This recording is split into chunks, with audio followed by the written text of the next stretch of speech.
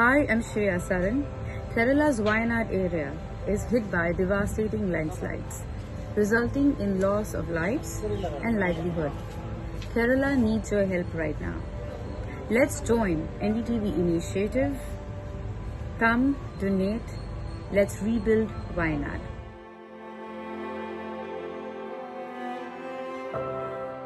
Landslide devastation in Kerala's Wayanad.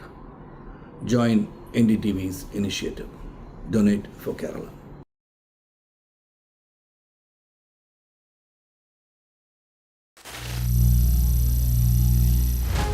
Some people say the metaverse will only be virtual. One day this lecture hall will be made of code, and driverless cars would be trapped in intersections. But even in this maze of the future, you can't wish away health. It's time to become more resilient.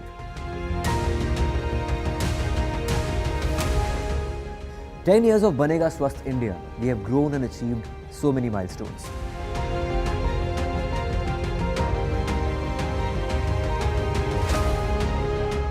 And now I have a plan to beat the urgency, to stop breathing with difficulty, to relieve getting choked with inactivity.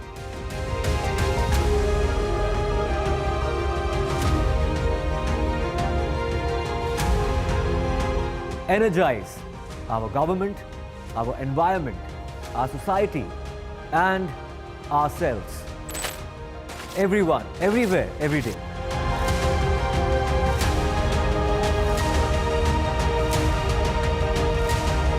Banega Swasth India. One world hygiene. Stay informed and entertained with the new and updated NDTV News app. You can watch all our channels live, listen to podcasts, read breaking and exclusive news from around the world and more.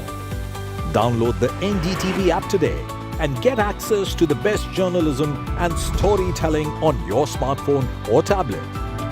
The NDTV app. News that matters to you. Landslide devastation in Kerala's Wayanad. Join NDTV's initiative. Donate for Kerala.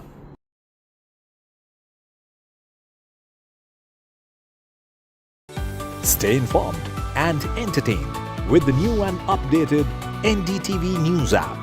You can watch all our channels live, listen to podcasts, read breaking and exclusive news from around the world and more.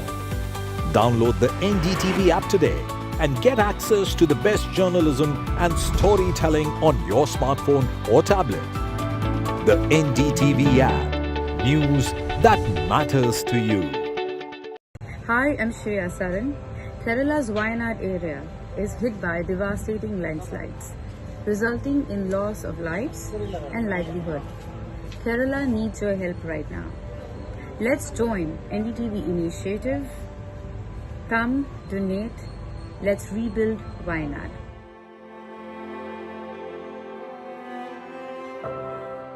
Landslide devastation in Kerala's Wayanad. Join NDTV's initiative. Donate for Kerala.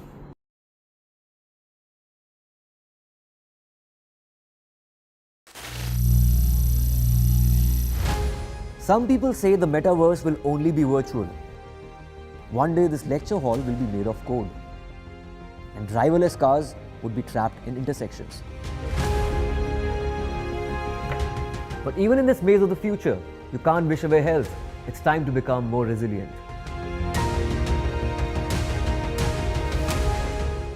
10 years of Banega Swasth India, we have grown and achieved so many milestones.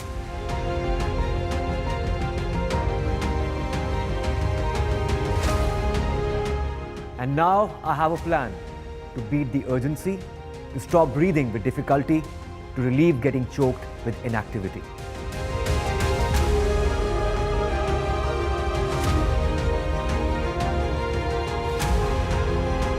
Energize our government, our environment, our society, and ourselves.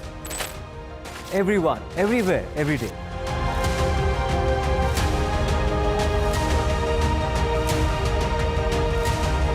Banega Swasth India. One world hygiene. Stay informed and entertained with the new and updated NDTV News app. You can watch all our channels live, listen to podcasts, read breaking and exclusive news from around the world and more. Download the NDTV app today and get access to the best journalism and storytelling on your smartphone or tablet.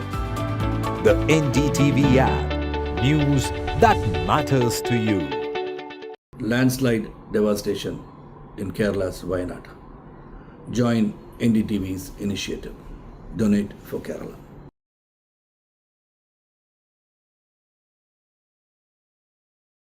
Stay informed and entertained with the new and updated NDTV News app.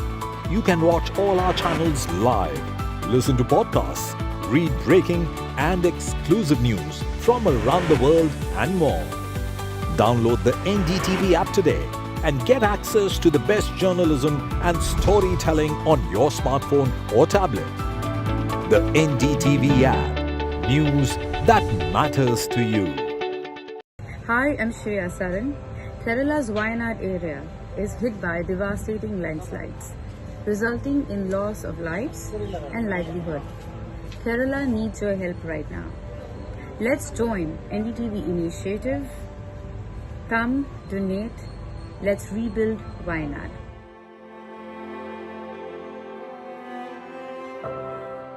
Landslide devastation.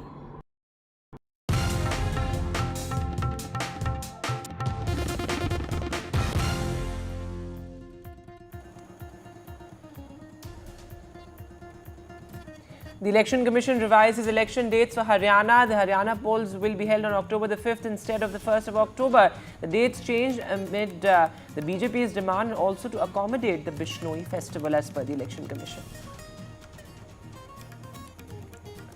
The CPIM backs MeToo accused MLA Mukesh. The CPIM says others with similar allegations have not quit. But this as the CPIM accepts Mukesh's false MeToo case argument.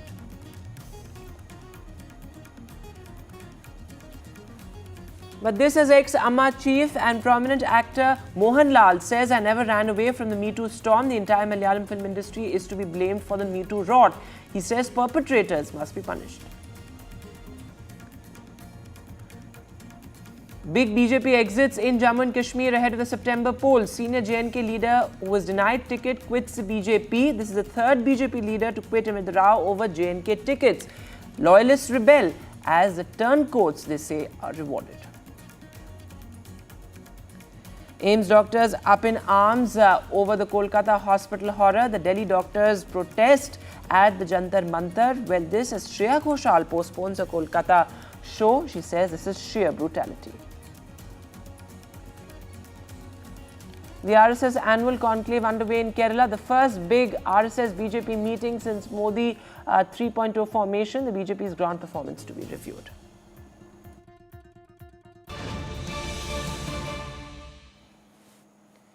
And the big story we are tracking on NDTV very, very closely. Well, the Election Commission has decided to defer the polling date as far as the Haryana Assembly elections are concerned.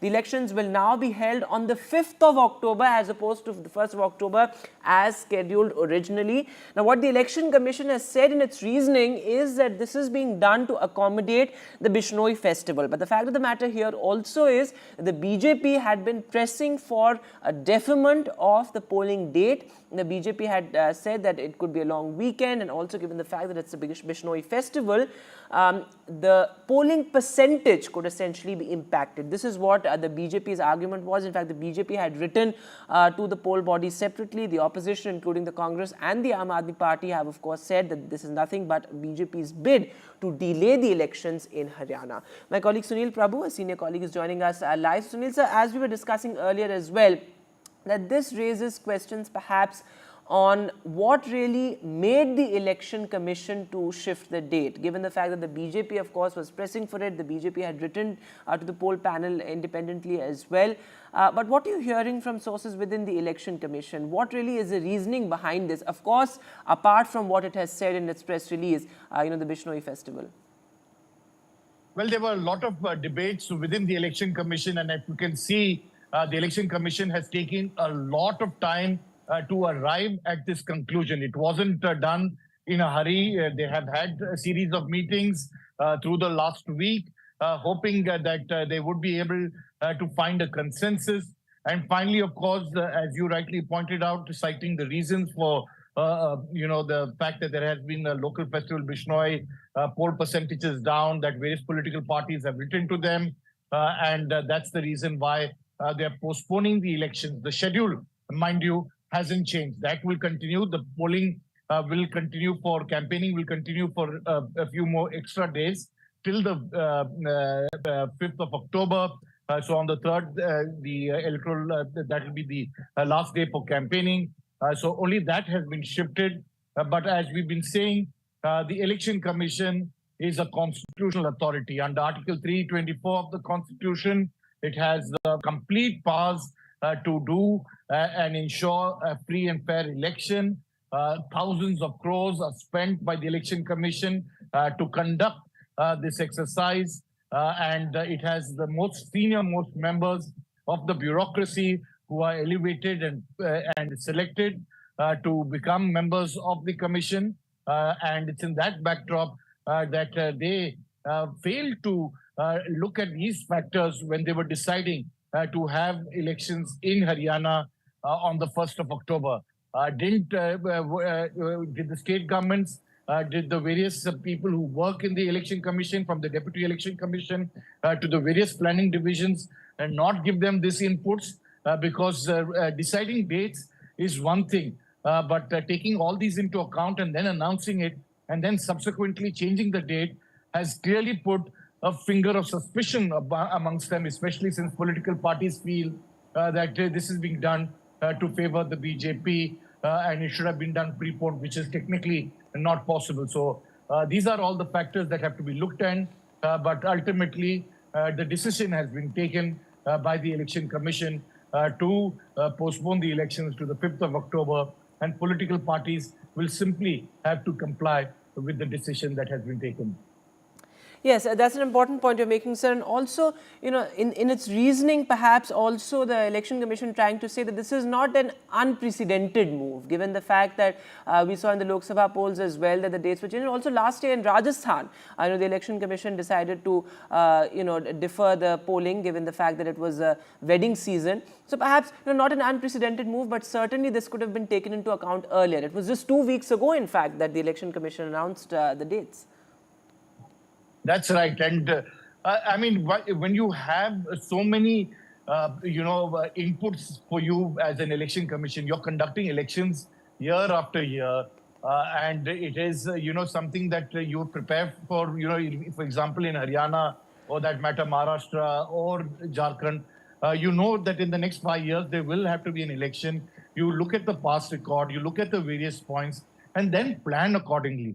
And if you can't do this basic exercise of planning, then definitely it has cast a lot of aspersions. And it's in that backdrop that political parties, because it is such a do or die battle for them, be it the BJP, be it the Congress, be it any other political party in Haryana, they will feel upset either way, that you are favoring one political party or the other. So it's a difficult job that the Election Commission should be done, has to undertake. And when you make that announcement, you should have taken these things into account. Yes, you are right. It's not unprecedented. There have been instances, as I was citing to you, in the Lok Sabha elections when they changed the dates of the schedule for announcement counting because you have to keep a constitutional requirement. Rajasthan has been there. There have been a number of instances when they have changed the dates. That's not an issue.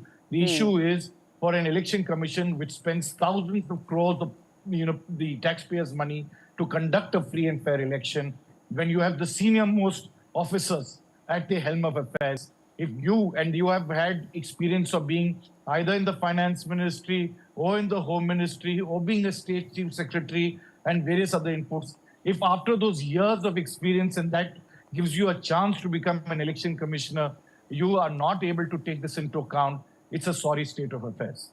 All right, Sunil, so thanks very much for joining us with the latest there. I'm also being joined by Anil Gupta, spokesperson of the BJP. Mr. Gupta, you've of course heard what the Aam Aadmi Party and the Congress have said earlier. They say that it was the BJP's bid to delay the elections in Haryana, and that the BJP has already accepted defeat. But regardless of that, the Election Commission has now gone on to change the date and delay it to the 8th of October. Do you think it's in the best interest of the state and best interest of the electorate? Yeah, good evening to you and all the viewers. Election Commission job is to hold the elections in a democratic way. And, it is also their job that maximum number of citizens, the electoral, participate in election. A particular sect, the Guru Jambeshwar, and they have a great number of followers, and they celebrate on those days. And if from their request they changes, I think there should not be any hue or crime, and we welcome the decision of the Election Commission. There was a precedent in the past also, because if the voters doesn't come out, what is the reason of holding the polls? So, for the benefit of the states and for the benefit of the voters of the states, if the dates have been marginally changed, so it should be welcomed. There should not be make any issue on this. We as a party always welcome. And our issue is that maximum number of voters participate in this democratic process. And with this day, when the maximum number of voters participated, we will have a healthy and a better elections, and whosoever will get the majority will form the government. And we always respect the constitutional bodies like Election Commission. And as I mentioned, there was precedent. There is nothing new. And I think we should respect the judgment of the Election Commission. Yeah. But Mr. Gupta, how would you respond to those perhaps the naysayers or the critics who would say that this in a sense is the Election Commission favouring the BJP by giving into your demand for a date change? See, where is the favour? It is a marginal change. Elections are being held in Jammu and Kashmir and Haryana. Jammu and Kashmir, same dates are there. Only Haryana marginal, because in particular a major portion of Haryana area, this Bishnoi community, and they have a origin. The Guru Jambeshwar was the first one in the environmental issues. If you go into the history of the Guru Jambeshwar, and they are celebrating that thing. And previously also there were so many incidents because of so of course it's not an unprecedented move, as I was saying earlier as well. There are many instances in the past as well where the Election Commission has decided to defer the date. But Pooja Tripathi of the Congress is also with us. Pooja Tripathi, your quick response to the Election Commission's move. The Election Commission says this is in the best interest of the voters of Haryana. The Election Commission says that, well, we are doing this simply to accommodate the Bishnoi festival. Your response? Ridang, it does not come as a surprise the way Election Commission acted in Lok Sabha elections, but we completely respect Bishnoi committee sentiment. We understand that there is a festival, and but Election Commission should explain, as it because the Bishnoi festival, or is it because the long vacation that was requested by the Bharatiya Janata Party Haryana faction? Because long vacation was actually very sad and very funny in both ways. Anyways, if it's 1 or it's 4 and whatever, the few days later, the question is, will Bharatiya Janata Party return to power? The answer is no, because Haryana people have made their mind to put them out of the power. The raging unemployment, we gave them unemployment of 2.1% when we handed them over the government, and now it's 29.1%. And the women's unemployment. So well, Pooja, that's an entirely different debate, and but I take your point that the Election Commission must clarify whether this is to accommodate the Bishnoi festival or, in a sense, the Commission conceding to the BJP's demand. So that's an important point you made there. But our senior colleague Akhilesh Sharma is also joining us live, and so is Gurpreet. But Akhilesh, going across to you first. The Election Commission, its reasoning has clearly said that this is to accommodate the Bishnoi festival, but questions will be raised given the fact that this comes just right after the BJP demanded a deferment in the polling date, and also what it really means on the ground, given the fact that consequently the counting date for Jammu and Kashmir has also been shifted. And in Jammu and Kashmir, the security preparedness situation, of course, is something that is of huge concern for the Election Commission.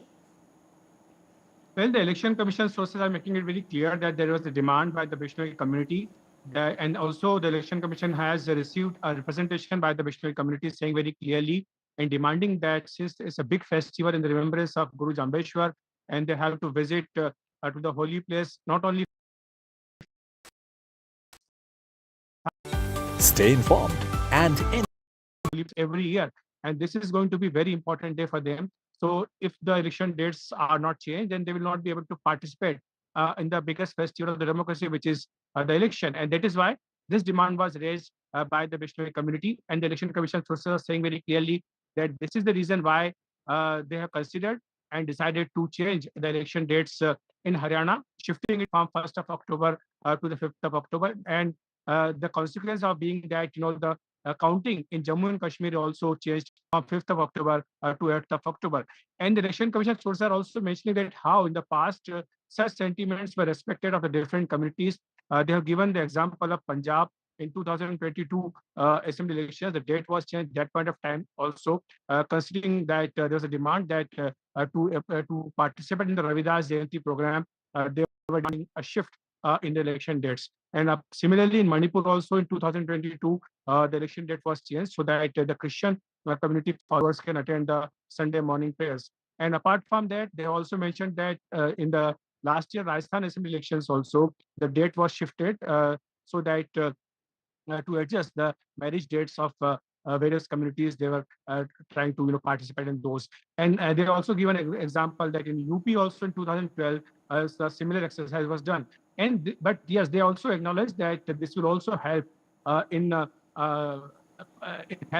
people participating in the biggest festival of democracy, because on 30th September, if you take a leave, and then you'll get a 6-day long weekend. And this was the apprehension which was expressed by some political parties, including the BJP, which has written a letter to the Election Commission demanding a change in the election dates, because they are saying that if you give a 6 days leave, and then the people will not be able to participate, and they will be taking leave and will be going out of the state. And we must remember that Haryana, being the very big urbanized state in the country, more than 30% of the population in Haryana, they live in the urban areas, and they are basically BJP supporters. So BJP was also apprehensive that if they are if they do not participate in the elections, then party will be able to not mobilize its voters. And apart from the BJP, INLD also expressed the similar apprehension, and they had also raised the similar demand. So now, of course, the Election Commission reconsidering its decision to hold the elections there and rescheduling the program. All right, Akhilesh, thanks very much for joining us with the latest there. Gurpreet is also with us. So, Gurpreet, of course, the Congress and the Aam Aadmi Party have responded to this sharply. In fact, earlier as well, both the opposition parties said that given the fact that there's a 10-year incumbency as far as the BJP is concerned, this is just the BJP's bid to delay the elections. But what are the latest reactions coming in? What are you hearing from within the Congress and the Aam Aadmi Party? Because it's also, let's not forget, that the Bishnoi community is extremely important even for the opposition party. So they can't sort of very fiercely or vociferously oppose this, given the fact that the Election Commission has said that that's the reason why they have deferred the dates. Well, if we can talk about the Congress has already put a lot of question mark over application which has already been moved by the BJP, saying there is need to change the election because multiple holidays before the election date can affect the vote count. So what vote or not? What we can understand, we had a word with some of the political leaders in Congress. They say this election is very, very crucial for the BJP, and vote turnout will play a major role, because BJP has been ruling in the state for the last 2 terms, and they have been working in the state for the last 10 years. So somewhere down the lane, it seems anti-incumbency is one of the major challenge for the BJP, and some of the Congress leaders, they say it seems they are trying to combat with the situation. But even if the date is going to be changed, the people have already made up their mind, and one side they want that vote turnout should be appropriate, and that will give a benefit to the political party. But they say the vote turnout will definitely affect the voting on that day if this has been postponed for the Bishnoi festival. So they have also saying they have a great respect for this festival also. So as of now, what we can understand,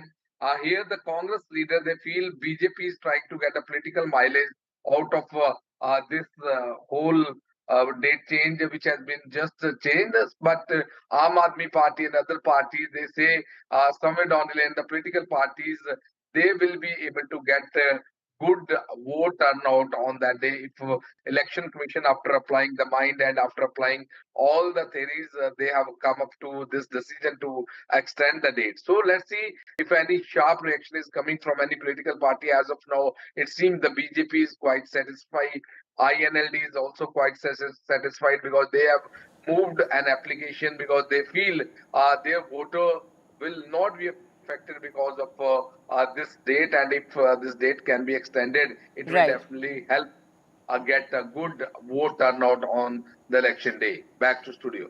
All right, Gurpreet, and that's an important point, in fact, you're making, because the JJP, of course, has opposed this move. The JJP has sided with the Aam Aadmi Party and the Congress on this, though, of course, as you're mentioning, the INLD has said that, well, the dates must be postponed. So a bit of a political tightrope here, certainly for the opposition parties, given the fact that they cannot afford to upset the Bishnoi community, given the fact that that's the reasoning that the Election Commission has given. But Anil Vij, the BJP Haryana chief, in fact, has reacted to this. Let's listen in. हम चुनाव आयोग के बहुत आभारी हैं कि उन्होंने हमारी एप्लीकेशन पर कार्रवाई करते हुए चुनाव की तारीखों को बदला है। हमारा मकसद ये था कि जो पहले शेड्यूल जारी किया गया था उसमें एक छुट्टी लेने से चुनाव के पास 5 दिन की छुट्टियां बन जाती हैं और संभावना बनी रहती है कि लोग उसके लिए घूमने बाहर चले जाएं या कोई अपने निजी काम दूसरे निपटाए, उससे वोट परसेंटेज गिरती है। इसलिए चुनाव आयोग का बहुत बहुत धन्यवाद है। All right, so the BJP there thanking the Election Commission. In fact, the BJP, of course, as I said earlier as well, had written to the poll panel demanding a deferment of the polling date. The BJP said that it's going to be a long weekend, a long holiday, in fact, so that could affect the polling percentage. But the fact here is that the Aam Aadmi Party and the Congress have opposed this. Remains to be seen how this plays out politically as far as Haryana is concerned. But the bottom line is that, well, all the political parties, the electorate, will have to comply to the Election Commission's decision to hold the Haryana polls now on the 5th of October, the counting for both Jammu and Kashmir and Haryana on the 8th.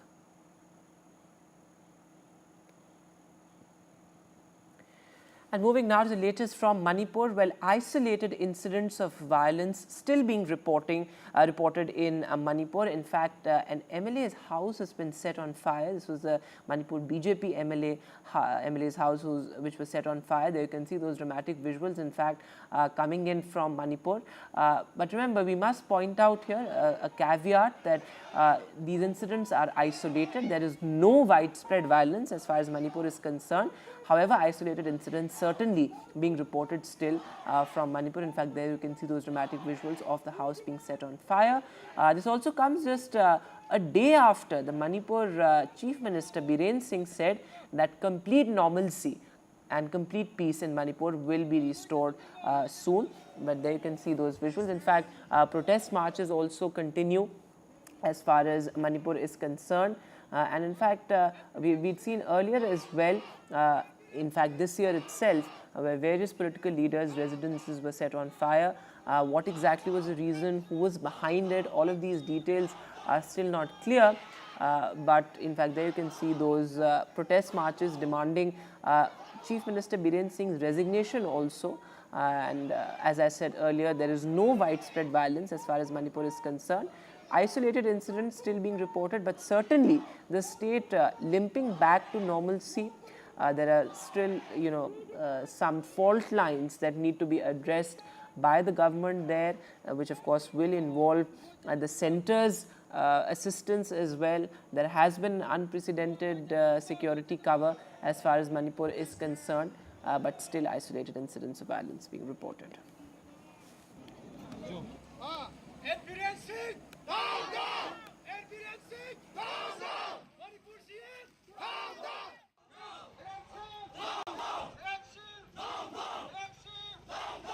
And news now from Haryana. Well, after a migrant was reportedly beaten to death by self-styled car vigilantes. Now action has been taken.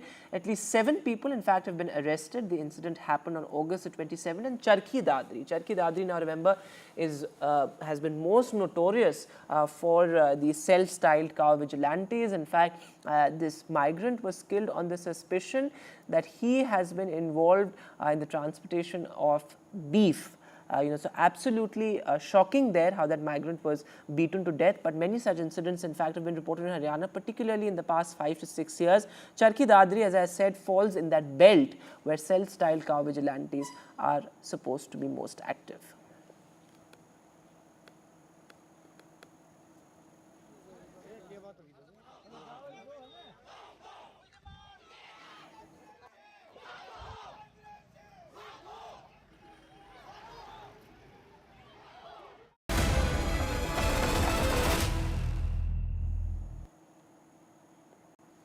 And our big story on NDTV, well, the Mollywood MeToo meltdown, and the latest is that the CPIM has decided to back its MeToo accused MLA Mukesh. In fact, this decision was taken at a key state meet in Kerala. In fact, the CPIM's argument or reasoning is that others with similar allegations haven't really quit, so the party cannot take a stated position that Mukesh must resign. But this, of course, comes amid larger calls for his resignation. As many as 100 women, in fact, had written a strongly worded statement demanding Mukesh's resignation. But the party has also instructed Mukesh not to make any public statements. India രാജ്യത്ത് 16 എംപിമാരും 135 MLAമാരും സ്ത്രീകൾക്കെതിരായ കുറ്റകൃത്യങ്ങളിൽ പ്രതികളാണ്. അവരാരും MP സ്ഥാനമോ MLA സ്ഥാനമോ രാജിവെച്ചിട്ടില്ല. ഉപയോഗിക്കപ്പെട്ടയാൾ നിയമസഭാ സാമാജികത്വം രാജിവെച്ചാൽ പിന്നീട് നിരപരാധിയാണെന്ന് തെളിയിക്കപ്പെടുന്ന സാഹചര്യം വന്നാൽ അവരെ തിരിച്ചെടുക്കുന്നതിനുള്ള നിയമ സംവിധാനം ഇല്ല. ഇക്കാര്യത്തിൽ അത്തരമൊരു നിലപാട് സ്വീകരിക്കാനാവില്ല എന്ന് തന്നെയാണ് കാണുന്നത്. And well, this as the ex-Amma chief and prominent Mollywood actor Mohanlal has now said that the Hema Committee report is welcome. In fact, this is the first time that he is speaking post his resignation and also post the Hema Committee report came out. He says perpetrators must be punished and I never ran away from the Me Too storm. Take a look. Hema Committee report. വളരെയധികം സ്വാഗതാർഹമാണ്.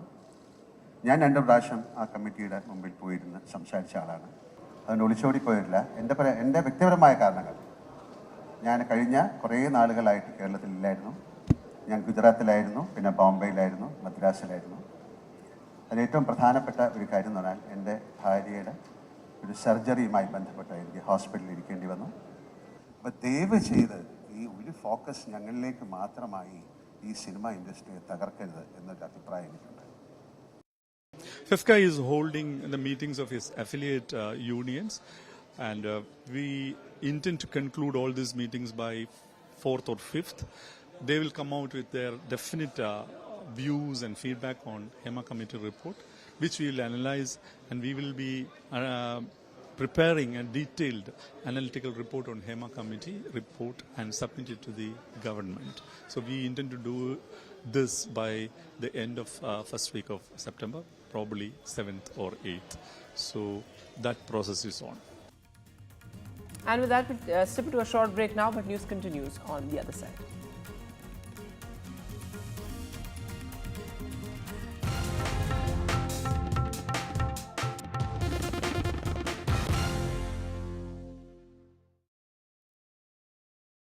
Landslide devastation in Kerala's Wayanad. Join NDTV's initiative. Donate for Kerala.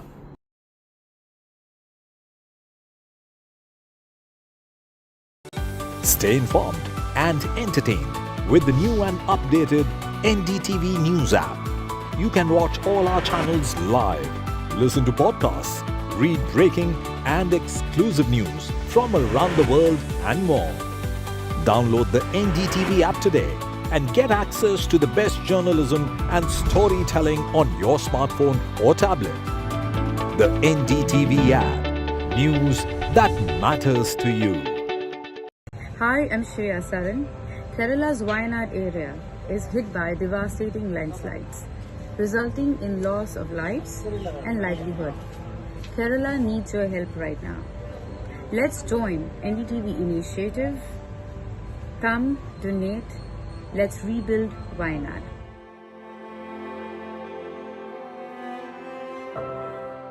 Landslide devastation in Kerala's Wayanad. Join NDTV's initiative. Donate for Kerala.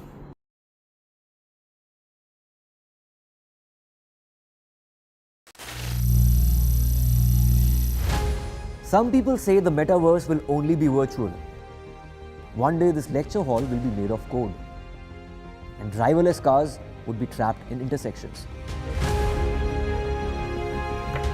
But even in this maze of the future, you can't wish away health. It's time to become more resilient.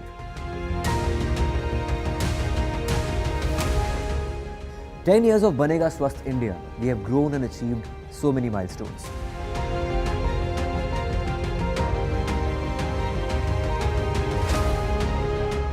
And now I have a plan to beat the urgency, to stop breathing with difficulty, to relieve getting choked with inactivity.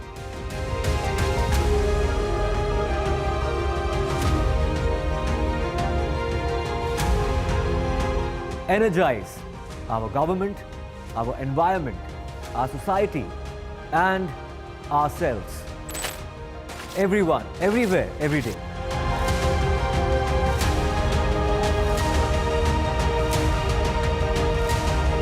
Banega Swasth India. One world hygiene. Stay informed and entertained with the new and updated NDTV News app. You can watch all our channels.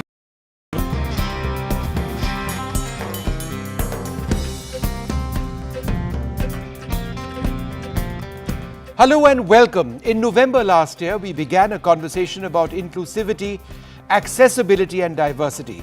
Samarth by Hyundai in partnership with NDTV is a step towards pushing for the rights of those with disabilities, shifting mindsets to spark larger societal change and creating a more equitable and inclusive environment. Samarth by Hyundai also aims to bring accountability and effective monitoring of the processes and systems that are meant to create accessible areas and bring down the barriers to diversity. नमस्कार, लेकिन ये बाधाएं कहां पर हैं? उन्हें कैसे हटाया जा सकता है और उन्हें हटाने की जिम्मेदारी किसकी है? इन सवालों के जवाब ढूंढने के लिए हांडे की पहल समर्थ ने एक एनुअल सर्वे किया है, जिसमें ये आंकलन करने की कोशिश है कि दिव्यांगों को शिक्षा, रोजगार, स्वास्थ्य सेवा जैसे बुनियादी अधिकारों और जरूरतों के लिए सबसे बड़ी चुनौती का सामना कहां करना पड़ता है, ये मुश्किलें कहां होती हैं और साथ ही हमारे मूलभूत ढांचे यानी इंफ्रास्ट्रक्चर वास्तव में कितने सुलभ हैं। हांडे की पहल समर्थ के पहले सर्वे के नतीजे अब सामने आ चुके हैं और आज हम अपने मेहमानों के साथ इसी सर्वे पर बातचीत करेंगे। हमारे साथ है निपुण मल्होत्रा, डिसेबिलिटी राइट्स एडवोकेट और निपमैन फाउंडेशन के संस्थापक, Pankaj Sinha, advocate, supreme court of India, साथ ही निधि मदान, एक्सेस ऑडिटर और लैंडस्केप आर्किटेक्ट और डायरेक्टर समर्थ्यम। आप सभी का स्वागत है। So before we get into the findings, let's hear from Tejas Naik, Senior Vice President, S Group Business Development of TAM, who conducted this survey. The preparatory work took us around a month, out of which major portion was spent on finalizing and creating a robust questionnaire. Because a robust questionnaire basically gives us a very detailed point of view of the respondent. So once the questionnaire was mutually confirmed, we then did some mock interviews as well, which gave us a more detailed understanding of this project. With all this information, finally we entered the market. We covered almost 20 cities across 6 key states, including Maharashtra, Delhi, MP, West Bengal, Kerala, Karnataka. We covered close to 3,000 samples, out of which 75% were disabled and 25% were not disabled, because we wanted to understand their perspective as well. This project was running for almost 3 months. The fieldwork ran across 3 months, Post that we took 2 more weeks for data tabulation and 2 more weeks to create the final presentation with key insights. So this is how the entire project flow happened in the past 4 to 5 months. सर्वे को 5 भागों में बांटा गया था ताकि इस बात को बारीकी से समझा जा सके कि दिव्यांगों के लिए महत्वपूर्ण 5 बुनियादी जगहों जैसे कि शिक्षण संस्थान, हमारे स्कूल कॉलेज, हमारे दफ्तर या ऑफिस, हमारे अस्पताल और डिस्पेंसरीज, कम्युनिटी सेंटर्स और हमारे ऑडिटोरियम और सिनेमा हॉल जैसे मनोरंजन की जगह लोगों के लिए कितने सुलभ हैं और यहाँ पहुँचकर उन्हें कोई परेशानी होती है या नहीं। साथ ही राजनीतिक भागीदारी और सरकारी मदद, समाज में जागरूकता का स्तर और विष्णु उनकी आर्थिक और जो भावनात्मक सुरक्षा है, जो इमोशनल और फाइनेंशियल वेलबींग, उससे भी जुड़े सवाल पूछे गए थे। Absolutely. So, it is fairly holistic. It's covered a lot of areas. So, let's get into the findings of the survey and see where the biggest barriers lie. Not surprisingly, transport has emerged as the most significant challenge for people with disabilities as they go about accessing even the most basic needs. The bar graphs which you'll see on your screen represent responses from those with locomotor disabilities on the left and those with visual disabilities on the right. 91% of survey respondents with locomotor disabilities say transport is a barrier to accessing schools, colleges or places of work. 88% say transport is a barrier in accessing healthcare, and 87% consider it their biggest challenge in getting to recreational facilities.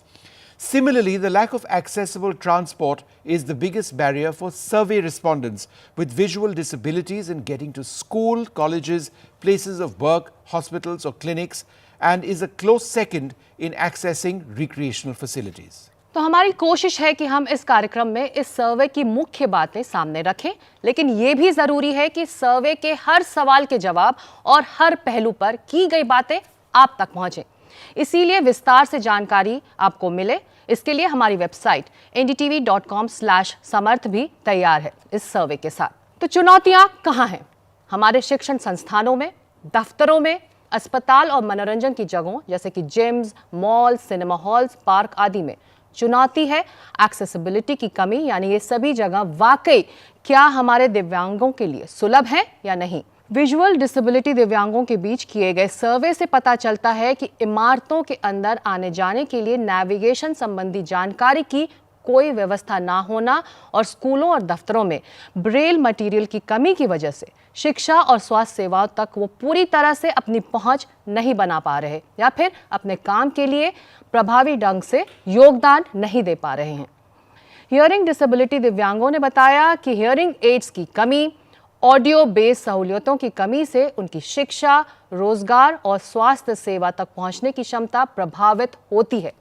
सर्वे से यह भी पता चला है कि समाज में जागरूकता की कमी की वजह से लोगों की बेरुखी भी एक चुनौती बनी हुई है।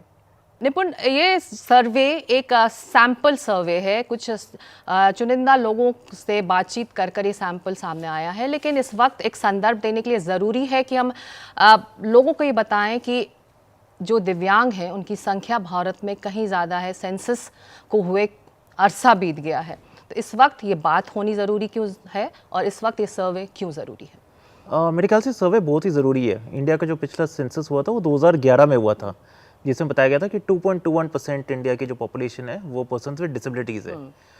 बट एक बात याद करना ज़रूरी है इसमें कि जब वो किया गया था तब इंडिया में खाली 7 डिसेबिलिटी पहचानी जाती थी। पर्सन्स विद डिसेबिलिटीज़ एक्ट 1995 तब लीगली इन्फोर्स था। 2016 में rights of persons with disabilities act आया है, जो नया एक्ट है जिसमें 21 डिसेबिलिटी पहचानी गई हैं। तो उसके कारण संख्या डिसेबल लोगों की इंडिया में बढ़ेगी ज़रूर। उसके अलावा जो 2011 का सर्वे था उसमें एक और क्रिटिसिज्म ये थी कि जो 7 डिसेबिलिटी थी उसमें भी काफ़ी अंडर एस्टिमेशन किया गया था, क्योंकि इंडिया में अभी भी एक बहुत बड़ा सोशल स्टिग्मा है। लोग डिक्लेयर नहीं करना चाहते कि हमारे परिवार में कोई डिसेबल्ड है या उसकी कोई प्रॉब्लम है इस सेंस की। दैट्स वाई आई थिंक काफ़ी चीज़ें छुप जाती हैं टेबल के नीचे, एंड बिकॉज ऑफ दैट क्या होता है कि गवर्नमेंट की बजट एलोकेशन एंड ऑल भी उसी हिसाब से प्लान की जाती हैं। इस सर्वे के थ्रू आई थिंक हाईलाइट किया जाएगा कि क्या एक्सेसिबिलिटी प्रॉब्लम्स है, क्या डिफरेंट चैलेंजेस हैं एक्सेट्रा, जो वैसे सेंसस में तो कवर की नहीं जाती। सेंसस में तो खाली डिसेबल्ड पॉपुलेशन की जाती है। But at the same time India में डेटा की प्रॉब्लम तो है ही है। आई थिंक पहली बार कोई डेटा के बारे में कोई एक्सरसाइज की जा रही है। You know, Nidhi, what strikes me is that these barriers have persisted for a long time, and it's not that the government hasn't done anything about it. In reaching out to people with disabilities, the entire community, different sets of disabilities. There are various schemes, financial schemes, pension schemes, scholarship schemes, etc., but this is all moot and useless in a sense if you can't get from point A to point B, right? So it just seems that whatever is given by way of pensions or schemes, you know, don't account for the reality on the ground. Absolutely right. And I think a lot of steps have been taken. There has been a lot of policies in place. There have been laws that have been changed.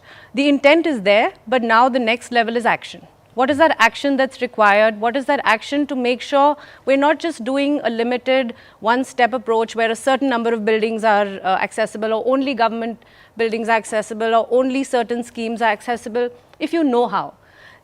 Now is the need to completely create accessibility from your home to any place that you require to a bank, to a hospital, to a recreational space, but even to find livelihood that is equal to anybody else and have a dignified, independent life. It's same thing as far as communication is concerned. How do you know about these schemes? Where is that access to information? That's another very big factor to create that next level of accessibility, that action on the ground. तो पंकज, ऐसे में सवाल ये उठता है कि इन बाधाओं को दूर करने के लिए क्या किया जाए, और जवाबदेही जो बहुत ज़रूरी है हमारे समाज में, हमारे पॉलिटिकल सिस्टम में, उसको तय करने के लिए अभी क्या करने की ज़रूरत है? जो आपके सर्वे से निकल के आया है उसके बेस पे मैं यही बोल सकता हूँ कि एक तो जो एटीट्यूड्स है कि क्यों इतना दिया जाए, उसको बदलने की ज़रूरत है। पर्सन्स विद डिसेबिलिटीज़ को देने की ज़रूरत है, क्योंकि पर्सन्स विद डिसेबिलिटीज़ के साथ ये लोगों को लगता है कि वो एक एक्स्ट्रा बर्डन होगा अगर हम एक्सेसिबिलिटी पे खर्चा करते हैं या अगर हम फैसिलिटीज़ या सर्विसेज देते हैं, तो उसके लिए हमें एक्स्ट्रा एडिशनल एक्सपेंसेस इनकर करना पड़ता है, जो शायद एक गलत अप्रोच है। उस अप्रोच को बदलने की ज़रूरत है। दूसरा कि जो पर्सन्स विद डिसेबिलिटीज़ में चैप्टर 8 है जिसमें ड्यूटीज़ एंड रिस्पॉन्सिबिलिटीज़ डिफाइन की हैं गवर्नमेंट, अप्रोप्रिएट गवर्नमेंट्स की, तो उन गवर्नमेंट्स को अकाउंटेबल उनकी अकाउंटेबिलिटी फिक्स करनी पड़ेगी कि अगर आप लोग फेल हो रहे हैं तो क्यों हो रहे हैं। और अगर टाइम हो तो मैं एक चीज़ आपको बताऊंगा कि जो हमारी सेंट्रल एडवाइजरी बोर्ड है ऑन डिसेबिलिटी, उसमें अगर आप देखेंगे तो उसमें ऐसा कोई भी सेगमेंट नहीं है जिसको कि उसमें छोड़ा गया है। मतलब कोई भी मिनिस्टर हो, लोकसभा के मेंबर्स हों, राज्यसभा के मेंबर्स हों, सब के सबको उसमें इन्होंने इंक्लूड किया है। और वो बहुत, इसके अगर मैं मेंबर्स का ही केवल आपको थोड़ा सा 2 मिनट लेके बता सकूं, तो इसमें जो constitution of central advisory board on disability है उसमें बहुत क्लियरली लिखा है कि central government shall by notification constitute a body to be known as the central advisory board on disability to exercise the powers conferred on and to perform the functions assigned to it under this act. The central advisory board shall consist of, and this is very important, the minister in charge of Department of Disability Affairs in the central government, chairperson ex officio. Pankaj जो कह रहे निधि, मैं इसको और आगे बढ़ाऊंगी। मंशा है, intent है, लेकिन जब जमीन पर काम होता दिखाई नहीं देता तो मन करता है कि जवाबदेही तय होनी इस वक्त बहुत ज़रूरी है, बहुत ज़रूरी है। और हमें ये समझना है कि ये पूरी तरह से इस पे एक्शन लेने की ज़रूरत है, कॉम्प्रिहेंसिव अप्रोच, कि ये नहीं अगर इंटेंट है ठीक है, पर उसके बाद जो ग्राउंड पे काम कर रहा है, जो डिज़ाइनर्स है, जो पॉलिसी मेकर्स है, जो डिसीजन मेकर्स है, जो लेबर है साइड पे, जो कॉन्ट्रैक्टर्स है, उनको समझ है कि जो आप कर रहे हैं उसमें आप जगह एक्सेसिबल बना रहे हैं या उसमें बाधाएं डाल रहे हैं। क्योंकि बहुत बार ये होता है, बड़े इंटेंशन से बहुत अच्छी चीज़ बनती है, पर उसके बाद क्या होता है, कुछ और आके, जैसे मैं एक स्ट्रीटस्केप की बात करूँ, पेमेंट बन जाता है, एक्सेसिबिलिटी बन जाती है, कर्ब रैंप बन जाता है, कोई वहाँ पे एक लाइट पोल लगा लेते हैं, एक्सेसिबिलिटी ख़त्म, कोई आके पार्क कर देता है, एक्सेसिबिलिटी ख़त्म।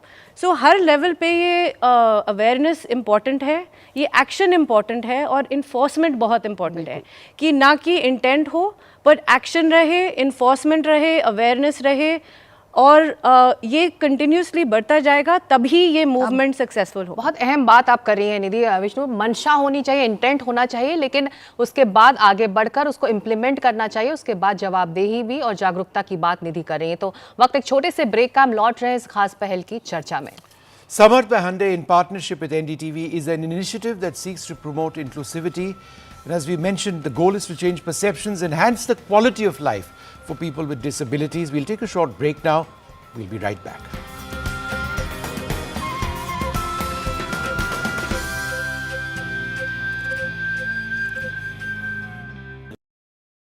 Landslide devastation in Kerala's Wayanad. Join NDTV's initiative. Donate for Kerala.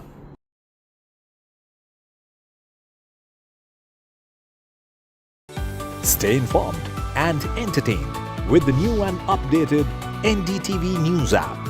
You can watch all our channels live, listen to podcasts, read breaking and exclusive news from around the world and more. Download the NDTV app today and get access to the best journalism and storytelling on your smartphone or tablet. The NDTV app. News that matters to you. Hi, I'm Shashi Tharoor. Kerala's Wayanad area is hit by devastating landslides, resulting in loss of lives and livelihood. Kerala needs your help right now. Let's join NDTV initiative. Come, donate. Let's rebuild Wayanad.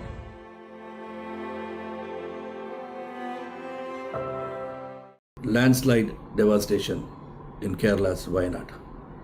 Join NDTV's initiative. Donate for Kerala.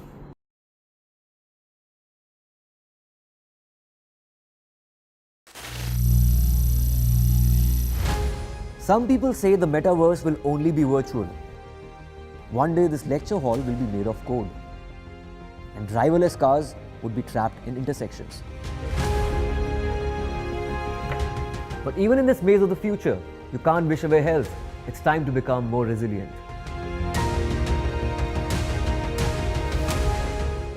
"10 years of Banega Swasth India, we have grown and achieved so many milestones.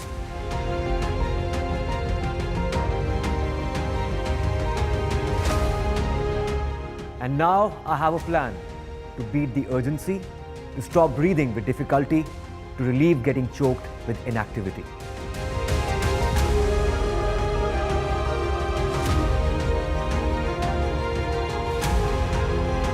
Energize our government, our environment, our society, and ourselves. Everyone, everywhere, every day.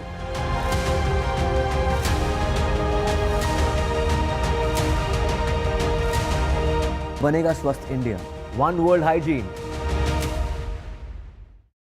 Stay informed and entertained with the new and updated NDTV News app. You can watch all our channels live, listen to podcasts, read breaking and exclusive news from around the world and more. Download the NDTV app today and get access to the best journalism and storytelling on your smartphone or tablet. The NDTV app. News that matters to you. Landslide devastation in Kerala's Wayanad. Join NDTV's initiative. Donate for Kerala.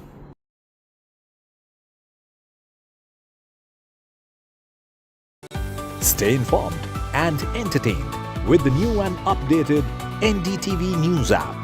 You can watch all our channels live, listen to podcasts, read breaking and exclusive news from around the world and more. Download the NDTV app today and get access to the best journalism and storytelling on your smartphone or tablet. The NDTV app. News that matters to you. Hi, I'm Shashi Tharoor. Kerala's Wayanad area is hit by devastating landslides, resulting in loss of lives and livelihood. Kerala needs your help right now. Let's join NDTV initiative. Come, donate. Let's rebuild Wayanad.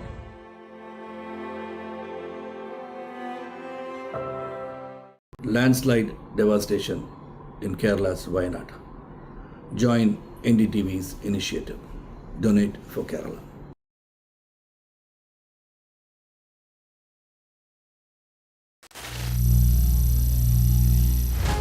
Some people say the metaverse will only be virtual. One day this lecture hall will be made of code, and driverless cars would be trapped in intersections. But even in this maze of the future, you can't wish away health. It's time to become more resilient.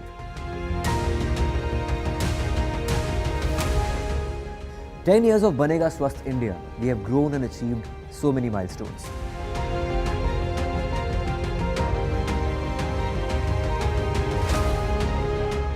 And now I have a plan to beat the urgency, to stop breathing with difficulty, to relieve getting choked with inactivity.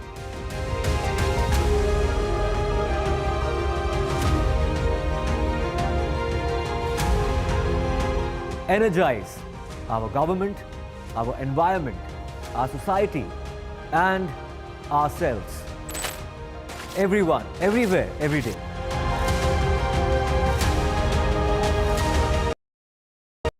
Stay informed and entertained with the new and updated NDTV News app. You can watch all our channels live, listen to podcasts, read breaking and exclusive news from around the world and more. Download the NDTV app today and get access to the best journalism and storytelling on your smartphone or tablet. The NDTV app. News that matters to you. Landslide devastation in Kerala's Wayanad. Join NDTV's initiative. Donate. Stay. ndtv.com/samarth login कर सकते हैं। वैसे स्वास्थ्य सेवा केंद्रों में अक्सर जाने वाले रिस्पोंडेंट्स में से 28% का मानना है कि स्वास्थ्य सेवा से जुड़े डॉक्टर्स और स्टाफ दिव्यांगों के प्रति बहुत संवेदनशील होते हैं, जबकि एक बड़ा हिस्सा ये भी महसूस करता है कि दिव्यांगों का इलाज करते समय वो कुछ हद तक संवेदनशील यानी कि मॉडरेटली सेंसिटिव होते हैं या फिर बिल्कुल न्यूट्रल होते हैं, यानी कुछ भी संवेदनशीलता व्यक्त नहीं करते। When it comes to social inclusion, only 24% of the total number of respondents frequently visit friends and families or community occasions like festivals and weddings. Of that small amount, 58% feel a sense of belonging, but 25% experience inclusion only for limited occasions, and 15% feel included but not like they truly belong. When it comes to going out for recreation, there are even fewer respondents who try to participate in such activities, and within the small group who do step out, there are significant barriers across an entire range of recreational pursuits, effectively putting them out of reach of people with disabilities, from movie halls, gyms and public parks to restaurants, concerts and sports facilities. Nipun, let me ask you, I think the most shocking aspect of all of this is the extent of exclusion, which is appalling. What exactly does the law say about this? The law actually says that everything really has to be made accessible. The RPWD Act clearly said that within 5 years, all establishments that are public in nature need to be fully accessible. The government launched this Accessible India campaign as well regarding that. Unfortunately, we've not really met our deadlines with respect to that. And I'll tell you one interesting thing regarding this. The building bylaws, which are made by every state, have not really incorporated any of the accessibility guidelines which were put into the RPWD Act. So when there's a government official going and giving a completion certificate to a building in a state, he or she will give a completion certificate irrespective of whether a building is accessible or not. But tomorrow a person with a disability can go and sue that building because it's violating the RPWD Act. So the laws are not in harmony in that sense for persons with disabilities, and I think that is something which really needs to change. जी, अब Pankaj, inclusion जो है वो कानून से कहीं ज़्यादा बढ़कर जागरूकता का मामला है। ऐसे में आपको लगता है कि बदलाव हुआ है भारतीय समाज में? बदलाव तो ज़रूर हुआ है, लोगों के दृष्टिकोण बदले हैं, लोगों की समझ बदली है, लेकिन जब उसको धरातल पे लाने की बात होती है कि सुविधाएं दी जाएं, वहाँ पे कहीं ना कहीं आप देखेंगे, चाहे उसमें प्राइवेट प्लेयर्स हों चाहे गवर्नमेंट बॉडीज़ हों, वो फैसिलिटीज़ या सर्विसेज जब वो नॉन डिसेबल्ड के लिए प्लान करती हैं, तो उसमें वो पर्सन्स विद डिसेबिलिटीज़ का जो प्रॉब्लम है या जो रिक्वायरमेंट है, वो कहीं ना कहीं उसमें मिसिंग रहता है।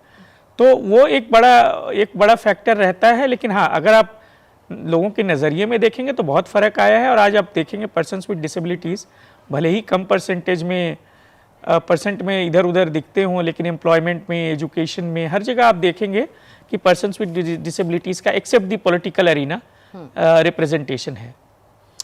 Well, talking about the law, the respondents were asked how aware they were of legal protections and the rights for people with disabilities in India. 60% have said that they are aware but not fully informed.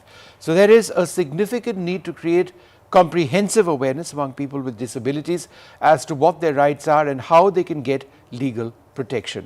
Pankaj, why don't I come to you? Is that part of the problem, that people with disabilities are not fully aware of their rights? We talk about disability rights on this program, but people who are impacted are often not fully aware. We actually need to spread awareness. We actually need to do capacity building trainings so that persons with disabilities can exercise their rights fully. जी Nidhi, Just to add to what Pankaj said, I think it's time in schools all this is taught. For example, we have sex education in schools today, we have environmental education in schools today. Why is disability not covered at all when it's such a huge population in the country? And I think that will do two things. One, people with disabilities who are in schools will be more aware about their rights, but their fellow classmates will be more aware about the duties towards persons with disabilities as well. So we need to pick them young and we need to sensitize the country.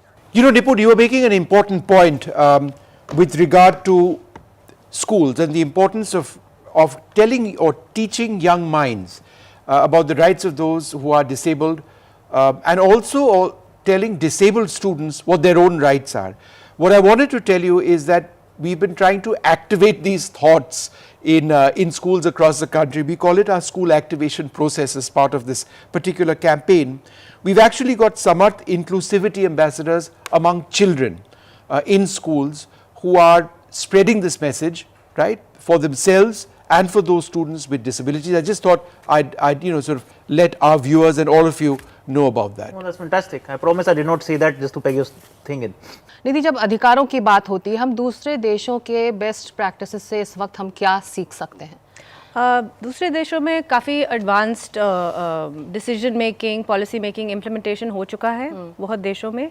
बहुत जो case studies हैं वो included हैं, जो harmonised guidelines में हैं, जो bye laws में एड्रेस किए हुए हैं। एक चीज़ हमें माइंडफुल रहना है कि इंडिया बहुत different है in terms of variations across the country, in terms of regional differences, in terms of language, in terms of numbers, in terms of even comprehension कि ground पे हम बैठते कैसे हैं, हम use कैसे करते हैं space, हर चीज़ में हमें इसको इंडियनाइज करने की ज़रूरत है। तो where is best practices are very important और काफ़ी टेक्नोलॉजिकली एडवांस्ड है। हमें I think we need to start from the basics instead of saying कि हमें एक बेस्ट प्रैक्टिस पकड़ना है। हमें बेसिकली अक्रॉस द बोर्ड हर शहर, हर सिटी, हर गांव में एक level of basic accessibility provide करनी है, जहां पे इतनी क्लैरिटी हो, इतनी लेजिबिलिटी हो कि सब समझे कि ये एक्सेसिबल फीचर है, ये हमें प्रोटेक्ट करना है, ये सबके लिए एक्सेसिबल है, तब हम आगे बढ़ सकते हैं। बट ये बहुत इंपॉर्टेंट है कि जो भी प्रोवाइड करे वो equal accessible across the board होना चाहिए। तो सर्वेक्षण में भाग लेने वाले दिव्यांगों से ये भी पूछा गया कि क्या उन्हें टेक्नोलॉजी तक पहुंचने या उसके उपयोग करने में चुनौतियों का सामना करना पड़ता है या नहीं। सामूहिक रूप से उत्तर देने वाले 70% लोगों ने कहा कि उन्हें या तो काफी हद तक या कुछ हद तक चुनौतियों का सामना करना ही पड़ता है। तो निधि, सवाल यही है कि तकनीक का जब मामला आता है तो ये जुड़ता है आपकी शिक्षा से, रोजगार से, तो इसका एक आर्थिक प्रभाव भी है दिव्यांगों पर। बिल्कुल, ये बहुत इंपॉर्टेंट है हर लेवल पे, क्योंकि पॉलिसी तो एक जगह है बट उसको अब इम्प्लीमेंट कैसे करें, ये ट्रेनिंग कैसे करें गवर्नमेंट ऑफिशियल्स को, इंजीनियर्स को, आर्किटेक्ट्स को, प्लानर्स को, कि ये इनकॉर्पोरेट कैसे करें, कैसे हम NGOs, डिसेबिलिटी राइट्स एक्टिविस्ट को इंक्लूड करें इस, क्योंकि जो ये एक्सपीरियंशियल लर्निंग है वो डिज़ाइन से नहीं आ सकता, वो एक्सपीरियंस से आ सकता है। हर डिसेबिलिटी अलग है, ये कैसे इंक्लूड करेंगे ग्राउंड लेवल पे, स्किलिंग में, हर लेवल पे इसमें बजट एलोकेशन इम्पॉर्टेंट है, बहुत इम्पॉर्टेंट है इनफैक्ट। और कंटिन्यूइंग, जैसे आप पहले पूछ रहे थे about other countries and technology, next level पे इसी आर्थिक सुविधा के साथ हम आगे बढ़ सकते हैं, इसको ज़्यादा इनोवेशन कर सकते हैं. Disability rights advocates have consistently raised the issue of greater political participation of people with disabilities as a true means towards empowerment. And the respondents agree with that. A combined 66% have felt that political parties should reserve a certain percentage of seats specifically for candidates with disabilities in various elections. That participation in the political process is highest when it comes to voting. A massive 92% have been voting or plan to vote in any upcoming election, indicating a strong commitment to electoral participation. So let me come across to you, Nipun, on this. How important is that particular point when it comes to people participating in the electoral process? I think this is something which is extremely important. Something that I've been trying to say for a long time to all political parties is that it is shocking that not a single political party in India today has a disability cell. We have cells for women, we have cells for all kinds of minorities, but disability is really not being looked at as a vote bank amongst parties at the moment. And I think that is something which is extremely unfortunate. What was heartening in the 2024 Lok Sabha elections is that even the Election Commission acknowledge that persons with disabilities are a huge proportion of people who are going to vote. And in fact, I think NDTV also did a campaign where they were looking at... But they've also done a lot of work, haven't they, in raising or improving accessibility in places in terms of infrastructure where, you know, elections are taking place, voting booths, has enough been done? I think it's never perfect. I mean, you can always improve, but I think things have significantly improved. My own election booth where I was voting did not have a ramp last time and had to be lifted up 3 steps, and this time there was a ramp. I was surprised to see that. So I'm a living example of the beneficiary of the Election Commission in that sense. But I think across political parties, this time there was some slight noise. Political parties acknowledged people with disabilities in the manifestos. They spoke 1 or 2 lines about it. There was only one candidate with a disability across political parties, Devendra Jajaria who contested from Churu under a BJP ticket, and he unfortunately lost. But other than that, not a single political party made even a single person with a disability contest. And I think that was pretty disturbing in that sense, considering the huge number of persons with disabilities this country has. अहम बात निपुण और पंकज आप दोनों ने कही कि अगर आप दिव्यांग वोट दे सकते हैं, आपके वोटर हैं, तो पॉलिटिकल पार्टीज को, हमारे पॉलिटिकल सिस्टम को ये भी जरूरी है विष्णु देखना कि वो प्रतिनिधि भी बने, उनके लिए वो जगह हो. What does the word representation mean if you don't have, if you aren't actually doing that or achieving that? तो आप देख रहे हैं समर्थ बाय हांडे पहल पर हमारी खास चर्चा. वक्त एक छोटे से ब्रेक का, हम लौट रहे हैं इस चर्चा में इस ब्रेक के बाद.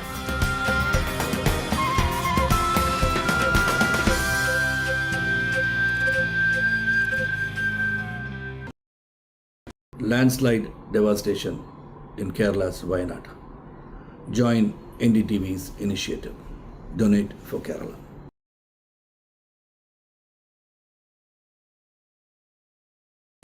Stay informed and entertained with the new and updated NDTV News app. You can watch all our channels live, listen to podcasts, read breaking and exclusive news from around the world and more.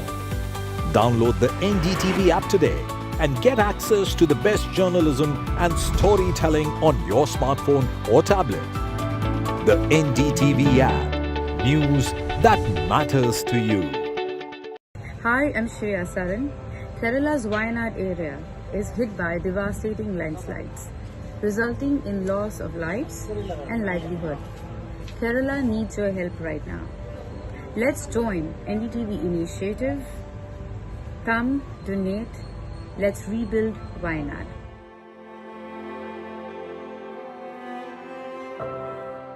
Landslide devastation in Kerala's Wayanad. Join NDTV's initiative. Donate for Kerala.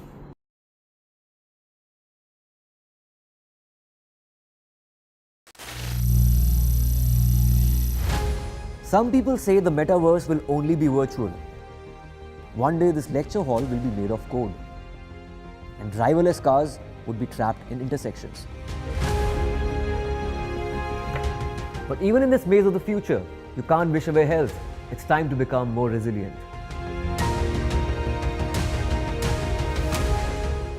"10 years of Banega Swasth India, we have grown and achieved so many milestones.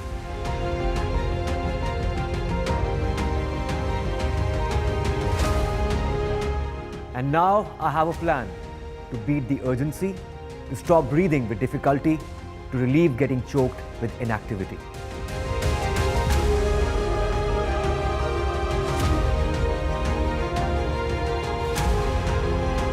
Energize our government, our environment, our society, and ourselves. Everyone, everywhere, every day.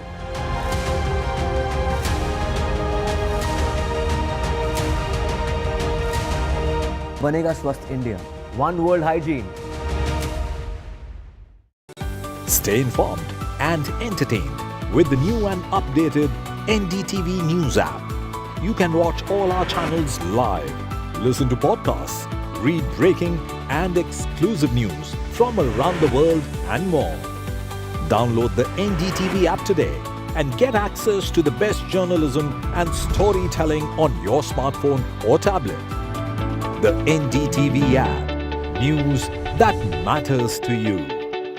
Landslide devastation in Kerala's Wayanad. Join NDTV's initiative. Donate for Kerala.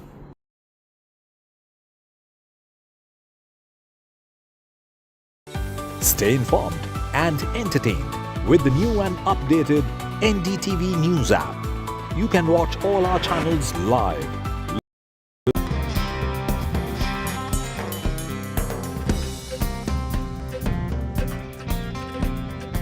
Well, what we thought we'd do at this stage is just remind our viewers that this program isn't Sikta just a talk shop.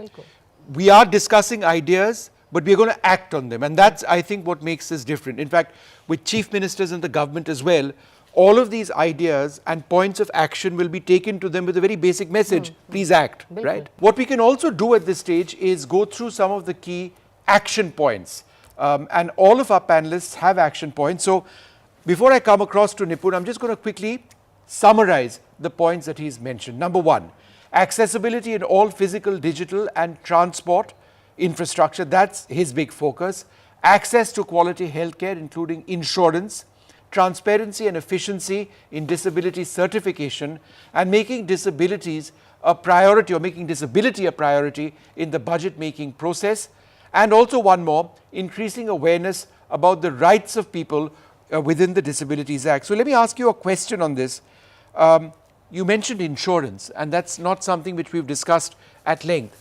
When one talks about insurance and equity and insurance policies which affect all of us, it doesn't matter whether you are disabled or not, how crucial is it that those with disabilities are adequately represented?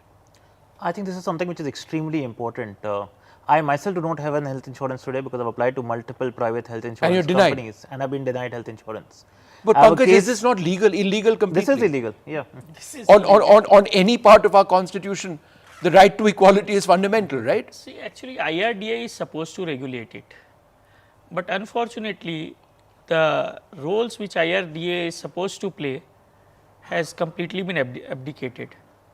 So, when persons with disabilities have to be given insurance, they have to be given. But just so that we understand, and Nipun, let me come back to you on this, are there not health providers or insurance providers in India who actually do provide proper insurance for those with disabilities, or do they choose on the basis of the disability? So, over the last decade, there's been a lot of litigation around insurance and disability. There's a famous Saurabh Shukla case that happened in the Delhi High Court as well, after which a certain category of disabilities was opened up for insurance. My disability is a congenital disability, which is a disability I was born with. Insurance companies are still discriminating against my particular category, and ironically today my wheelchair has an insurance, but I don't have an insurance, and my case is pending in the Delhi High Court. That's shocking. बिल्कुल. That's absolutely shocking. तो इसीलिए ज़रूरी है विष्णु, जो आज हम यहाँ studio में बैठकर ये चर्चा कर रहे हैं, हम मौजूद जानकार जो अपने 5 बिंदु जो मुख्य बिंदु हैं, जो जिस पर ज़मीन पर काम होना ज़रूरी है, उसकी चर्चा कर रहे हैं. तो अब बारी पंकज सिन्हा की है. इनके 5 पॉइंट्स, मेन पॉइंट, जैसा कि निपुण ने कहा, इनके क्या हैं? पंकज जी को क्या क्या वो चाहिए जिस पर काम हो, कार्रवाई तुरंत हो? All public places to be made accessible, यानी कि सार्वजनिक जगह सुलभ बनाए जाए. Health insurance at affordable rates, health insurance के रेट्स अफोर्डेबल हों. तीसरा जो मुख्य बिंदु पंकज जी कह रहे हैं, UDID card the only document required to prove disability, यानी कि आधार कार्ड ही इकलौता ऐसा डॉक्यूमेंट होना चाहिए जिससे के ज़रिए आप अपनी डिसेबिलिटी प्रूव कर पाएँ। और साथ ही मेकिंग फन ऑफ डिसेबिलिटी और disabled people must be band in all types of media. साथ ही जो 5वां पॉइंट पंकज जी चाहते हैं कि cooperatives at district level to provide jobs. तो ये 5 अहम बिंदु है जिस पर पंकज सिन्हा के मुताबिक इस वक्त तुरंत कार्रवाई होनी चाहिए। लेकिन पंकज जी, आप UDID card the only document चाहते हैं, लेकिन इस वक्त आपको लग रहा है जो खबर जिस तरह से चल रही, जो हेडलाइंस हैं हाल के दिनों की, आपको लग रहा है ये वाइबल है? एक ज़माने में किसी के पास कोई डॉक्यूमेंट नहीं होता था, वोटर ID आया, वोटर ID के बाद आज आधार कार्ड आया और उसको नेशनली एक्सेप्ट किया गया।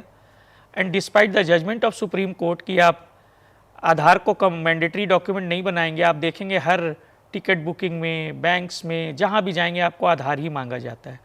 UDID कार्ड एक ऐसा है जो एक डिसेबिलिटी का प्रूफ है। तो अगर वो UDID card unique identity card है वो डिसेबिलिटी का, तो उसको भी अगर पर्सन्स विद डिसेबिलिटीज़ के संदर्भ में एक ही पहचान पत्र बना दिया जाए और उसी को हर जगह इस्तेमाल करने दिया जाए, चाहे टिकट बुकिंग हो, चाहे बैंक्स अकाउंट्स हो, चाहे एडमिशन्स का मामला हो, चाहे जॉब्स का मामला हो, तो मुझे लगता है उससे अच्छा कुछ हो नहीं सकता। तो चाह लेंगे तो हो जाएगा और नहीं चाहेंगे तो हमेशा प्रॉब्लम रहेगी। दीदी आप कुछ ऐड करना हाँ जी, ये UDID अभी बहुत नए फेज़ में है एंड क्योंकि इमीडिएटली उसको इंश्योर करने में काफ़ी टाइम लगेगा।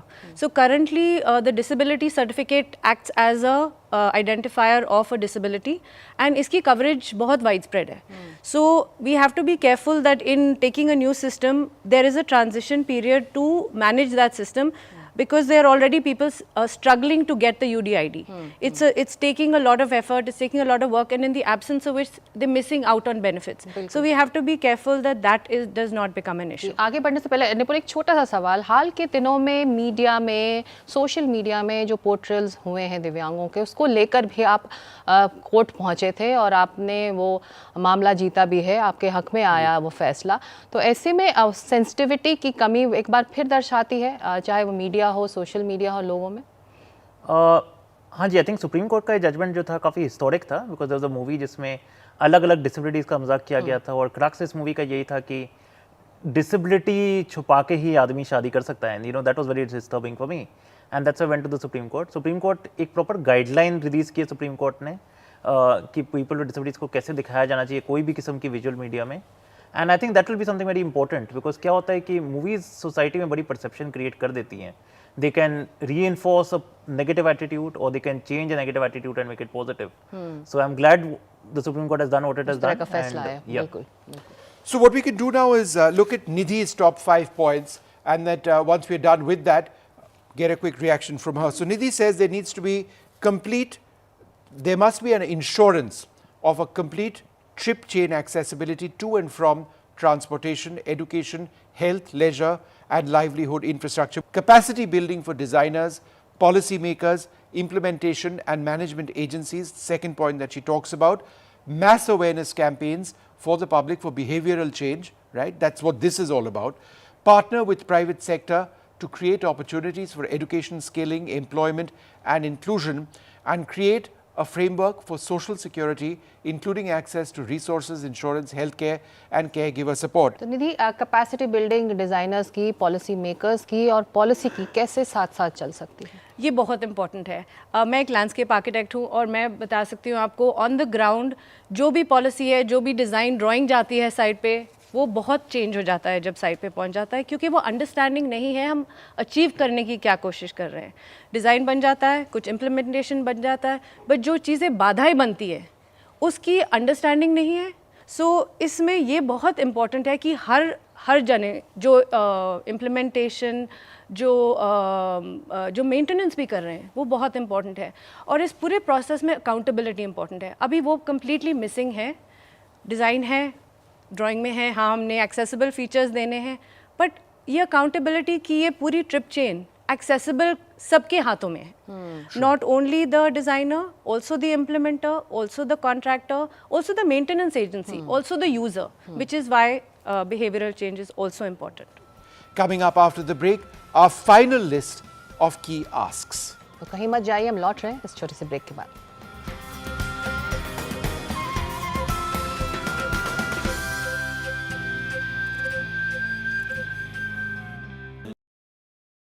Hi, I'm Shreya Saran.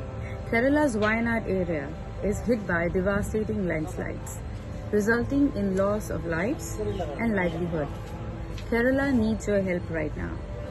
Let's join NDTV initiative.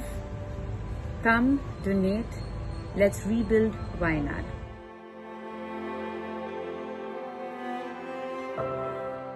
Landslide devastation in Kerala's Wayanad. Join NDTV's initiative. Donate for Kerala.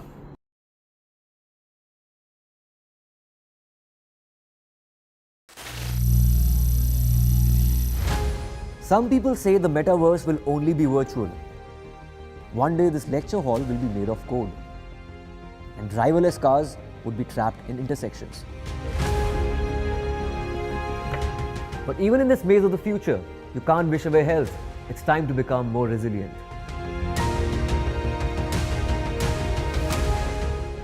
"10 years of Banega Swasth India, we have grown and achieved so many milestones.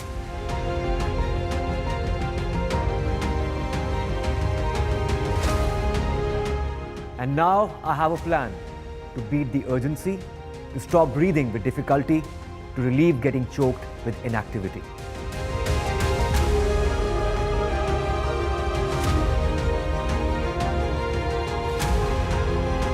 Energize our government, our environment, our society, and ourselves. Everyone, everywhere, every day.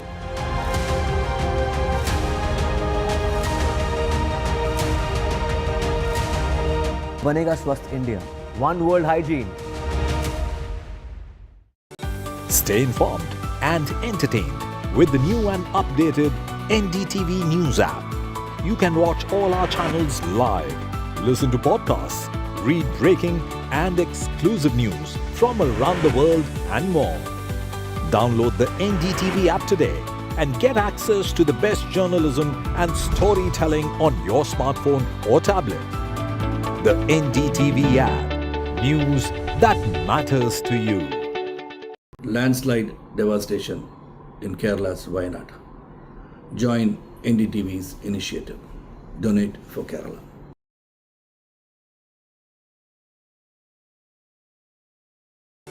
Stay informed and entertained with the new and updated NDTV News app.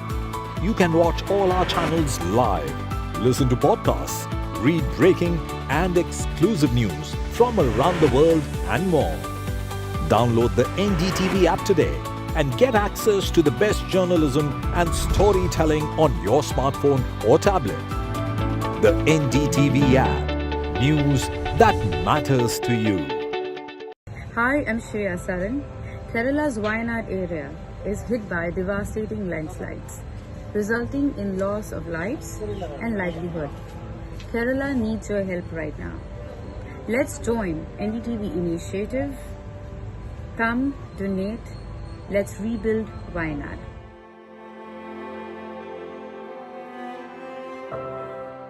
Landslide devastation in Kerala's Wayanad. Join NDTV's initiative. Donate for Kerala.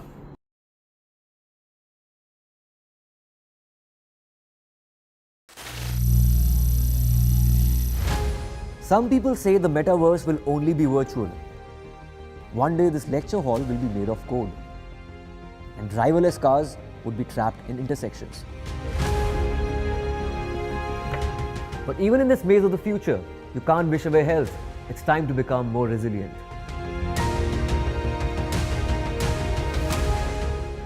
"10 years of Banega Swasth India, we have grown and achieved so many milestones.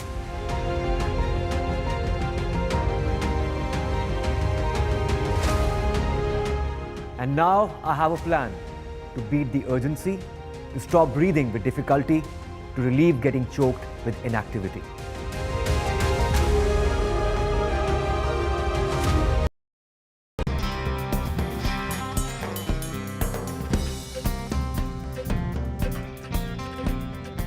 I think it is time, Sikta, that we start summarizing what we've achieved in this program.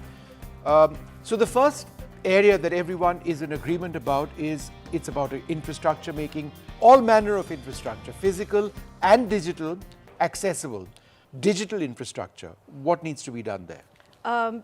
In terms of communication, because a lot of access to information for persons with all kinds of disabilities, not just locomotor, hearing impaired, visual impairment and other disabilities, communication and our phones today, our access to the internet gives us a lot of opportunity to connect. And that is something that we have to look at as a great tool. That's what we have to look at as the technology that is going to connect us, empower people with disabilities and create opportunity and also increase their role in the mainstream. तो दूसरा जो मुख्य बिंदु है, जो second main point है, health care और insurance इस वक्त दिव्यांगों के लिए अहम है और इस पर कार्रवाई होनी चाहिए। निपुण, आप ये बात अपनी रख चुके हैं कि आप खुद इस पूरी मुश्किल से गुजरे हैं और ये ज़रूरी है इस वक्त कि तुरंत इस लेवल पर कार्रवाई हो कि दिव्यांगों को और ज़्यादा परेशानी ना हो इस मोर्चे पर। बिल्कुल, हेल्थ केयर पे आने के पहले I would like to make one comment on accessibility because we have spoken a lot about it throughout this hour. You know, a lot of people think that when we are looking at accessibility, हम खाली persons with disabilities के बारे में सोच रहे हैं. But actually, this world cannot be divided into people with disabilities and people without disabilities. Everybody really is temporarily able-bodied. किसी को भी कोई fracture, injury कभी भी हो सकती है और उनको भी यही accessibility requirement होगी जो person with disability के पास है. Secondly, मैं वो इसी पे आने वाला था. 7 to 8% of India's population is at an older age. After a certain age, you might start not seeing properly, not hearing properly, or stop walking properly, and वही accessibility requirements वापस आपके पास आएंगी। आपने digital infrastructure की भी बात की थी। Digital infrastructure is very important, especially for people with visual disabilities. You know, एक blind person ने मेरे को एक बार मजाक में बोला था कि आपकी दिक्कत होती है कि आप ऑफिस कैसे एंटर करोगे, मेरी दिक्कत होती है कि जब मैं ऑफिस एंटर कर लूंगा और मैं कंप्यूटर पे बैठूंगा मेरे को वेबसाइट एक्सेसिबल मिलेगी कि नहीं। That is something which is extremely important today for them. When it comes to healthcare and insurance, the second point जिसके बारे में आपने मेरे को अभी पूछा था, मैंने अपनी इंश्योरेंस की एक्सपीरियंस के बारे में तो बता ही दिया है, but we also need doctors to be more sensitive towards persons with disabilities. There need to be mandatory sensitisation programmes for doctors so that they know how to interact with persons with disabilities and they can provide more sensitive treatment to them. Making disability a priority in the budget making process, including capacity building for all stakeholders, is a priority, and therefore increasing political representation, something that we've spoken about, is so much. Let's talk about political representation, Nipun. Without political representation, and not just words, actual people with disabilities sitting in Parliament, Rajya Sabha, Lok Sabha, and addressing issues, and not just issues associated with disabilities, but all issues. How important is that, you know, I mean, as part of our system? I think that is something which is extremely important. And on one side, I of course say that there should be reservation of persons with disabilities in Parliament. We've seen changes happen for women as well, where finally there is a reservation now. But at the same time, I also think that this is an opportunity for political parties. This is a huge vote bank that you're missing out on by not specifically targeting it. We saw how close some of the seats which were contested were. Unfortunately, not a single political leader had disability as part of the stump speech when they went from constituency to campaign. And we already discussed that not a single political party had a proper representation apart from that one single candidate. This is a huge opportunity that is missing, and we will keep fighting for reservation for persons with disabilities, but before that, a political party start looking at this as an opportunity and start grooming a few candidates with disabilities. You will not only attract a vote bank which is persons with disabilities, but their families as well, and I think that is what parties are missing out on. And this particular point that you raised was budget making process. Throughout India's union budgets, historically only 0.25% to 0.04% has been allocated for disability related issues. I think it is time that more budgets and more funding is put into disability, because disabilities are intersectional issues as well. It's not just one department of disability affairs that can solve all problems. You need disability funding in education, you need it in health, you need it in housing, you need it at the center, you need it at the state. And I think that is another point that I wanted to highlight along with political representation, and I hope that leads to some change as well. और इसी बदलाव की तरफ हम बढ़ रहे हैं, इसलिए ज़रूरी है कि ये चार्टर जो 5 मुख्य बिंदुओं का है वो सरकार तक पहुंचे। तो जो चौथा मुख्य बिंदु है, partner with private sector to create opportunities at district level and cooperatives to provide jobs for education, skilling, employment and inclusion. Pankaj, Nidhi, ये सवाल दोनों मेरा आप दोनों से ही है कि क्यों ये जिम्मेदारी सरकार पर पड़ती है या सरकारी संस्थाओं पर हो, कि चाहे वो शिक्षा हो, चाहे रोजगार हो, सरकारी एजेंसियां करें, प्राइवेट सेक्टर साइड में बैठकर एक ऑडियंस की तरह देखता रहे? आई थिंक ये इम्पॉर्टेंट है कि हम सब कुछ गवर्नमेंट पे ना छोड़ें, क्योंकि गवर्नमेंट की भी कैपेसिटी लिमिटेड है, और अगर हमें बहुत अपॉर्चुनिटी बहुत जल्दी अवेलेबल करनी है, it is very important to include the private sector. Private sector में opportunity, skilling, capacity building opportunities हैं, बन सकती हैं. Already there are private sector companies that are skilling persons with disabilities for different skills, and ये scale up बहुत जल्दी हो सकता है. जैसे आप industry include करेंगे, उसमें आपकी capacity, उसमें आपकी funding, उसमें आपकी technology, उसमें आपकी innovation increase होगी, उसमें आपकी also visibility of the interventions become clearer, because that is not possible in the government. Government is spread very thin. So that to expand at scale very fast, we need the private sector. ये हिचक private sector में क्यों है? इसमें three fold submissions होंगे मेरे. एक तो ये कि प्राइवेटाइजेशन बहुत तेज़ी से हो रहा है. तो आप देखेंगे कि जितनी गवर्नमेंट डिपार्टमेंट्स, एजेंसीज हैं, वो भी ग्रेजुअली प्राइवेटाइज हो रहे हैं. और मुझे लगता है अगर कोई एक इंस्टीट्यूशन जो शायद प्राइवेटाइज नहीं होगा वो जुडिशरी होगी, अदरवाइज मुझे लगता है ग्रेजुअली सारे के सारे प्राइवेटाइज हो जाएंगे. तो वैसे भी पर्सन्स विद डिसेबिलिटीज़ को आज नहीं तो कल प्राइवेट सेक्टर में जाना है, तो आज से ही पार्टनरशिप क्यों ना शुरू हो कि कल पर्सन्स विद डिसेबिलिटीज़ बिल्कुल एक्सक्लूडेड ना हो जाएं और उनको कहीं कोई जॉब ना हो, कहीं कुछ खाने को ना हो. दूसरी बात ये है, आप देखेंगे मॉल्स, होटल्स, रेस्टोरेंट्स इस तरीके से, तो प्राइवेट ज़्यादा बड़े स्केल पर हैं, they are at large scale, you know. So those things also we have to see कि प्राइवेट में ही पर्सन्स विद डिसेबिलिटीज़ को आप ज़्यादा से ज़्यादा अकोमोडेट कर सकते हैं. हालांकि ये 3-4% जो रिजर्वेशन है वो भी पूरी तरह इम्प्लीमेंट नहीं हुआ है, वो दूसरी बात है. प्राइवेट में क्यों इतनी हेजिटेशन है या रिलक्टेंट है प्राइवेट इनको लेने में, उसका रीज़न बहुत सिंपल है, जो मैंने शुरू में ही बोला था कि प्राइवेट को भी यही लगता है कि हमें एडिशनल एक्सपेंसेस इनकर करना होगा. उन्हें ये लगता है कि जो एक होता है प्रिजम्पशन ऑफ इनकॉम्पिटेंस, उनको लगता है कि पर्सन्स विद डिसेबिलिटीज़ का जो कैपेसिटी होगा वो बहुत रिड्यूस्ड होगा, वो उस तरीके से हमें काम नहीं दे पाएंगे. और तीसरी जो सबसे इम्पॉर्टेंट है कि प्राइवेट सेक्टर में किसी आदमी को उसकी जो जॉब या रिस्पॉन्सिबिलिटी होती है उससे ज़्यादा काम दिए जाते हैं. हालांकि वो एडिशनल चार्जेस गवर्नमेंट में भी दिए जाते हैं, लेकिन इसमें कई ऐसे और भी काम कराए जाते हैं जो शायद वो पर्सन्स विद डिसेबिलिटीज़ से नहीं ले पाएंगे. और लास्ट जो होगा वो ये कि उनको लगता है कि पर्सन्स विद डिसेबिलिटीज़ को हमने अगर आज ले लिया तो कल उनके साथ अगर कोई ट्रेजेडी हो गई तो उसका जो हमें डैमेजेस या कंपनसेशन देना होगा वो भी शायद एक बहुत बड़ा रिस्क मान लेते हैं, बिना ये समझे कि पर्सन्स विद डिसेबिलिटीज़ भी उतने ही अकाउंटेबल होंगे, उतने ही समझदार होंगे, वो भी अपनी रिस्पॉन्सिबिलिटी को समझेंगे. Can I come just half a sec? I need to go on to our last point over here, the fifth point: mass awareness campaigns for the public and increasing awareness about the rights of people with disabilities, with the Disabilities Act, in fact. Why? The goal being to ensure that there is behavioral change.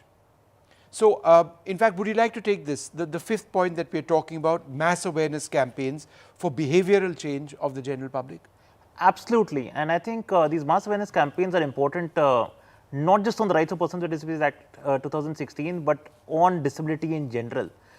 Just like I was listening to my fellow panelists here talking about the private sector, we actually need to change the perception, in my opinion, when it comes to the private sector as well. I disagree with them slightly. I think we need to show to the private sector that there is a business case for hiring persons with disabilities, rather than looking at persons with disabilities just as a charity. The IT sector, the hospitality sector are two industries that have been role models for hiring persons with disabilities, and they have noticed two trends. A, the efficiencies have actually gone up, and B, attrition has actually gone down. So there's a business case in that sense. Just like that, I think throughout the country, we need to have a behavioral change towards how persons with disabilities are perceived. We need people with disabilities to know their rights. We need the country to know its duties towards persons with disabilities. Is more important than that, and I think this is my last point.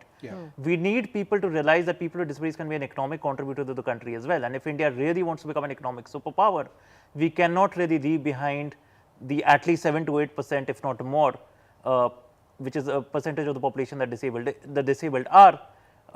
From the economy in that sense. बिल्कुल. तो हमारे सर्वे के बाद विष्णु हमारा charter भी तैयार है, और आज हम इस वादे के साथ ये कार्यक्रम को ख़त्म कर रहे हैं कि हंडे समर्थ की पहल जारी रहेगी.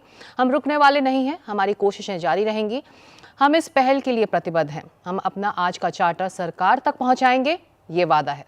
Again, as Sikta mentioned, these findings and our 5 action points from today that are focused on creating a more accessible world will also be presented to key ministries, stakeholders in the government, at the centre, at states. It is a commitment that we will revisit every year, along with our annual survey, with the idea of eventually bringing, hoping and praying for change. I'd like to thank all of you very much for being with us. Goodbye. Namaskar.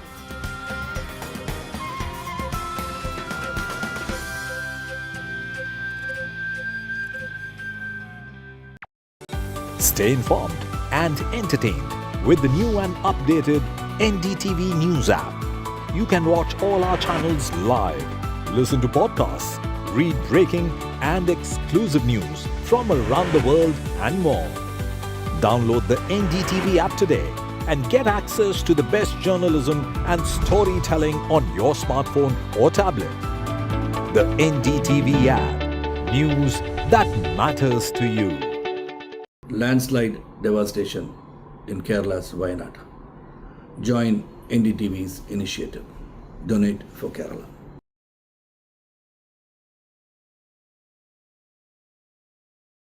Stay informed and entertained with the new and updated NDTV News app.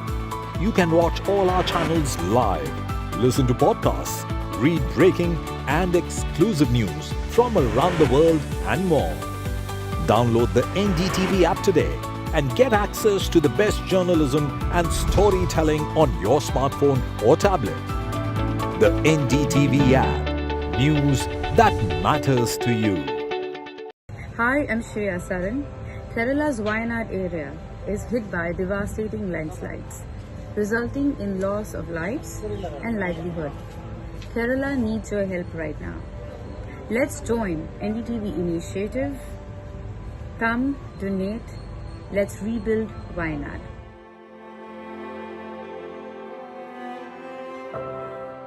Landslide devastation in Kerala's Wayanad. Join NDTV's initiative. Donate for Kerala.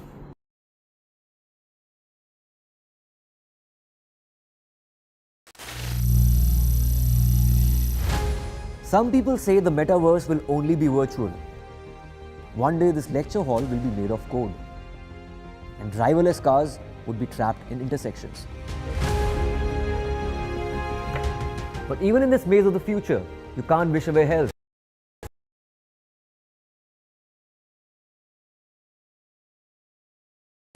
Stay informed and entertained. Ideas. Today we launched the Thinkers series, and who better to join us than global thinker Professor Kishore Mehbubani. Professor Mehbubani is currently a distinguished fellow at the National University of Singapore. He was also the founding dean of the Lee Kuan Yew School of Public Policy, and of course has been an international diplomat, a prolific writer, and currently has just written his 10th book. This is an undiplomatic memoir about living the Asian century. Professor Mehbubani, thanks very much for being on the NDTV Dialogues. My pleasure. Thanks for having me. Let me begin by asking you an undiplomatic question. You just wrote a column in the FT, and for many India watchers and of course Indians here, it was very interesting because you proposed that the UK should actually give up its place on the UN Security Council for India. Why did you say that, and what was the reasoning behind that strongly worded article? Well, I can tell you that this is not rocket science. This is just plain common sense. You know, I was ambassador to the UN twice, from 84 to 89 and 98 to 2004. And it's very clear that when the founders of the UN, created the UN, they realized that the only way to make the United Nations work is to make sure that all the great powers of the day have a vested interest in the UN and not leave it. And that's why they gave the great powers, veto powers, and permanent membership of the UN Security Council. And I can say that the lesson that they learned from the collapse of the League of Nations early in the 20th century is that if a great power leaves, organization collapses. But they also believed that you must have the great powers of today, not the great powers of yesterday. Unfortunately, they didn't create a mechanism for changing the seats, but that was very clear that what they had in mind was to ensure that the great powers of the day were entrenched in the United Nations. And today is there's absolutely no question that India is the third most powerful country in the world after United States and China. And Great Britain is no longer great, as we know. And frankly, the United Kingdom has effectively given up its veto on the UN Security Council because it hasn't used it for decades. They know that if they use it, people get very, very upset. So the logical thing to do is for the UK to give up its seat to India. And of course, India has been saying this now, whether it's Prime Minister Modi, whether it's Foreign Minister Jaishankar, that really the UN and other multilateral organizations need to reform or, in a sense, perish. Now, interestingly, we've seen also that geopolitically, India has made a number of strategic moves over the last years. And of course, Prime Minister Modi being both in first Russia and then Ukraine, and India making it very clear that diplomatically and geopolitically, it's following the India way. How do you see these moves, and especially an interesting perspective from you, because it comes away from the West's planning that India often has to listen to in terms of analysis of its foreign policy? Yeah, well, first a quick word on reform. I think Prime Minister Modi and Foreign Minister Dr. Jaishankar are absolutely right that the time has come to reform the United Nations. But, you know, as I said, having been ambassador there for over 10 years, they've been talking about Security Council reform since 1992, and nothing has happened. And that's why we need to make some dramatic moves, like persuading the United Kingdom to give up its seat to India. And that will be a step-by-step way of trying to improve, change the Security Council.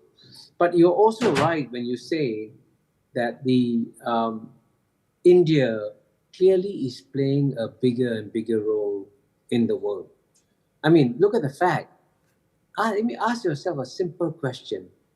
How many leaders in the world can comfortably visit both Russia and Ukraine and be received warmly by both countries? Very, very few countries in the world. And the fact that Prime Minister Modi can do that is a sign of how India has arrived as a major geopolitical actor. And therefore, the greatest scope that is given to India to play a role globally, like, for example, giving it a permanent membership in the UN Security Council, will enable India to do much more in terms of creating a better world. Could this not happen with an expansion rather than giving up? Because we both know how idealistic it may sound, and especially in the UK, I mean, I doubt that any country would give up. You have, of course, made an argument on why they would actually give up that membership. Is there not an argument for expansion instead, or a recognition that you can't ignore the country which is currently the most populous in the world? You know, countries cannot be great powers forever. And frankly, it would be better for British interests to give up its seat to India. Not only do you get the friendship of India, but it frees up the UK to act independently, because in the Security Council, essentially the UK has become a satellite state of the United States, and everyone knows it. And it's sad. It's sad to see a great country like the United Kingdom behave like a satellite state, incapable of disagreeing in any way with the United States. No, and also, of course, there's the economic arguments. Of course, perhaps a sense of history coming full circle, that a country which once colonized India is now, of course, India emerging as an economic power, the third largest economy. But there also remains the fact that India has challenges on its path of becoming from an emerging economy to actually becoming a developed economy. That's something which is on the political agenda for now, but challenges remain. And many say, let's look at other ways of judging it, because otherwise, how can you say just judge India on GDP and not look at per capita income? Your views on that? Well, I would say at the end of the day, what matters is the size of your GDP, not your per capita income. Let me give you one statistic that illustrates this. In the year 1980, the combined GDP of the European Union countries was 8 times bigger than China. 8 times bigger, 1980. Today, they are about the same size. By 2050, the European Union will be half the size of Europe. Can you imagine? Europe going from being 8 times bigger to China to becoming half the size of China. Now, of course, China's GDP will continue to remain lower than that of Europe. But functionally, China is now a much larger, more powerful actor than all of Europe. And this is part of a dramatic global shift away from the West to the rest. Now, many countries in the West may have lower per capita GDPs, but what matters at the end of the day is the size of your economy, because that will determine your place in the global hierarchy. And certainly in PPP terms now, number 1 is China, number 2 is United States, number 3 is India. And that's why these are the 3 most powerful countries in the world today. You've made that point in other in your essays, etc., that this whole, in a sense, the West having lost control of the world, the crisis of leadership in the West, and how the global South and the whole shift of power is really what's going to define geopolitics, not just now, but in the decades and century to come. You, of course, have written extensively on the Asian century. Many observers have said that this could be the Indian century. Tell us why you think the West is in a crisis of, say, leadership, geopolitical strategy, and why you think there's been this shift of balance of power. Well, the West clearly has got to accept that its capacity to dominate the world in the way that it could in the past is over. I mean, it's hard to believe this, right, Sonia?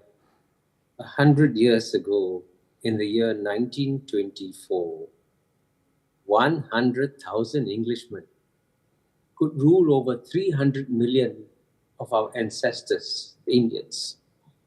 I find that quite amazing. 100,000 Englishmen ruling 300 million Indians? How is that possible? But it happened. It was real. The West was just so incredibly powerful. But the world has come full circle now. And the West now represents 12% of the world's population. The rest make up 88%. And as I already illustrated by comparing Europe's GNP with China's GNP, the relative share of the GNP of the Western countries is going down. Let me give you another comparison. Okay, in the year 2000, roughly around then, the combined GNP of the G7 countries, representing the West, was 2.5 times bigger than the BRICS countries in PPP terms. Now G7 is smaller than BRICS. See, that's how times have changed. And Absolutely. so the intelligent thing for the West to do is to adapt intelligently and thoughtfully. And I must emphasize, I don't speak here as an enemy of the West. I speak here as a friend of the West, trying to persuade both the Europe and United States that it would be wiser for them to share power, to share control of international institutions with the countries of the global South. And, for example, why do we have this absurd rule that says that to become the head of the IMF, you must be a European. To become the head of the World Bank, you must be an American citizen. Why not allow Asians to run these institutions? Because the fastest growing economies in the world are not European, not American, but Asian economies. So these are examples of how we must adapt to the 21st century. And the 21st century, I want to emphasize, will be the Asian century, because it will be the rise of not just China and India, but other Asian powers too. And one small point I'd like to make here is that Indians should pay special attention to Southeast Asia. to the 10 ASEAN countries. Because, 9 out of the 10 Southeast Asian countries have an Indic base in their culture. For 2,000 years, India has been very close to Southeast Asia. And Southeast Asia is emerging as a major growth pole in the world also. And I'll just give you one more statistic that I think every Indian should be aware of. In the year 2000, out of the 3.5 billion people who live in the 3 growth poles, the CIA, China, India, ASEAN. CIA doesn't mean Central Intelligence Agency. It means China, India, ASEAN. Out of the 3.5 billion people living in the CIA countries, only 150 million people enjoyed middle-class living standards. Today, out of 3.5 billion, by 2020, the number hit 1.5 billion. It went up 10 times in 20 years. No, the and by numbers 2030, by 2030, it will be 2.5 to 3 billion. The numbers the scale is actually staggering. And what I wanted to ask, because you made that point also about Western ideas and thoughts, which tend to have dominated the worldview because of the earlier dominance. And this whole issue of democracy, liberal democracies, etc. India, in that sense, is an outlier of democracy given our region of South Asia, where we, of course, face from Pakistan, India, Pakistan are completely dehyphenated. But you've got Pakistan on one border, you've got China on another border, you've got Bangladesh, and we've seen the collapse that suddenly happened there. Where do you see India geopolitically in a very difficult region, and also a region where they are currently a democratic outlier? We saw also what's happened in Sri Lanka 2 years ago. So the whole South Asian model of democracy and the Asian model of democracy has been very, very different from what we've seen in the West. And clearly there's no one size that fits all. You're absolutely right. There's no one size that fits all. And it's true that many developing countries are struggling with democracy, but there are also, importantly, some success stories that we should pay attention to. India is, of course, a very good success story in democracy. You have regular elections, and the winning parties accept the results of the elections. As you know, what shocked the world was in the year 2020, when Donald Trump refused to accept the results of the elections. That's supposed to happen, in the third world developing countries, but it happened in the United States of America. But I also want to point out that apart from India, Indonesia is also another very successful democracy. It is, the most populous Islamic country in the world. It has had very peaceful elections. It has had very peaceful changes of leaders, from President SBY to President Jokowi, soon to President Prabowo. And so there are other success stories in the developing world too.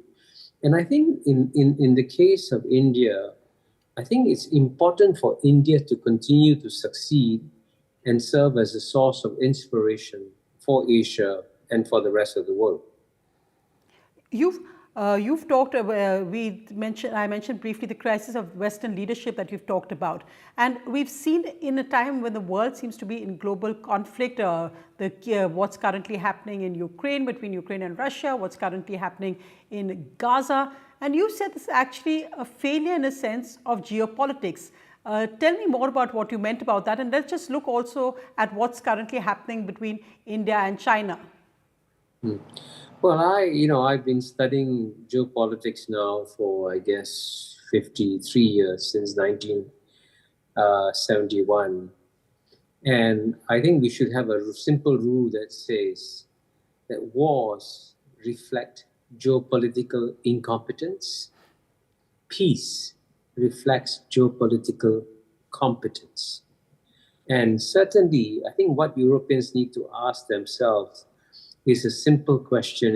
Why is it they set up so many institutions like OSCE and they fail to stop the war in Ukraine? And, of course, there's no question that the Russian invasion of Ukraine is illegal, which is why the UN correctly condemned it. But that war could have been avoided if the countries of Europe had listened to very eminent statesmen like Henry Kissinger, like George Kennan, who advised Europe against pushing Ukraine to NATO because you were crossing a red line of Russia unnecessarily. That was not necessary at all. And similarly, unfortunately, the war in Gaza sadly reflects, and certainly we should condemn the attack by Hamas on innocent Israeli civilians. But that conflict could also have been avoided if the United States had used its diplomatic muscles to try and push for a two-state solution effectively between Israel and Palestine. And you see, very sadly, you see that the Secretary of State, Tony Blinken, has gone to the Middle East, I don't know how many times, and has been completely unable to achieve either a ceasefire or some kind of pause in the fighting. And it's very sad because that incapability to stop wars and prevent wars also reflects geopolitical incompetence. By contrast, by the way, most of East Asia, you haven't seen a major war since 1979, since the Sino-Vietnamese War. But of course, there are challenges in our region. And you correctly pointed out one big challenge, and that challenge is the relationship between China and India. And there's one thing that worries me when I talk about the Asian century. You know, I believe that the Asian century is going to happen, and certainly I expect, as I gave you the data, China, India, ASEAN, and frankly, you've got to add Japan, South Korea, and others are going to flourish and do well. But if relations between China and India become difficult, and if they get caught in any kind of downward spiral, that would sadly affect the rest of Asia too. So in that sense, India has some very complex challenges because one, you have, of course, the concern about Russia and China becoming closer, perhaps as a fallout also of Russia's isolation from the West. You have the worry over Pakistan becoming a failed state and what that does to more fundamentalist elements, and of course the continuing, in that sense, aggression or incursions backed by Pakistan forces in Jammu and Kashmir. You have also the worry of Afghanistan and the Taliban, and now what's happening in Bangladesh. How do you think India, what do you think are the best ways ahead for India to actually maneuver this complex tightrope walk, as it were, in its region? Well, I think let's start with the first example you gave of Russia. As you know, Russia has been a very good friend to India. I mean, I know that whenever India had some problems in the UN Security Council, and when they wanted to block countries from taking measures that would be hostile to India, India could always turn to the Russian delegation. And the Russian delegation would always say to the Indian delegation, if you want us to veto a resolution, we'll be happy to do so on your behalf. So I can understand the deep friendship that has developed between Russia and India. But I think if India wants to help Russia in its current predicament, the best thing that India could do is to repeat what George Kennan, the eminent American strategic thinker, what Henry Kissinger said, which is that to try and arrive at a compromise on Ukraine, whereby the people of Ukraine have their sovereign right to do what they want to do, to be what they want to be. And frankly, if they want to join the European Union, they can join the European Union, but they shouldn't join NATO. You know, that's a compromise. So it takes care of the core interests of all the powers. And most people know that that's a sensible solution to push for. And at the end of the day, I think it's important for India, which is now big enough, to speak privately to the European Union members and tell them that at the end of the day, Europe will have to live with Russia, not for the next 10 years, not for the next 100 years, but for the next 1,000 years. Why create a very angry, alienated Russia? Why not try to build bridges with Russia? And if you can normalize the relations, if India can help to normalize relations between Russia and Europe, and help to find a solution to Ukraine, then India will once again have a very strong friend in Russia that it can work with without a problem. So I think there are various things that India can do.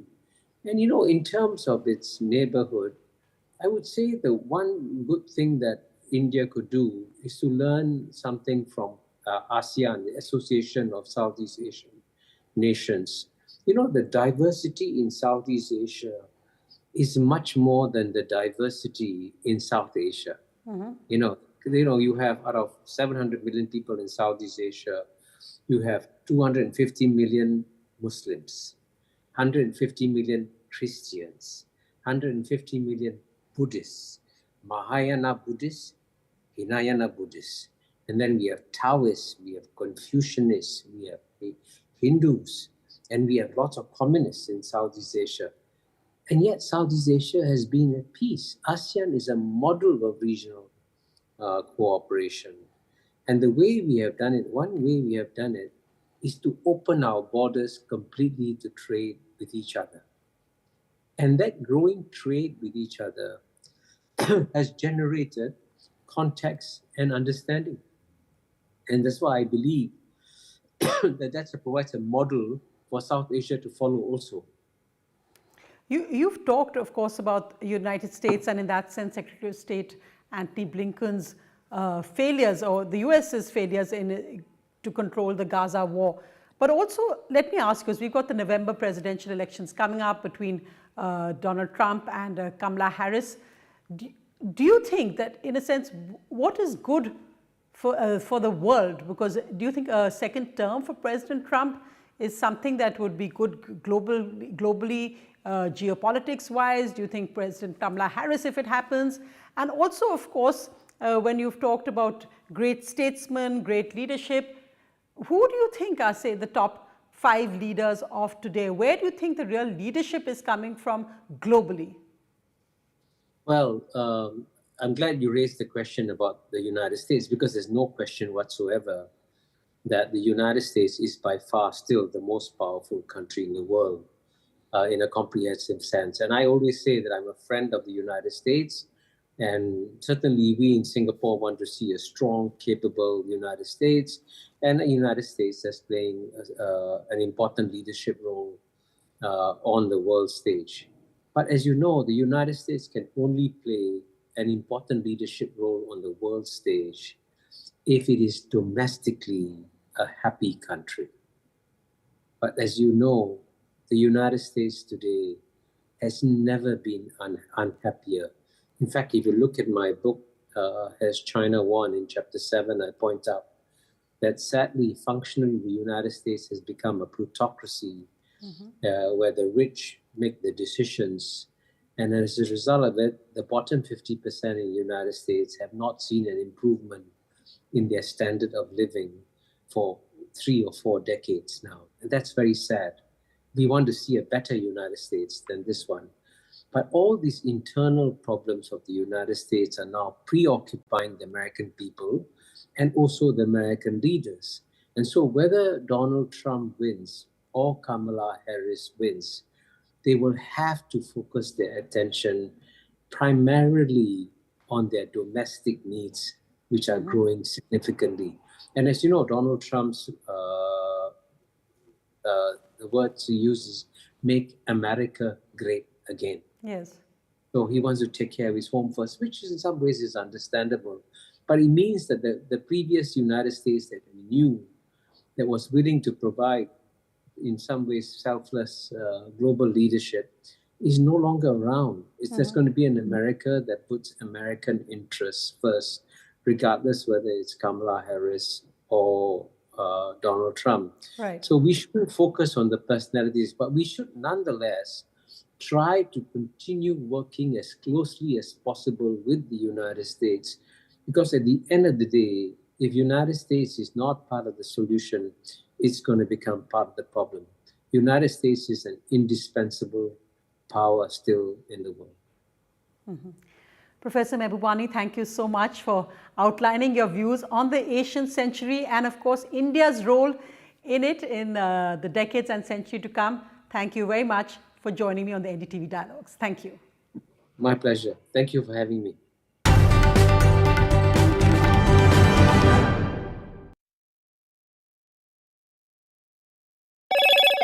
Hello, Moto. Motorola Razr 50 Ultra comes with Google Gemini.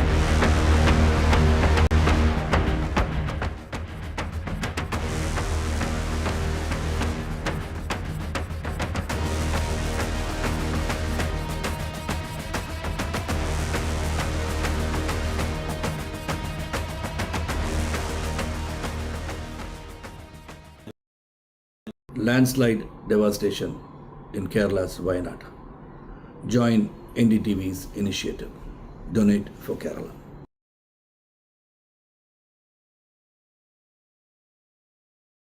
Stay informed and entertained with the new and updated NDTV News app. You can watch all our channels live, listen to podcasts, read breaking and exclusive news from around the world and more. Download the NDTV app today and get access to the best journalism and storytelling on your smartphone or tablet. The NDTV app. News that matters to you. Hi, I'm Shashi Tharoor.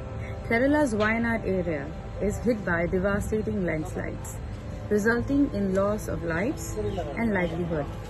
Kerala needs your help right now. Let's join NDTV initiative. Come, donate, let's rebuild Wayanad.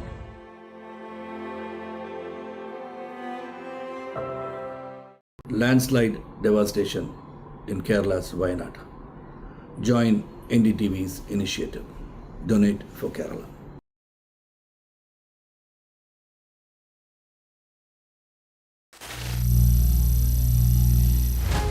Some people say the metaverse will only be virtual. One day this lecture hall will be made of code, and driverless cars would be trapped in intersections. But even in this maze of the future, you can't wish away health. It's time to become more resilient.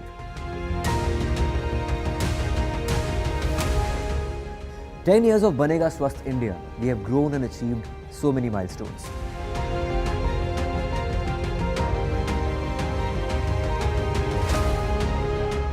And now I have a plan to beat the urgency, to stop breathing with difficulty, to relieve getting choked with inactivity."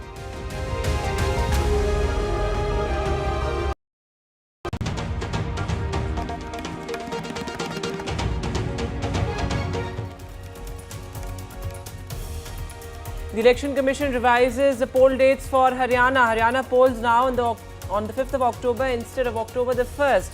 Dates have been changed to accommodate the Bishnoi festival, says the Election Commission.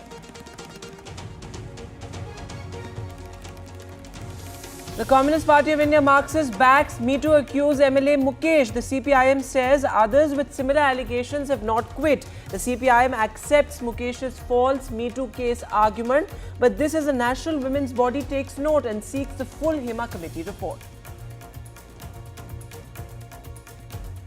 The ex-Malayalam film body chief, actor Mohanlal, says, "I never ran away from the MeToo storm." He says the entire Malayalam film industry is to blame for the MeToo rot. He says perpetrators must be punished. Big BJP exits in Jammu and Kashmir ahead of the crucial September polls. Senior Jammu and Kashmir leader was denied the ticket, dumps the BJP. He is the third BJP leader to quit amid the row over tickets. As loyalists rebel, they say turncoats have been rewarded. From Delhi to Bengal, doctors up in arms again over the Kolkata hospital horror. Delhi doctors protest at Jantar Mantar. Meanwhile, Shreya Ghoshal says it was sheer brutality what happens in Kolkata and she postpones her Kolkata show. This as doctors march towards the CBI headquarters in Kolkata. The RSS annual conclave underway in Kerala, the first RSS BJP meeting since Modi 3.0 formation. The BJP's ground performance is likely to be reviewed.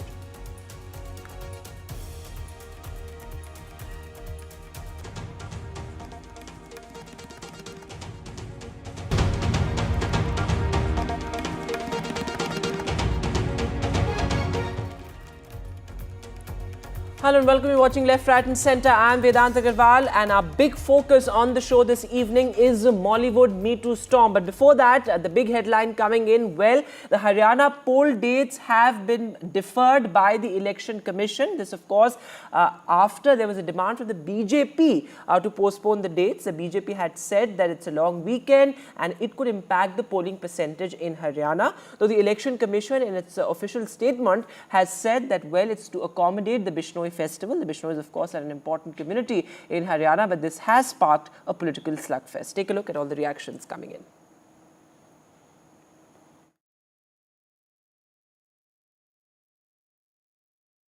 हम चुनाव आयोग के बहुत आभारी हैं कि उन्होंने हमारी एप्लीकेशन पर कार्रवाई करते हुए चुनाव की तारीखों को बदला है।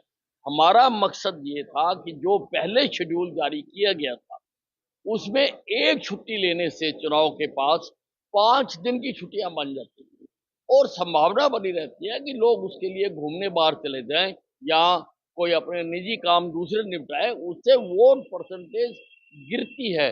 इसलिए चुनाव आयोग का बहुत बहुत धन्यवाद है। चुनाव आयोग का अधिकार डेट बढ़ा दी, कोई बात नहीं। आपको लगता है क्या कोई साजिश है इसके पीछे या हार मान चुकी है बीजेपी मानसिक तौर पे? वो तो हरियाणा में तो पहले हार मान चुके हैं। इलेक्शन कमीशन ने जो निर्णय लिया उसका स्वागत करते हैं, मगर ये चीज़ साफ दिखाती है कि बीजेपी अपनी हार से बचने के इस तरह के हथकंडे अपना रही है। और तारीख बदलने से क्या होगा, जनता ने मन बना लिया है और इस बार जो मन है वो बीजेपी को प्रदेश से बाहर करने का है। और 4 दिन हमें तो फ़ायदा है, कैंपेन के और मिलेंगे और एग्रेसिवली कार्यकर्ता मैदान में उतरेंगे और इस रण को जीतेंगे।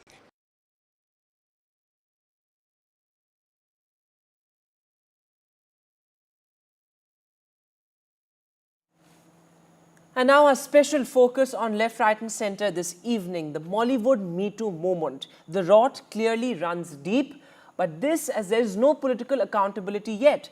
The left government and particularly the CPIM has failed to act on its MeToo accused MLA Mukesh. In fact, the CPIM has backed its MLA, saying that others with similar charges have not quit yet. This, of course, after at least 100 women activists put out a strongly worded statement demanding Mukesh's resignation.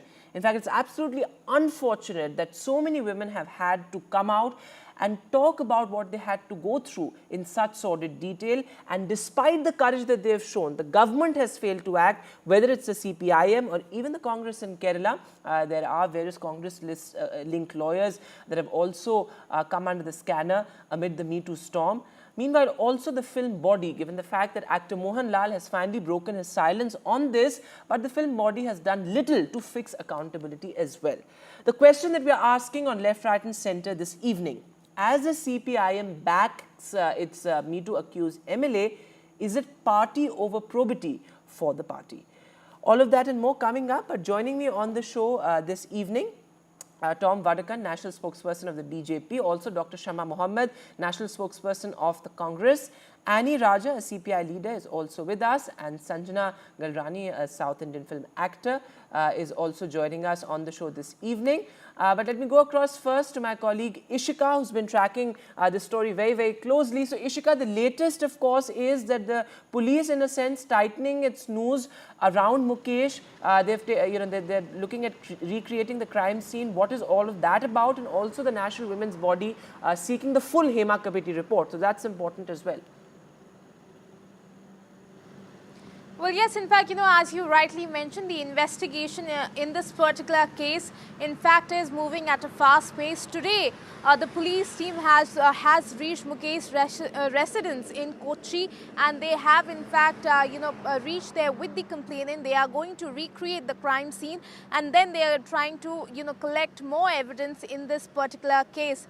Now, what is also very important here, and as you rightly pointed out, Vedant, the National Commission of Women has also now taken cognizance of this entire matter, and in fact now the National Commission of Women is in fact has asked for the complete Hema Committee report. Remember that the Hema Committee report that is here in the public domain, these are not full revelations, but whatever we have seen till now, those are very shocking revelations. So certainly it raises the question as to what are those facts that are still not in public domain. Are they more brutal? Certainly, that is also one of the questions. But the NCW has also pointed out that the reports point to serious issues such as workplace harassment, gender-based discrimination and any forms of exploitation that adversely affect women in the Malayalam film industry. So after this, the NCW taking cognizance and now have asked for the full Hema Committee report. So when will that happen and what more details will be there when after the entire Hema Committee report is disclosed? That certainly remains to be seen. Over to you. Right, Ishika, thanks very much for joining us with all those details there. Ishika has been tracking all the details, the latest for us from Kerala, in fact. But let me introduce my panel this evening. Tom Vadakan, National Spokesperson of the BJP, is with us. Also, Dr. Shama Mohammed, National Spokesperson of the Congress.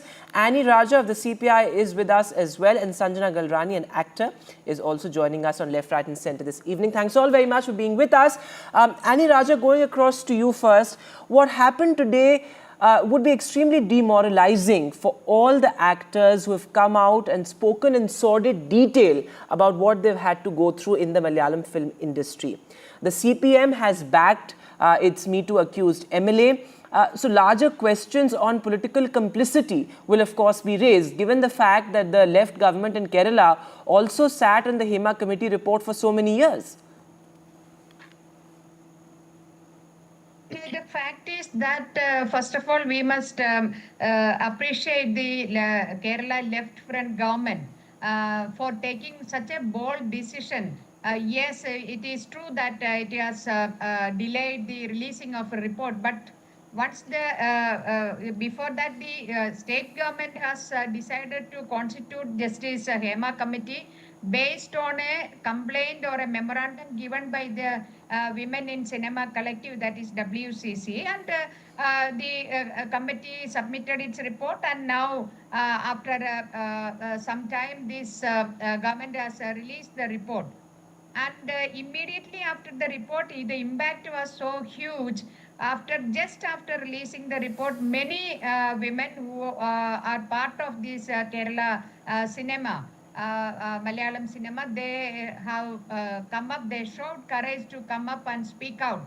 Yes, but ma'am, I agree with you that the left government in Kerala sort of formed an SIT pretty swiftly. But the fact of the matter here is that the left government has failed to put enough pressure on the CPM. All the constituents of the government have, in a sense, failed to put enough pressure on the CPM to make sure that their MeToo accused MLA actually steps down. Because, of course, so many actors have said that they face a lot of pressures, they face threats for having come out and spoken about their ordeal. Don't you think this is demoralizing, that the party has backed its MLA instead of backing those women survivors? No, that is what I am saying. It is government not only released the report, but after that, it has constituted a special investigation team, and they have started their work now. And they are now taking statements from these women who have given complaint or they deposed before the Hema Committee and all.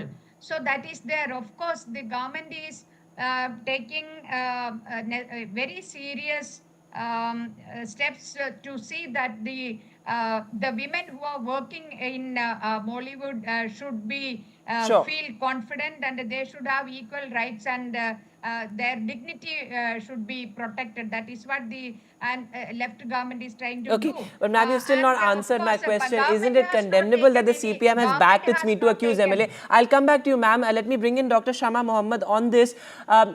Shama, something that the CPM said today was that we are not asking Mukesh to step down because many others with similar allegations have not quit yet. To me, that's a bizarre argument. But how do you see this, given the fact that there are several Congress-linked lawyers also who have come under the scanner, and 2 legislators as well?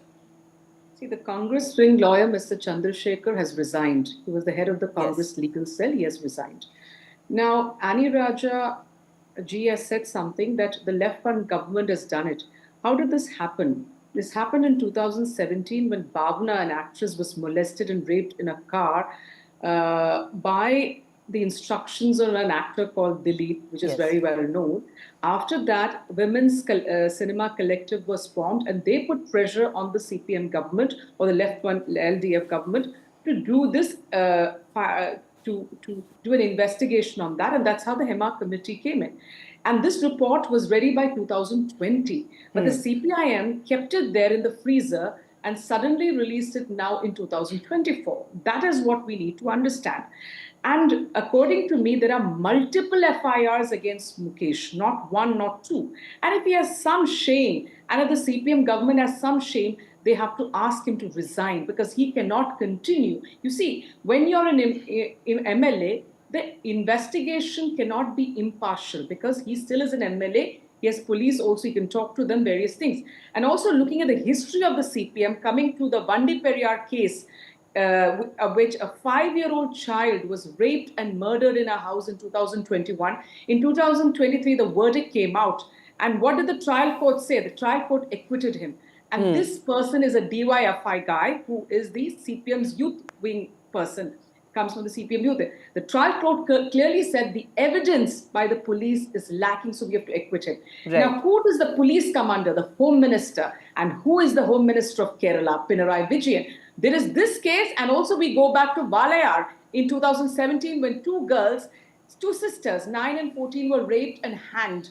Who again was involved? 3 of them, DYFI. Again, the same thing the trial court said, evidence by the police is not sufficient. Yes. So that's an important point you're making, that it in a sense compromises the sanctity of the investigation. But before I get Annie Raja to respond to that, Shama, my limited question to you also is, do you think the Congress is on weak wicket when it comes to the entire Me Too investigation as well?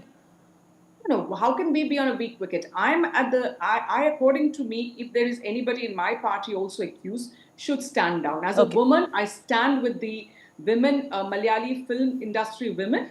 I think anybody who is involved in any of these should step down because otherwise there's no impartial investigation. Let's understand this. This is huge in Kerala. There are women who are affected, makeup artists, stylists, film stars, directors, multiple women coming out and saying that this has happened. And many men, my political friends have asked me, why are the women coming after 8 years? Because when a woman is alone, she's afraid. She can't come out. When there is a committee, multiple women are going and speaking to the committee. And they find the courage perhaps to come out finally, that the focus is whatever. But you made an important point that as a woman politician, you stand with the survivors who have come out and spoken out, in this entire Me Too movement. And Tom Vadakan, come in on this, because this is not just that is confined, a movement that is confined to one industry. You've had actors from across India, from Bengal, from the Telugu cinema, from down south. You've had so many actors come out and speak about their ordeal. But we haven't really seen politicians across party line come out and say that we stand with these women, whether it's the central government or state governments in various states. This is something that we see across industries. This is Vedant becoming an epidemic across the political,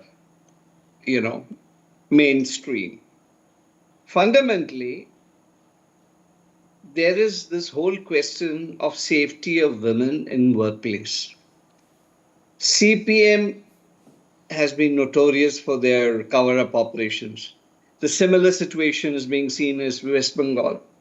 Crimes do occur, but when the government goes into connivance to protect people, that is the huge issue. Crime can be investigated, crime can be solved, the guilty can be punished. But when the government machinery comes in and tries to protect people, that's where the problem rises. That's happening in West Bengal, Vedant. That's happening in Kerala. Now, let me add one more thing. Shama Mohammed was very eloquent when she said the CPM is bad, and I accept it. I am not denying all that. She's perfectly justified in what she's saying. But Vedant, I would also like to bring to your notice the news cycle that is going on in Kerala. An AICC member, her name is Simi Rosewell, has gone on television and has gone to the press talking about the couch that exists in the Congress party. Vedant, it's unfortunate. It's unfortunate because I know a lot of people there. Well, those But are it has unsubstantiated happened. claims, and perhaps I don't want to make it about, we're talking about the Mollywood, the film industry and the rot that runs deep. Let's not make it a BJP versus Congress right now, because, I mean, parties have to come on the same page. No. The intention is, you ask me a broad-based question. Yes. I'm telling you this exists across the board. Yes. So let's not be holier than thou. Let's examine ourselves, find out where women are troubled, and the workplace matter needs to be addressed across the board, whether it's left, right, BJP, Congress, TMC, whatever. I take your point. No cover-up Absolutely. operation. In fact, let me also tell you that for the longest time, neither the Congress nor the BJP had an internal complaints committee in many states. So, of course, the situation is grim when it comes to that. But Sanjana Galrani is also with us. Sanjana, as I said earlier, women from across industries have come out and shown tremendous courage in having to talk about in sordid detail what they went through. This is a story that is that we see across industries, isn't it? I mean, being an actor yourself, have you had to encounter, these all-boys clubs as they are, in having to make your mark as a successful actor? It happens. You have people of all kinds in all industries. Firstly, I'm feeling really bad that a very prestigious industry like Malayalam industry is having so much bad said and done about it, whereas Malayalam film industry is one industry that produces the finest of the films in the country. I, as an actor, I have worked in Malayalam films, I've worked in Tamil, I've worked in Telugu, I've worked in Kannada, I've worked in Hindi films, I've worked in 55 films as a protagonist. Of course, yes, it would be a lie if I would tell you that I haven't found people who hit on you. I would definitely, agree to the fact that everyone is not bad, but there are some people who, think that, okay, if she is in films, means she is available. And this moment is for all those people that, every woman who is here has dignity, has self-respect. You cannot take women for granted. This is a strong moment which has happened, but an irony of this moment is this particular issue arrives with a victim. I don't like to take her name on air in 2017, and Hema Committee was formed in 2017. Everything has come to light in 2024. Yes. Investigations were done in 2019. Imagine the plight of women. All the victims' names are out. Imagine women who have complained in 2019 have to face everything that they have told in 2024. Imagine they will be well settled right now. They are not, maybe they are not even in the film industry. Imagine they have kids now. Imagine what they'll explain to their kids now. Imagine what will they explain to their husbands, their in-laws. They themselves will have such challenges in the society. So all this has to come up. And this is just not a film industry issue, or this is not a political issue. It is very ironical to see that as soon as something happens, all the political parties come into your party is like this and your party is like that. On a humanitarian ground, this needs a remedy. We are complaining that we need a stringent, stricter law in the country so that things like what happened in RG College doesn't happen. She was not a film actor who happened to suffer in RG College. You will tell the film actresses who told you to come in film. They will not tell this happened to you. We really regret. In fact, that is really the unfortunate travesty. What will be told? What will be told? Let me complete my point. That okay, you came into film industry, so you have to face it. You have to be subjectified to this. Don't you know that film industry is a dirty place? Fine, if you. Okay, we seem to have lost that audio line with Sanjana. We'll try and fix it. But Sanjana, I take your point, the larger point that you are making, that it's normalized to a great extent when it comes to the film industry. Let's please fix Sanjana's audio line there. But meanwhile, Annie Raja, you heard it from Sanjana there. The Kerala government owes it to these survivors, owes it to these women actors who have shown this kind of exemplary courage in talking about what they went through. How would you respond to these allegations of a potential cover-up of the investigation? Not justifying the delay of releasing the report. I am not at all justifying the delay in releasing the report. but you are repeatedly saying the courage, exemplary courage shown by these women to speak up. That courage has come when the report was released. Even before constituting the special investigation team, only by releasing the report, these women have got so much courage. That is why my party and my organization, the National Federation of Indian Women, is saying that all those who are accused in this case, they all should be removed. All those who are in the power and position, they should be removed so that including MLA Mukesh, including Mukesh. Pardon? Yes, of course. That's what we demanded, because you see, when the accused person is sitting in the power and position, and the same government is enduring about all these violations and all these complaints, then you cannot give a confidence to the complainant that the Okay, so you are saying all those accused must step down. I'm afraid I'm running out of time on the debate, so quick. Finish. The process is free and fair. That is why we are asking the government to see that he is so you're assuring everybody out there that the process is free and fair.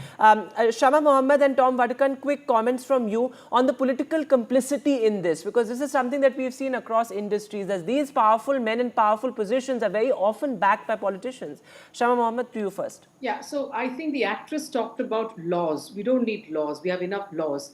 It is about convictions, and it is about changing the mindset of men. And very important that we don't see people like Gurmeet Ram Rahim getting paroled multiple times. What is the message you're giving these rapists? We need support of the Prime Minister in a case like Brij Bhushan Sharan Singh, where the Prime Minister was born. Manipur, he has not visited. So what we need to show as the Prime Minister of this country, that you have to stand with women. We have enough laws. We have the Nirbhaya Act. We have enough. But how do we enforce these laws? That is most important. Convictions, changing the mindset of men, that is very important. And in this particular case, see to it, whoever is guilty, whoever is involved should be punished. And there are also those who are not guilty here. And see to it that they also are not, nobody is so punished. You made a very important point there, Shama Mohammed, in fact, that the messaging on women's safety needs to be stronger. Tom Vatican, 30 seconds to you, and then I'll give the last word to Sanjana. I agree that there has to be conviction, but conviction follows. First, it must be investigation. If the government of the day waters down investigation, you will never get a conviction. The court has the evidence in front of itself, the court, and it's on that basis conviction happens. If the investigation is watered down by the powers that are, you have a situation which neither the judges can be blamed nor anybody. The laws do exist. And let me tell you something. Mr. Mukesh must go. We have made that demand, and we will continue to make that demand. There's no questions of a compromise there. Mukesh must go. Sanjana, the last word to you, quickly. This is not a problem just of the Malayalam film industry. This is a problem in the entire nation, in any or every place, in any or every industry. We need time-bound laws. If there's a crime that happens, it needs to be put a full stop in a week or 10. We need in a day, in 7 days or in 10 days, we need the accused to be hung to death for something like rape. We need a very aggressive law which has to be time-bound and which has to be within days. In Saudi Arabia, women get their justice in 3 to 5 days. Are they not human beings?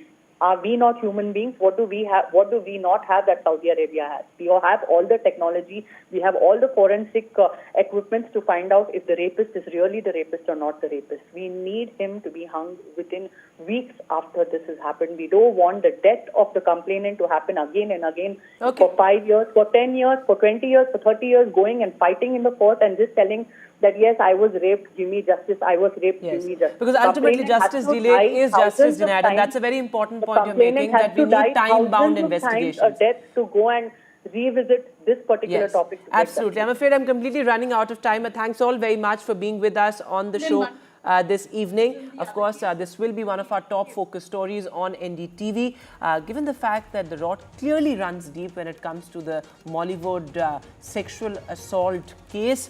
and of course a focus very much on making sure that justice is given to all these survivors. That's all the time that we have on Left, Right and Centre. Thanks so much for watching. Good night.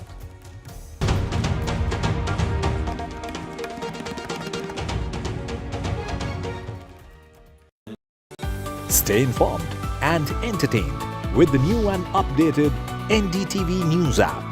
You can watch all our channels live, listen to podcasts, read breaking and exclusive news from around the world and more.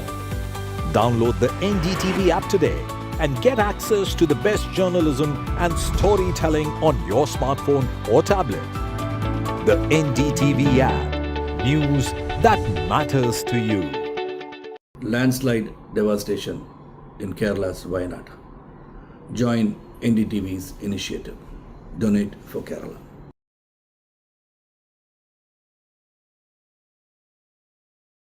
Stay informed and entertained with the new and updated NDTV News app. You can watch all our channels live, listen to podcasts, read breaking and exclusive news from around the world and more. Download the NDTV app today and get access to the best journalism and storytelling on your smartphone or tablet. The NDTV app. News that matters to you. Hi, I'm Shreya Saran. Kerala's Wayanad area is hit by devastating landslides, resulting in loss of lives and livelihood. Kerala needs your help right now. Let's join NDTV initiative. Come, donate. Let's rebuild Wayanad.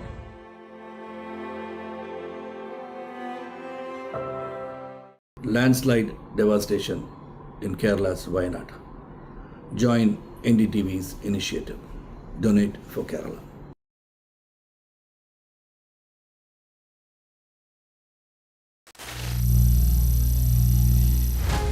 Some people say the metaverse will only be virtual. One day this lecture hall will be made of code, and driverless cars would be trapped in intersections. But even in this maze of the future, you can't wish away health. It's time to become more resilient.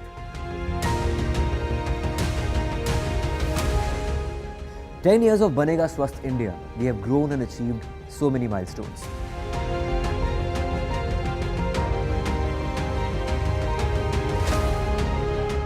And now I have a plan to beat the urgency, to stop breathing with difficulty, to relieve getting choked with inactivity.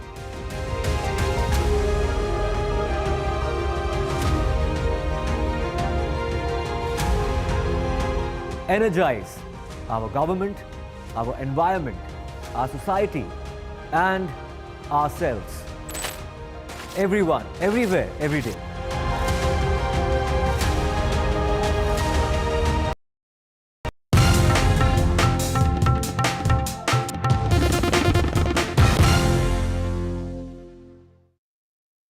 Hello and welcome to this special show on NDTV. We are coming to you from the lawns of the Sri Ram College of Commerce in Delhi, and I'm of course joined by students from the college.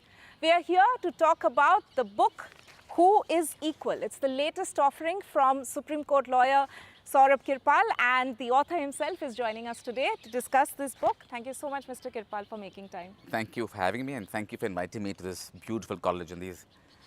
It's our pleasure. Yes, So, we'll of course begin by asking if you can summarize for our viewers and the audience here, what's your book about? Well, it's rather self-descriptive in one sense, which is the book is about equality. Or perhaps I should say the book is about inequality. It is about inequality in terms of caste, gender, sexuality, and religion, and how that affects different facets of one's life. So what is the meaning of inequality or equality or discrimination in education? How are the effects felt in terms of employment? How does a woman get the same rights in office at work as a man? In terms of marriage, issue close to my heart, how are different forms of marriages and within the marriage a dynamic of equality dealt with.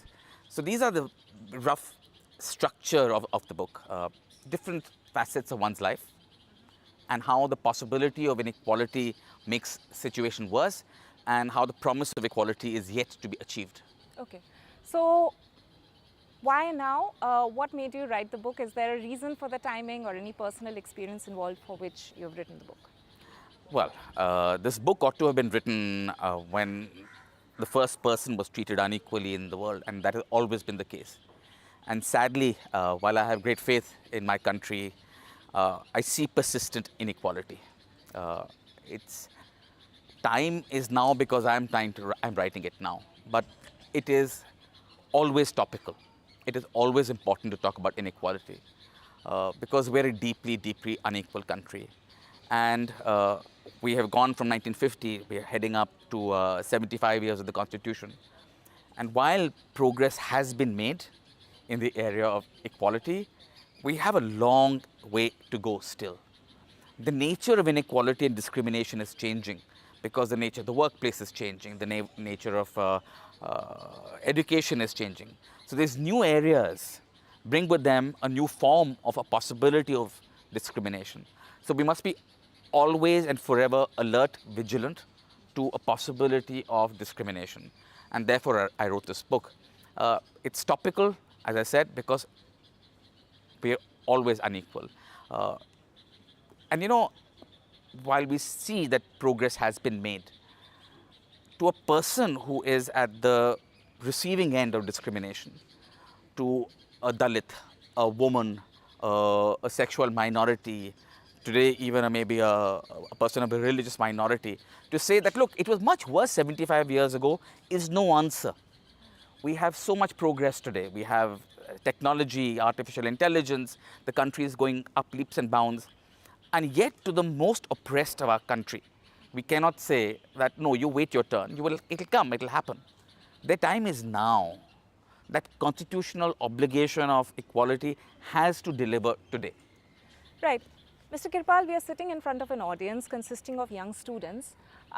They have grown up in the information age, in the digital age. Do you think that the information age is a great equalizer in a way? And I'm not arguing that things are better than what it was earlier. Of course, that will always be the case. But in terms of the fact that there's a lot more accessibility in, and also, people can voice themselves in multiple platforms. Do you feel that that's a bigger equalizer than what you and I, let's say, grew up with? Well, look, information of any form is a tool of empowerment. So certainly it empowers you to learn about how to remedy injustices when you see it. But if I may, I'll flip that question on its head and say that information is itself a source of discrimination, because there is in our country a digital divide. People in top-tier cities with English education or access to the internet have access to this information and therefore progress. You saw in the time of COVID, when all education went online, it was fine for the people from the best schools, the wealthiest families. But we're creating a digital divide where the people in rural India who may not have access to those devices, where maybe all members of a family share one phone and the son, the daughter, all the children have to use that phone to do education, that deepens the existing inequalities. Of course, as a tool, it can be used to empower also. But there have to be multiple investments. It can't be just one size fits all and then throw information at people and pretend equality will happen. All the other incidents of inequality will still have to be dealt with.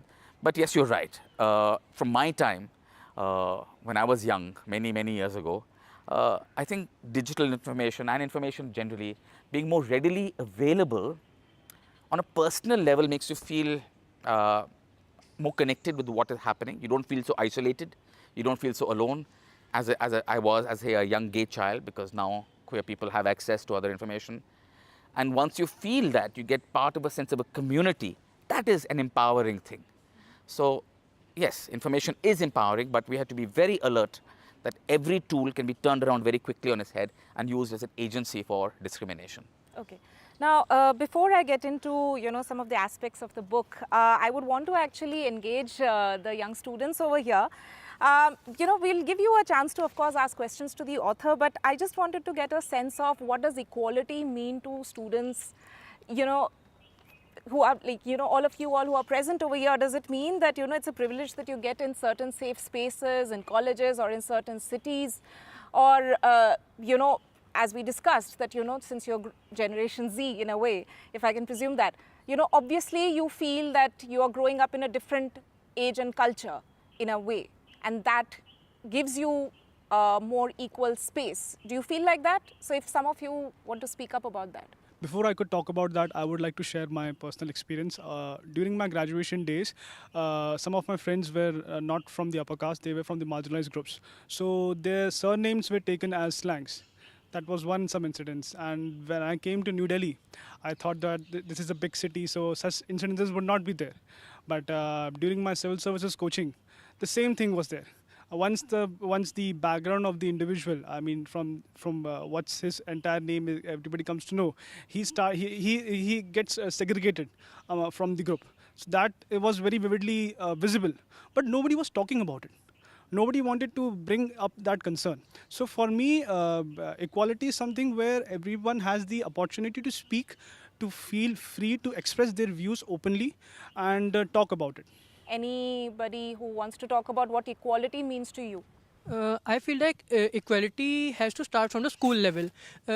Since I was in the school, the teachers always used to discriminate between the boys and the girls. They used to make them sit separately, and it was shown like if a boy is made to be sit with a girl, it is treated like a punishment. So it is made like that from the school level only, that their equality is not shown, and in the nursery rhymes or in the stories that we used to be teaching in the nursery level, they are all like like these only. So I feel that from the school level only, from a very young age, the discrimination exists. I want to hear from the girls, because I feel, for instance, there's a difference in equality that you would feel in terms of spaces as well. Like, I've lived in multiple cities. Sometimes a particular city gives you more equality to go out at certain times or wear whatever you want to, and other cities may not. That's a perception, of course, and everyone's experience may be different. But in terms of equality, as a very young girl studying in Delhi, any thoughts? Yeah, it was pretty difficult for my parents to send me here to Delhi to pursue my education. But they did because the opportunity was such. But I feel equality for me is first psychological, as to what do I feel in a space. What am I made to feel in a space, I would say. Because, yeah, the society operates such, the conditioning is so deep that I don't feel it first here. So my fight has been, how can I first feel equality here? I know it's just not a fight for me, but for the society as well. But yeah, it's psychological for me. Right. Thank you so much. So, these are young students. Of course, they've come from different parts of the country, but, they are living in an urban space. And we sometimes feel that these discriminations that you've spoken about doesn't exist in the urban space, or we don't refer to it as much, but that is a myth. That's something you've written about as well. Absolutely. I think, in fact, these get amplified in bigger cities. There are more people, there's more opportunity for discrimination. Whenever there are opportunities for discrimination as well. Recently, we were talking about caste, for instance, and that how there's caste awareness even in Delhi. I think it is only a person who's so upper caste that she or he can be completely oblivious of their caste, or pretend that, oh, I don't know my caste, no one knows of their caste, who knows of caste? Only an upper caste person would say that, because that lower caste person would certainly know their caste, because they'll be made to feel it every day. Not just in Delhi, not just in the north or the south, everywhere in India. The first thing that defines us really as a nation is caste, sadly. In terms of women, I mean, again, the lack of safety of women, which happens in a bigger city rather than a smaller town. I mean, it also happens there. It's not as though rural India is a haven for women. It certainly is not. But certainly even in cities, when you go on public transport and you're harassed and you can't access the same resources because you fear for your safety, that's a denial of equality. Since you referred to caste, so we'll begin with that, which you've written about. You've also argued in your book that the creamy layer, I mean, because referring to a recent Supreme Court order, that the quota within quota order of the Supreme Court, where the top court actually said that, we need to extend reservations for people who really need it still. It doesn't have to be a family inheritance in a way. But you've argued that there is valid reasons to even extend the quota to the creamy layer still. So why do you, what's your reason for that? Yeah. I think first one has to ask, why do you have quotas at all? Quotas exist not only because a particular individual is disadvantaged. Quotas exist because there is a systemic historical injustice which has pushed a particular caste so back for, not in terms of just economic status, but social status, that that person can't hope to compete on an equal level playing field as another person. So you may get the same schooling and have same amount of money as another person, for instance, if you're from an upper caste. But if you come from a family which has always seen themselves, as you said, as somewhat lesser, your self-confidence is so diminished because of that systemic injustice that you may be educated, but you come from a family where your grandparents, great-grandparents did not have that privilege. Therefore, you need quotas to remedy systemic imbalances. They're not focused on that person, but on history. So if quotas are attempting to remedy historical injustices, then to focus on a particular person today doesn't make sense, because that person may have come up in life through, but that person would still form a role model for other people of that community. So supposing you are from a Dalit caste, a subcaste, you would then be a role model for everybody else. They will want to aspire to that position. But if you say there's a creamy layer and you oust that person who may get that job, then you would never have icons developing within a particular community. That's one. Secondly, historical injustices will not be remedied in the form of individuals being targeted. Because why then have a reservation for a Dalit person or an OBC? Why not for a very poor upper caste man? But you have the 10% EWS reservation now, but what about a person who's just above that? When you start tailoring to individual experiences, that's when you go from affirmative action to a form of violation of equality. Quotas are necessary, but only justified because of the injustices that these communities faced in the centuries previous. In that context, how important do you feel an updated caste census is? It's imperative. Why do we run away from information and knowledge?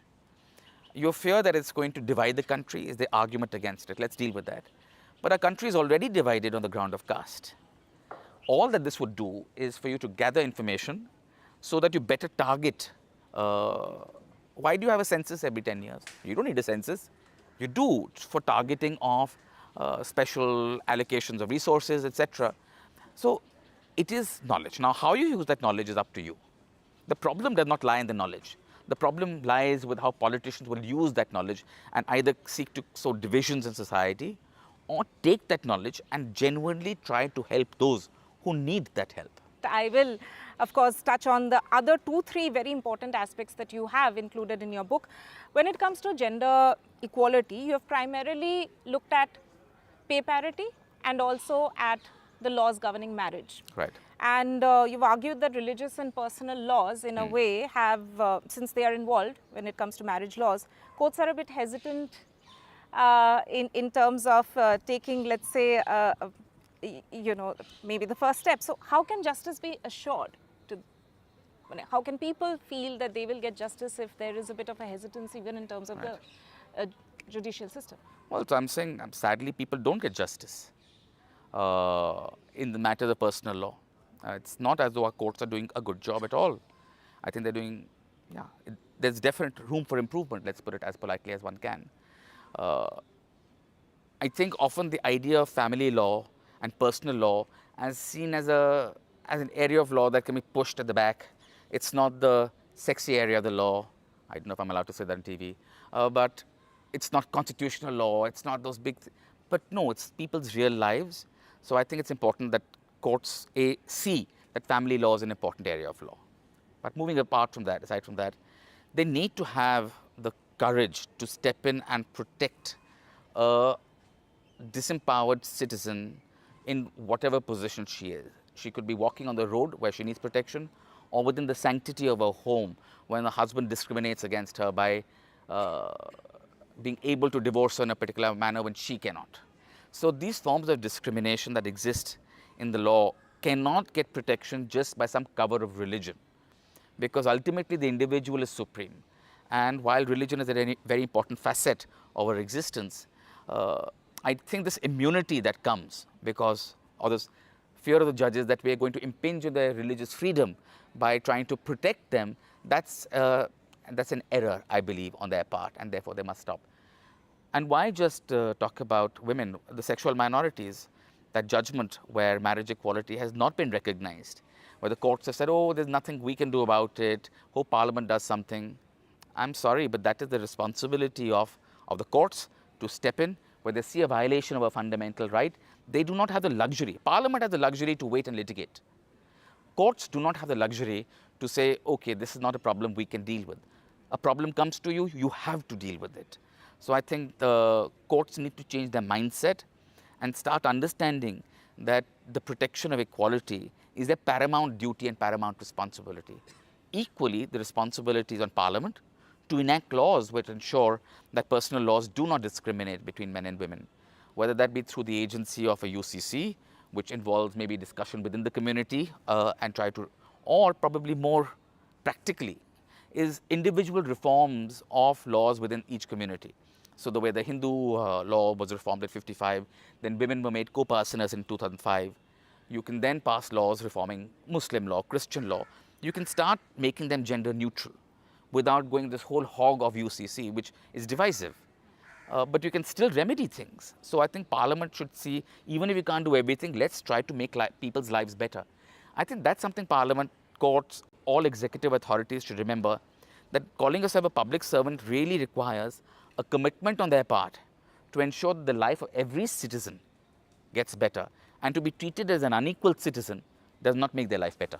Coming to queer rights, and it's a matter which is very close to your heart. You were one of the lawyers both in terms of the arguments and the case hearing in decriminalizing Section 377 and also in same-sex marriages. It took many years to decriminalize Section 377. Do you see a long battle ahead when it comes to same-sex marriages as well? Well, that is a question that is better answered by some astrologer or a soothsayer. Going by the fact that I'm a lawyer, going by the history, courts don't tend to move very fast. But I think in matter of queer rights, its time has come. The wait one had to undergo from 1947 till 2018, when Section 377 was read down, is not going to be the same as when marriage equality and queer rights are concerned. This country has changed. The youth of this country has changed. They don't understand why people discriminate on the ground of sexuality. Who I sleep with is my personal choice. It's no one else's concern, and therefore discrimination on that basis is also not anyone's concern. So the youth of today, I think, think differently. And the youth of today will become the opinion makers of tomorrow. It will increasingly become a political issue. We have seen that in the West, that where the courts initially led, politicians then followed, because not a small number of people, in the Suresh Kumar Kaushal judgment, where Section 377 was first upheld, the Supreme Court mockingly said the sexual minorities are a minuscule minority of this country. Well, actually, no. If you go by figures and numbers, there are a very large number of queer people. And more than that, queer people are also people's friends, relatives, brothers, cousins, uncles, employees, employers. So the sense of allyship that I see within the community, the straight community and the queer community, I think that's going to propel change. And it's going to be hard to put this genie back in the bottle. Mm-hmm. Do you think, inclusiveness and equality are two sides of the same coin? Do you think our society needs to move more towards inclusivity, and that in itself will lead to equality? See, inclusiveness is both a promise as well as a threat. When you are ousting people on a particular basis by saying you're a woman, therefore get out, you're a Dalit, therefore get out, that is the antithesis of equality and the antithesis of inclusivity, right? So failing to recognize, and the other flip side of that would be to force inclusivity. When you are forcing everyone to behave in the same way, to conform in the name of inclusivity, that's also the antithesis of inequality. When you say, well, yes, I know a Dalit is different from a non-Dalit or upper caste, but I'll treat you the same. Or, as I discussed, the hijab judgment.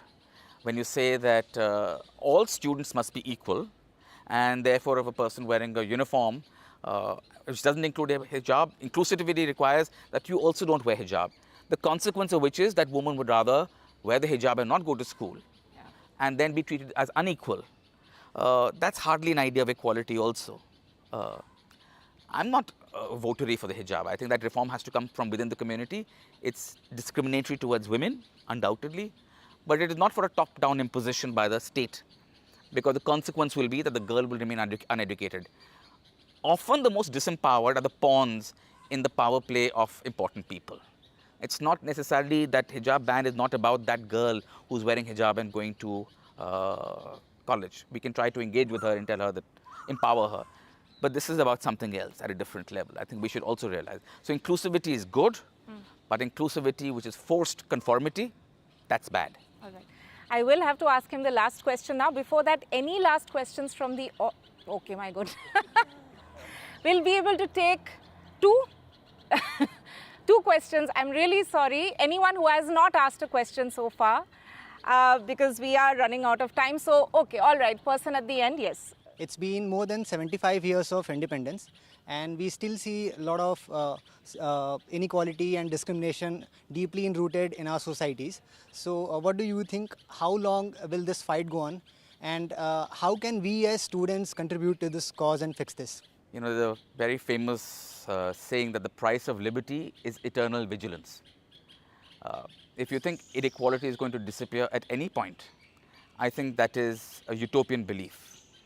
I believe it may be hardwired in the nature of humans to want equality. It's also almost hardwired to try to steal a march over someone else, have prejudices, have discrimination.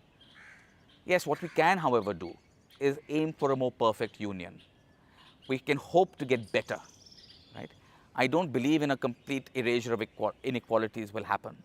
But the kinds of effects of inequality, the basis of inequality, that can be lessened.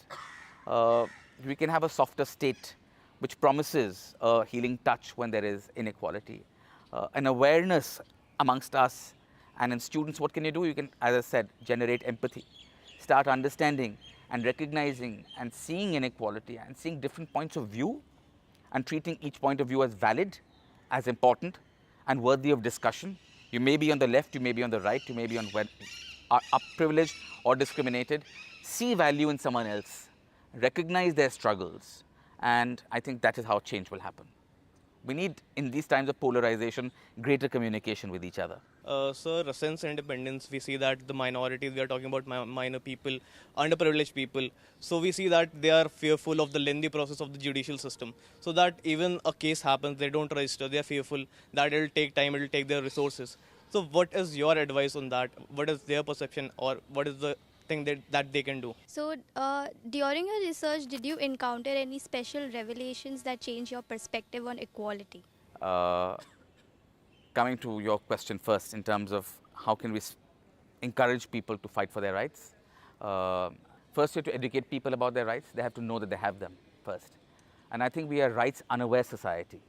People don't know what they are. Then we have a my-baap culture where the government is seen as this great benefactor and gives a largesse to those who need it. And you're so grateful to receive it, you're not going to go to court to fight for your what is. So we need education for that. We need the court system to become faster. So we need investment in it, both intellectual investment, but also pecuniary investment. We need infrastructure, we need more courtrooms, we need more judges. These things take money. So just simply saying appoint more judges is not going to be the answer if you don't have courtrooms for them to sit in. We need a fast investigative machinery for which we need better policing. We need higher number of policemen per capita, which is barely changed in India.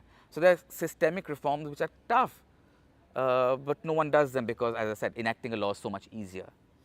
And as regards revelations, well, some, yes, there is a fair amount of data in my book. which points to the continuing inequality, particularly, say, gender in the workplace. There is the low rate of female workforce participation in India, and how we're regressing. That was a revelation to me. And one interesting snippet, and I'll end it with that, is that it's not just about economic growth. Curiously, research has shown that as women become richer, they drop out of the workplace.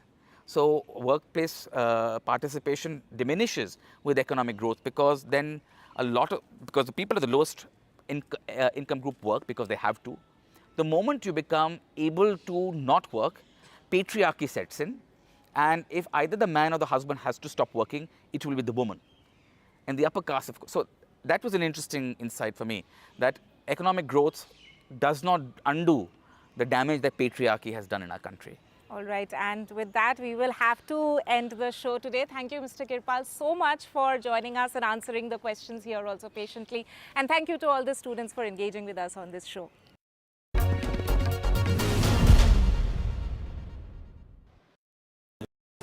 Stay informed and entertained with the new and updated NDTV News app.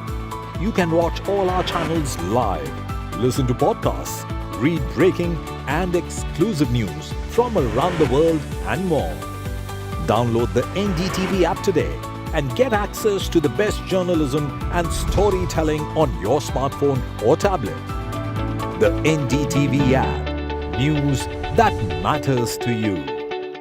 Landslide devastation in Kerala's Wayanad. Join NDTV's initiative. Donate for Kerala.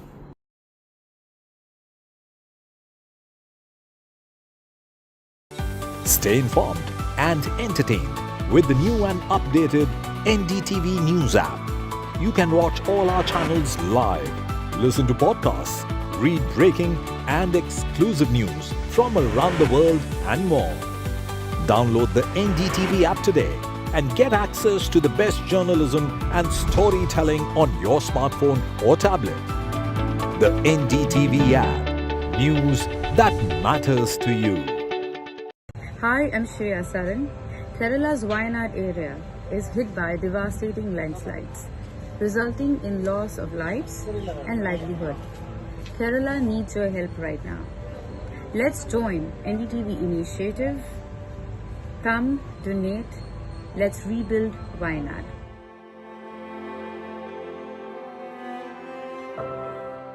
Landslide devastation in Kerala's Wayanad. Join NDTV's initiative. Donate for Kerala.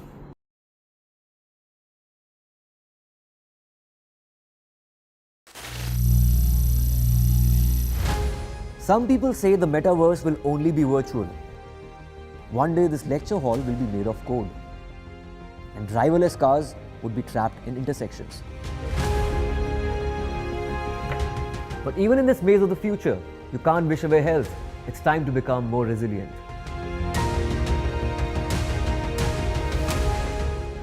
"10 years of Banega Swasth India, we have grown and achieved so many milestones.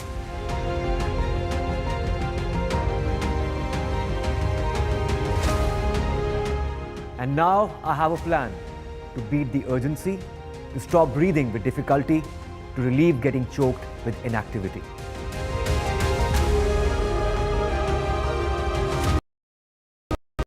Stay informed and entertained with the new and updated NDTV News app.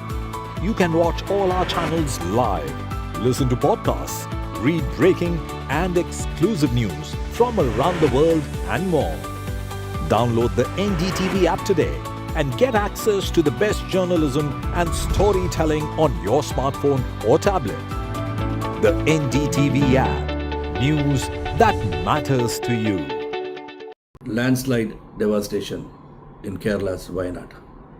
Join NDTV's initiative. Donate for Kerala.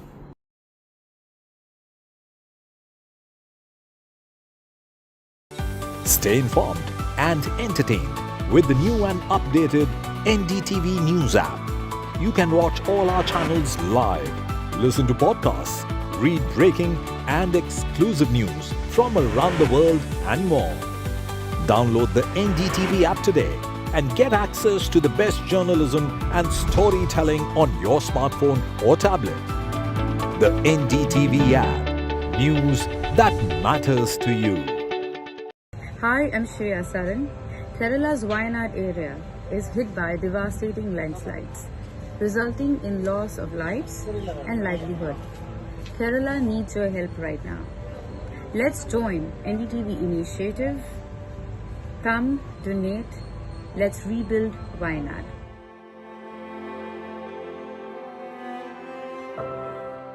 Landslide devastation in Kerala's Wayanad. Join NDTV's initiative. Donate for Kerala.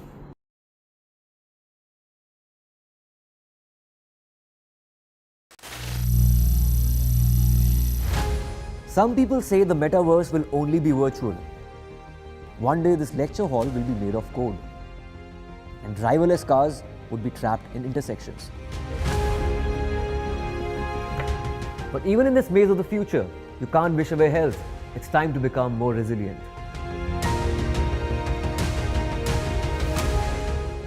"10 years of Banega Swasth India, we have grown and achieved so many milestones.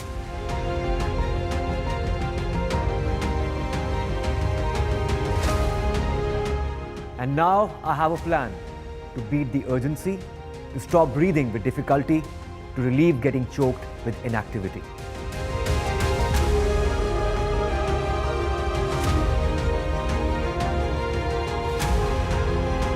Energize our government, our environment, our society, and ourselves. Everyone, everywhere, every day.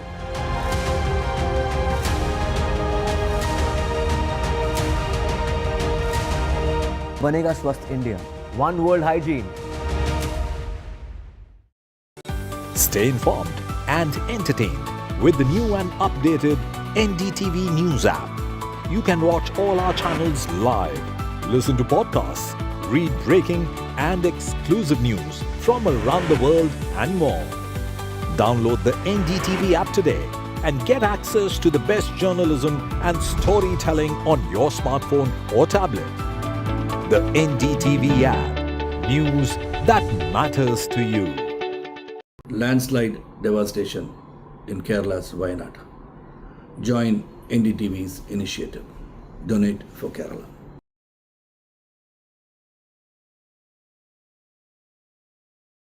Stay informed and entertained with the new and updated NDTV News app. You can watch all our channels live, listen to podcasts, read breaking and exclusive news from around the world and more.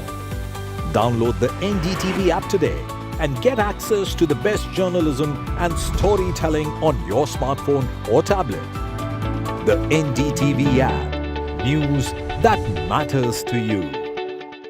Hi, I'm Shreya Saran. Kerala's Wayanad area is hit by devastating landslides, resulting in loss of lives and livelihood. Kerala needs your help right now. Let's join NDTV initiative. Come, donate. Let's rebuild Wayanad.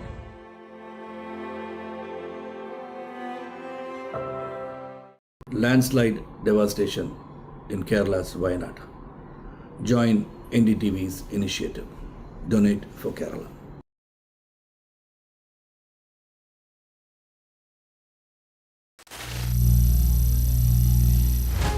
Some people say the metaverse will only be virtual. One day this lecture hall will be made of code, and driverless cars would be trapped in intersections.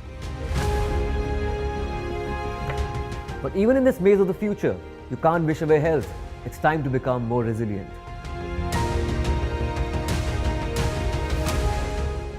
"10 years of Banega Swasth India, we have grown and achieved so many milestones.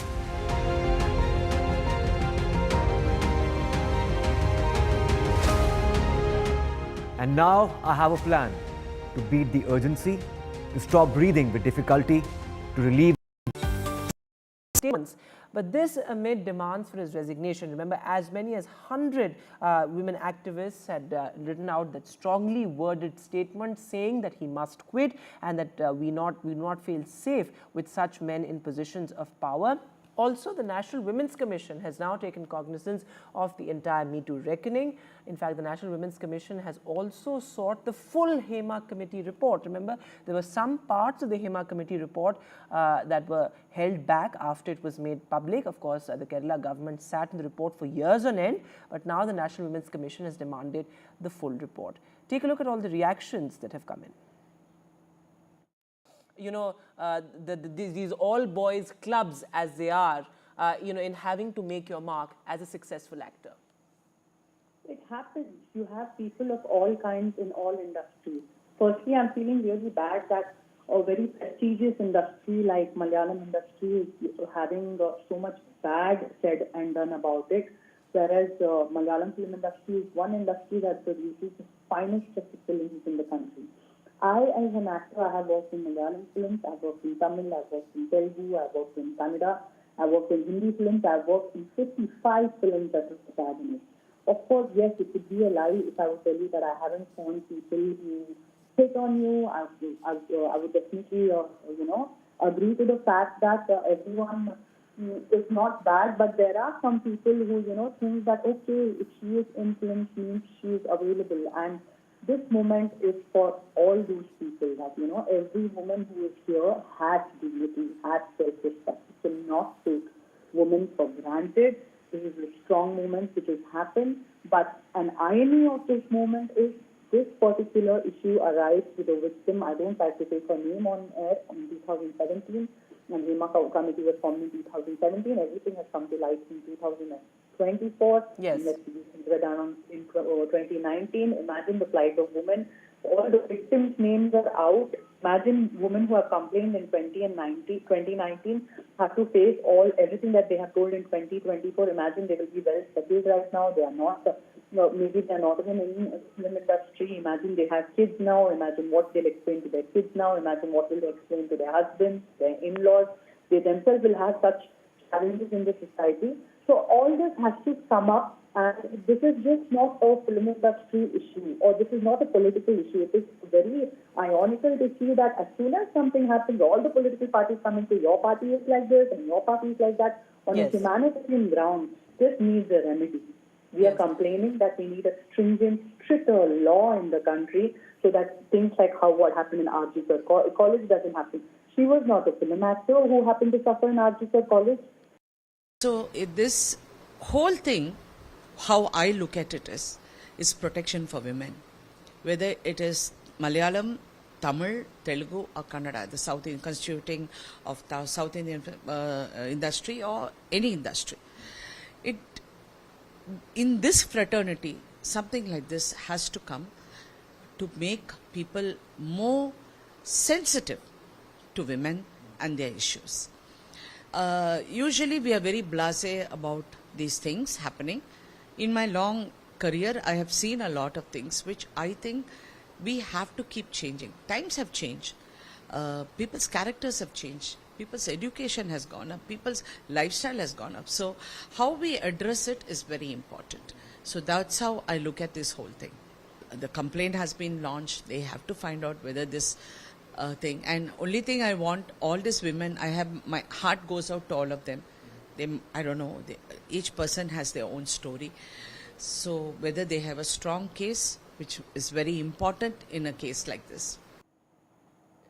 So all those reactions coming in, this as the pressure is growing on the left government to act. Who will really fix accountability, given the fact that so many women have had to come out and talk about what happened to them in sordid details. But certainly a demoralizing message being sent out by CPIM and the left front government, given the fact that you have the CPIM backing Mukesh. In fact, in a press conference today, the CPIM also said that, well, others with similar charges have not stepped down, given the fact that there are several Congress-linked lawyers and legislators who have also come under the scanner in the MeToo movement. Meanwhile, actor and ex-Amma chief Mohanlal has spoken out as well. This is the first time he has actually spoken out on the entire MeToo controversy ever since he stepped down and ever since the Hema Committee report came out in the public domain. In fact, Mohanlal said that, well, as far as the MeToo movement is concerned, I am not running away and that perpetrators must be punished. Though, of course, there have been demands from within the Malayalam film industry as well for him to not just step down, but also take action on those accused. Listen in. Hema Committee report. വളരെയധികം സ്വാഗതാർഹമാണ്. ഞാൻ 2 പ്രാവശ്യം ആ കമ്മിറ്റിയുടെ മുമ്പിൽ പോയിരുന്ന് സംസാരിച്ച ആളാണ്. അതിന് ഒളിച്ചോടി പോയിട്ടില്ല. എൻ്റെ വ്യക്തിപരമായ കാരണങ്ങൾ. ഞാൻ കഴിഞ്ഞ കുറേ നാളുകളായിട്ട് കേരളത്തിലില്ലായിരുന്നു. ഞാൻ ഗുജറാത്തിലായിരുന്നു, പിന്നെ ബോംബെയിലായിരുന്നു, മദ്രാസിലായിരുന്നു. അതിലേറ്റവും പ്രധാനപ്പെട്ട ഒരു കാര്യം എന്ന് പറഞ്ഞാൽ എൻ്റെ ഭാര്യയുടെ ഒരു സർജറിയുമായി ബന്ധപ്പെട്ട് എനിക്ക് ഹോസ്പിറ്റലിൽ ഇരിക്കേണ്ടി വന്നു. അപ്പോൾ ദയവ് ചെയ്ത് ഈ ഒരു ഫോക്കസ് ഞങ്ങളിലേക്ക് മാത്രമായി ഈ സിനിമ ഇൻഡസ്ട്രിയെ തകർക്കരുത് എന്നൊരു അഭിപ്രായം എനിക്കുണ്ട്. Absolutely shocking there. But looking now at some other news, well, in Maharashtra, 4 police officers have now been suspended after this video went viral. In fact, this video shows a clear case of cops turning criminals. In fact, these 4 police officers from Khar were seen clearly planting evidence on this man. In fact, they're trying to put those packets of drugs in his pocket. So this video has now gone viral. In fact, after this video went viral, 4 police officers have been suspended. But shocking case of planting evidence there in the name of drug seizure. Certainly, this is an illegal action that has now been revealed by the CCTV footage, and on social media, a lot of outrage over this as well. But the Maharashtra police was quick to act on this, certainly, given the fact that it took cognizance of the viral video, and then the 4 police officers were suspended. In fact, my colleague Paras Zama is now joining us live on the phone line. So, Paras, the Mumbai police have now suspended these 4 police officers. Rightly said, Vedant. The 4 officer who was seen in CCTV doing the thing which is not good for the local public. In this entire case, one thing has came into light. The person who was in Santa Cruz area, the Kalina area of Mumbai, where on Friday this all officer went and started searching him for drugs. We can see clearly in CCTV that officer has put something in the pocket of the victim, and after that they were trying to arrest him. So right now what Mumbai police has done is has suspended this 4 officer which we had seen in the CCTV, and now the thorough investigation is on in this entire matter. This is very interesting to see why this 4 police officer was trying to frame that person, because it is very important to see what has happened.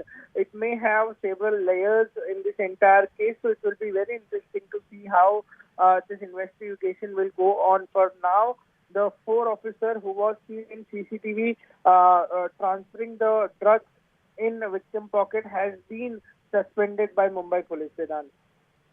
Paras, thanks very much for joining us with the latest there. Absolutely shocking how these police officers were caught planting evidence on a man in Khar. But with that, we'll take a short break now. News continues on the other side.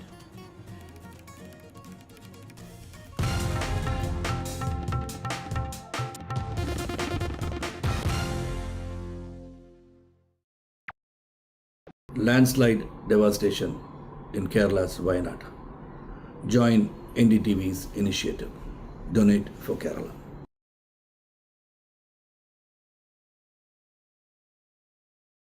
Stay informed and entertained with the new and updated NDTV News app. You can watch all our channels live, listen to podcasts, read breaking and exclusive news from around the world and more. Download the NDTV app today and get access to the best journalism and storytelling on your smartphone or tablet. The NDTV app. News that matters to you. Hi, I'm Shreya Saran.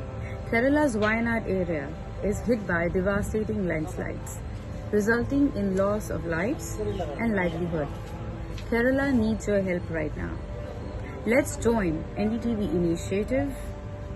Come, donate, let's rebuild Wayanad.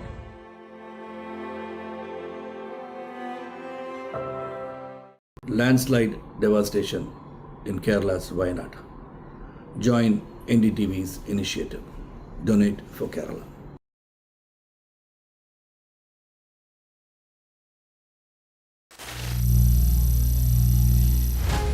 Some people say the metaverse will only be virtual.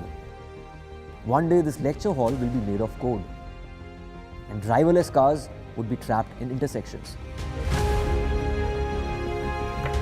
But even in this maze of the future, you can't wish away health.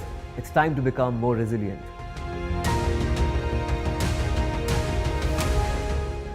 10 years of Banega Swasth India, we have grown and achieved so many milestones.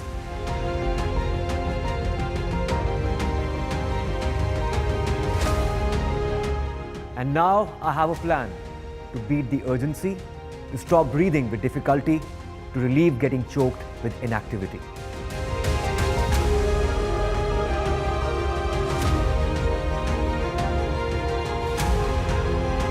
Energize our government, our environment, our society, and ourselves. Everyone, everywhere, every day.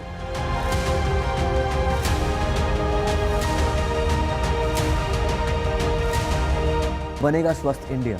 One world hygiene. Stay informed and entertained with the new and updated NDTV News app. You can watch all our channels live, listen to podcasts, read breaking and exclusive news from around the world and more. Download the NDTV app today and get access to the best journalism and storytelling on your smartphone or tablet. The NDTV app. News that matters to you. Landslide devastation in Kerala's Wayanad. Join NDTV's initiative. Donate for Kerala.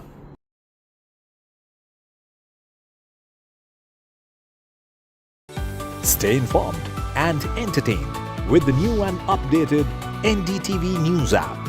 You can watch all our channels live, listen to podcasts, read breaking and exclusive news from around the world and more. Download the NDTV app today.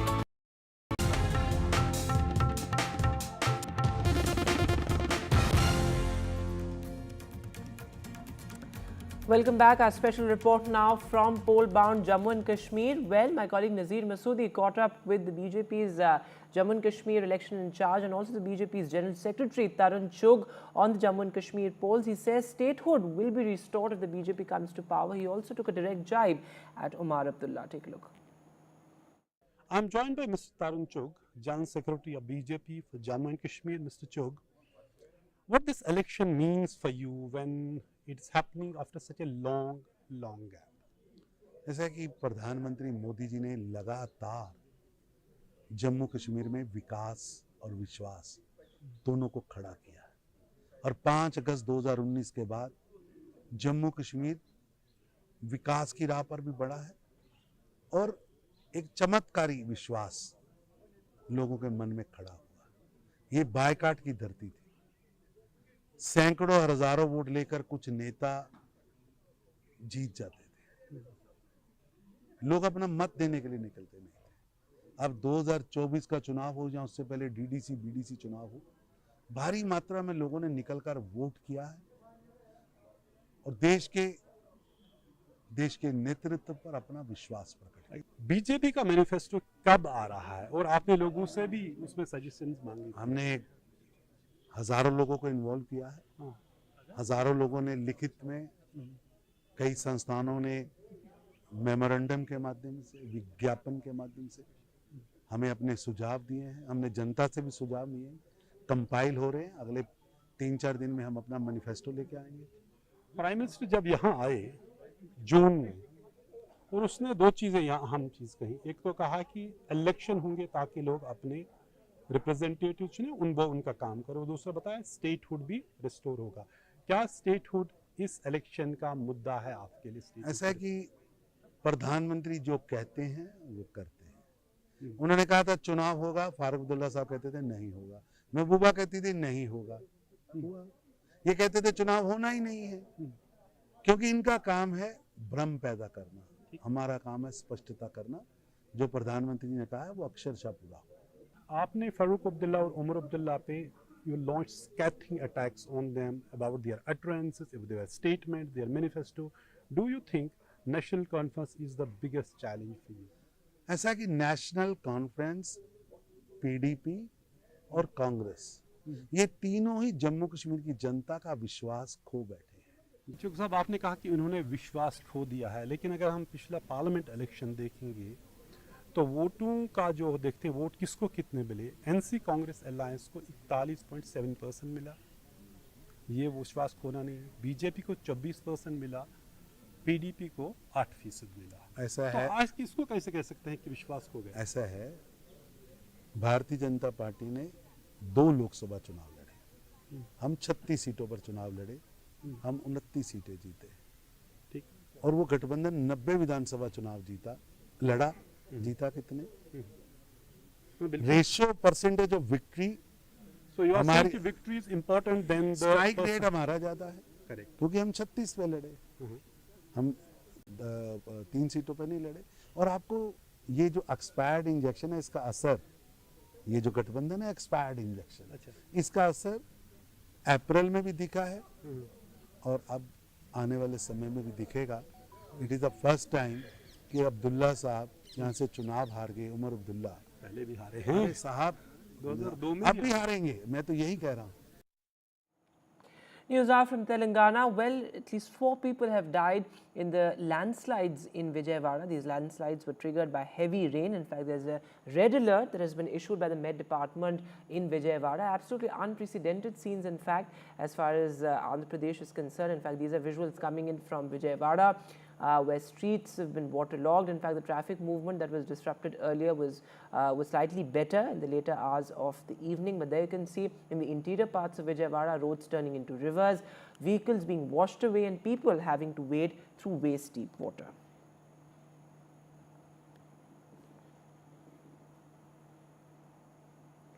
And in some other news now, well, Union Minister Giriraj Singh has claimed that he was attacked during an event in Begusarai. In fact, that video has now gone viral on social media as well. Giriraj Singh claims that the attacker, the alleged attacker in this particular case, used abusive language on him as well and had a revolver in his hand. But there you can see those dramatic scenes coming in from a political event in Bihar's Begusarai. And now India's star at the Paralympics. Well, Preeti Pal has truly scripted history by winning India its first track medal at the Paralympics. She won a bronze medal and she says, I want to change the color of my medal in my next bout. Take a look. अब तो एकदम generation next हो और मैं जानता हूँ आपकी जो गुरु हैं, एक तरह से आइडल हैं, सिमरन, जो कि वर्ल्ड चैंपियनशिप में उन्होंने ट्रैक में कुछ दिनों पहले मेडल जीत के तहलका मचाया। आपने उनसे बाजी मार ली, आप तो पहले ही जीत गए। सर पहले नहीं कह सकते हैं सर, मेरा इवेंट पहले से, तो इसलिए पहले मेरा मेडल आ गया है। हाँ। अगर उनका होता तो उनका आता ऑफ कोर्स। हाँ। तो सिमरन तो खुश हुई, आप तो बता रही थी कि रोने लगी सर। वो इवेंट जैसे मेरा फिनिश हुआ, हाँ। मैं कह रही थी हेलो तो मिला लो, वो रोई जा रही है। हाँ, खुशी में खुशी की आंसू थे सर उनके, और वो बहुत खुश है। और अभी ये होता है ना कि जब एक मेडल आ जाता है तो नर्वसनेस और हो जाती है कि अभी मेरा इवेंट भी आ गया है। अभी उनका इवेंट है 4 को, उनका भी गोल्ड या सिल्वर तो पक्का ही है सर उनका मेडल। और आपका भी अभी एक इवेंट? अभी मेरा एक इवेंट कल है इवनिंग में 7:30 बजे, और उसमें मैं भी अपना इस मेडल का कलर चेंज करना चाहती हूँ। तो इंस्टा की फ्लाइंग क्वीन है, इंडिया के जो एक्चुअली फ्लाइंग क्वीन है, पीटी उषा तक 4th नंबर पर रही थी और उनसे आगे निकली हैं पैरा बॉडीज़ में। तो ये सर आप तो कोच हैं, हेड कोच हैं सत्यनारायण सर, आप खुद भी भागते थे 1500 में। कभी ज़िंदगी में सपना देखा था कि कोई ट्रैक पे इंडियन कहीं भी जीत सकता है? जीतने का हमारा पास इंडिया में दम है हमारा। नहीं, आप जब खेलते थे कभी देखा था? नहीं, देखो पीटी उषा 1984 में लॉस एंजलिस में 4th था, एंड अगेन मिल्खा सिंह भी 4th आया, श्रीराम सिंह 5th आया। ये वाज एक दिन वो वर्ल्ड रिकॉर्ड होल्डर भी था, अल्बर्टो जॉनसन का साथ थे, बेचारे का जूता भी नहीं था 800 मीटर से। अभी क्या है, ये मोटिवेशन होता है, दूसरा लोग हम भी जीत सकता बोल के एक सभी खिलाड़ी ये इकोसिस्टम तो बना है हमारे यहाँ, जहाँ पे हम जीतने की सोच रहे हैं। जैसे आप कह रहे थे कि जितने खिलाड़ी आए फाइनल में जरूर पहुंचे। मेरा खिलाड़ी लोग ये भी अभी भी बता रहा है, इवन सिमरन है, इवन भाग्यश्री है, इवन हमारा प्रीति पाल है, अगेन दीप्ति है। हम लोग लड़की लोग में 5 मेडल एक्सपेक्ट कर रहा है। मेडल वो बहुत ज़्यादा चांसेस है। ये सिमरन और प्रीति का कोच है मिस्टर गजेंद्र सिंह है।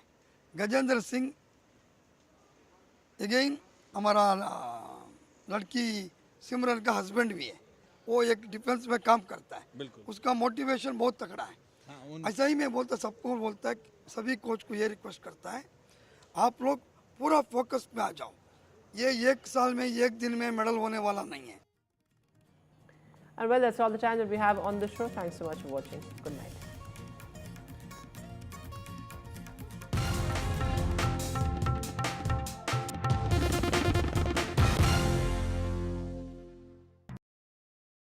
Hi, I'm Shreya Saran. Kerala's Wayanad area is hit by devastating landslides, resulting in loss of lives and livelihood. Kerala needs your help right now. Let's join NDTV initiative. Come, donate. Let's rebuild Wayanad.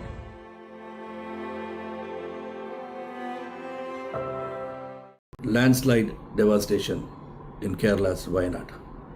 Join NDTV's initiative. Donate for Kerala.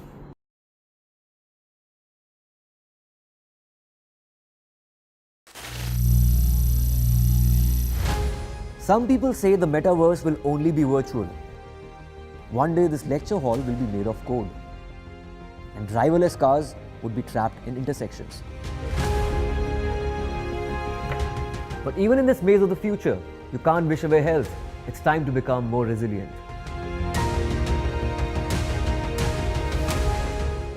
"10 years of Banega Swasth India, we have grown and achieved so many milestones.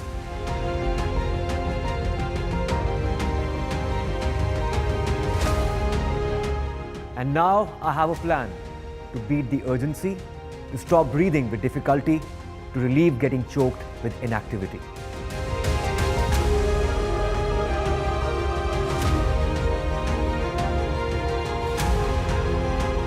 Energize our government, our environment, our society, and ourselves. Everyone, everywhere, every day.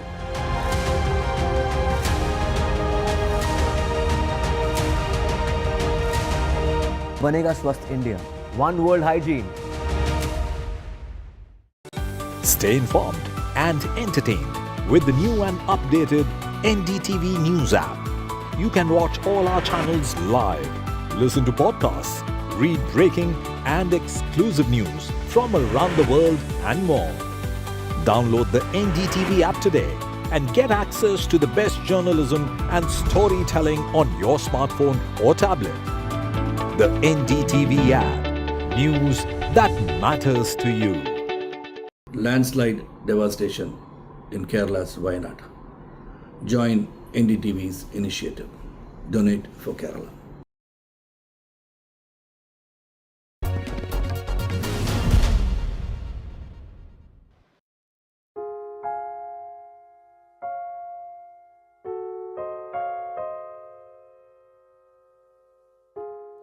Words are power, words are magic, words are fun, words are sexy, words can move you to tears, words can make you laugh, and words can do everything.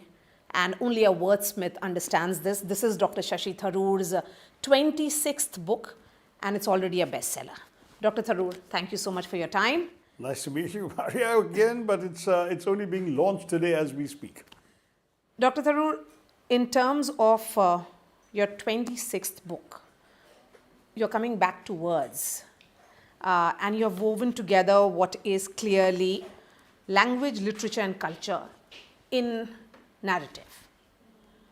I mean, someone who is a wordsmith and loves playing with words, perhaps the only member of parliament or a parliamentarian all over the world who loves to do or who loves to create words.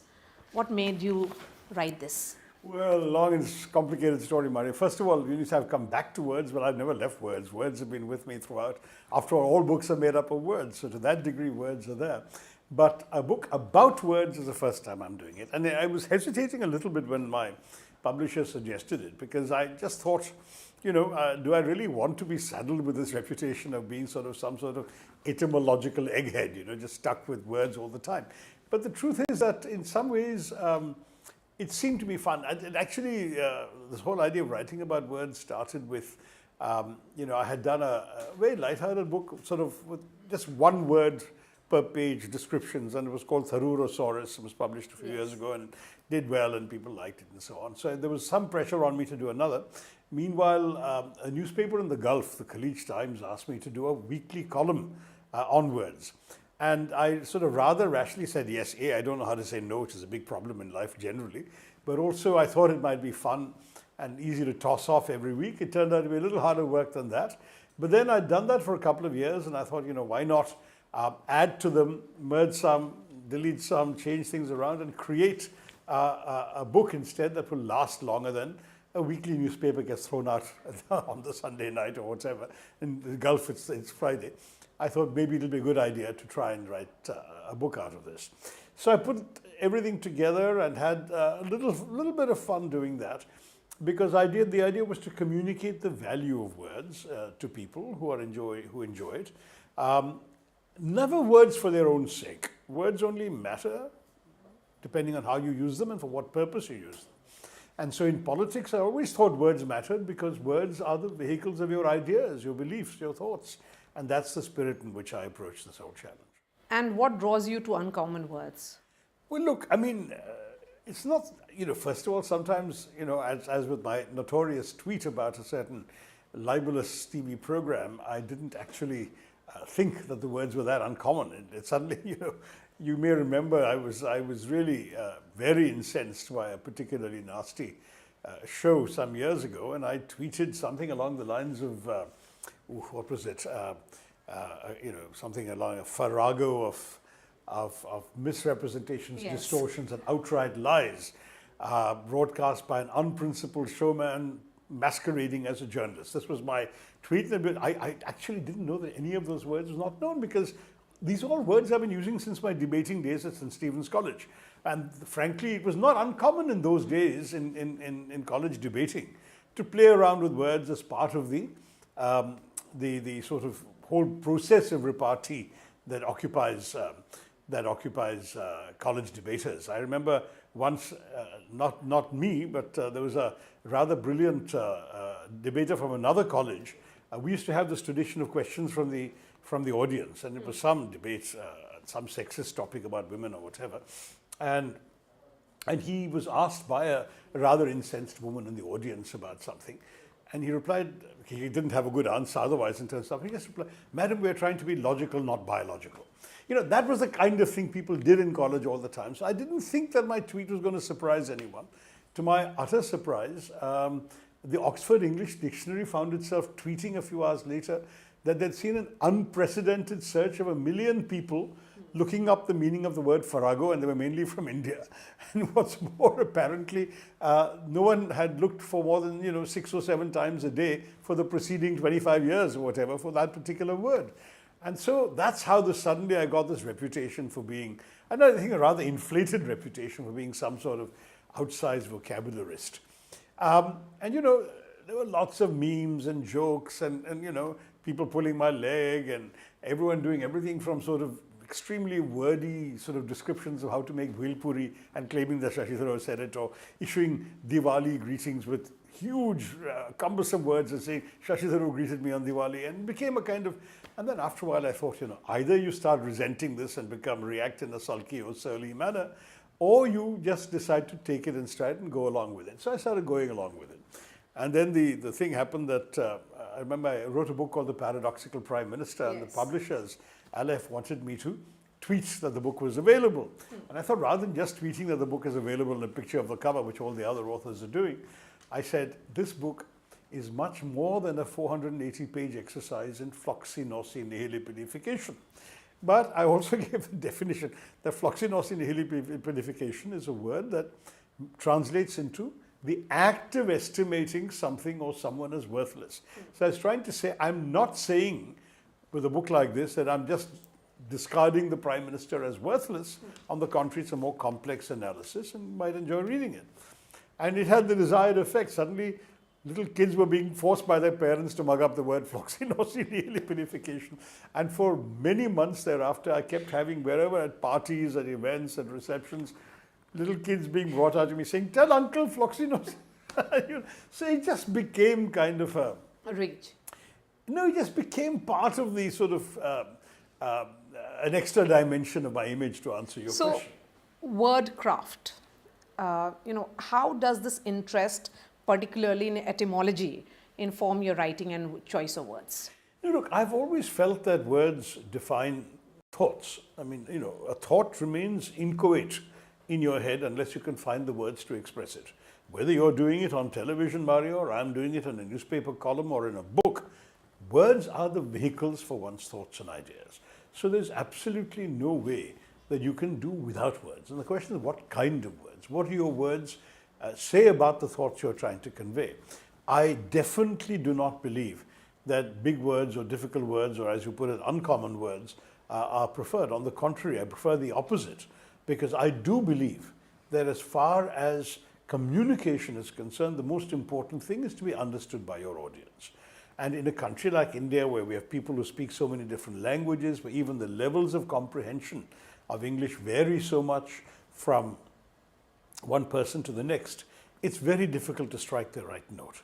So something which may work well when read in a serious newspaper or whatever, may defeat an unwary listener who hasn't had that kind of language. But that's the challenge you're constantly trying to find. This fascinating etymological discoveries, if I may say, does it have to do with research?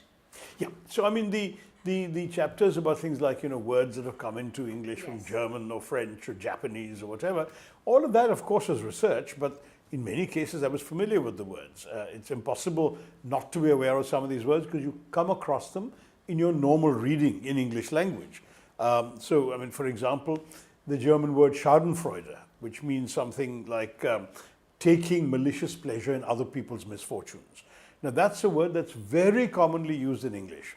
The irony is there is an equivalent in English, but no one uses it in English. So there's a word called epicaricacy, which means the same thing, and which is derived from Greek. Schadenfreude is German.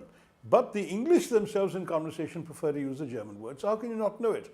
And then, so I've got a little chapter about words that have come into English that way. Zeitgeist, leitmotif. These are all German words that you actually find yourself using in English quite unconsciously. French even more, because the English are the descendants of the Normans who crossed over into England, that defeated William, William the Conqueror defeating King Harold in England, 1066 and all that. And then they merged with the local population of Anglo-Saxons, and the English language therefore had a lot of French Norman influence.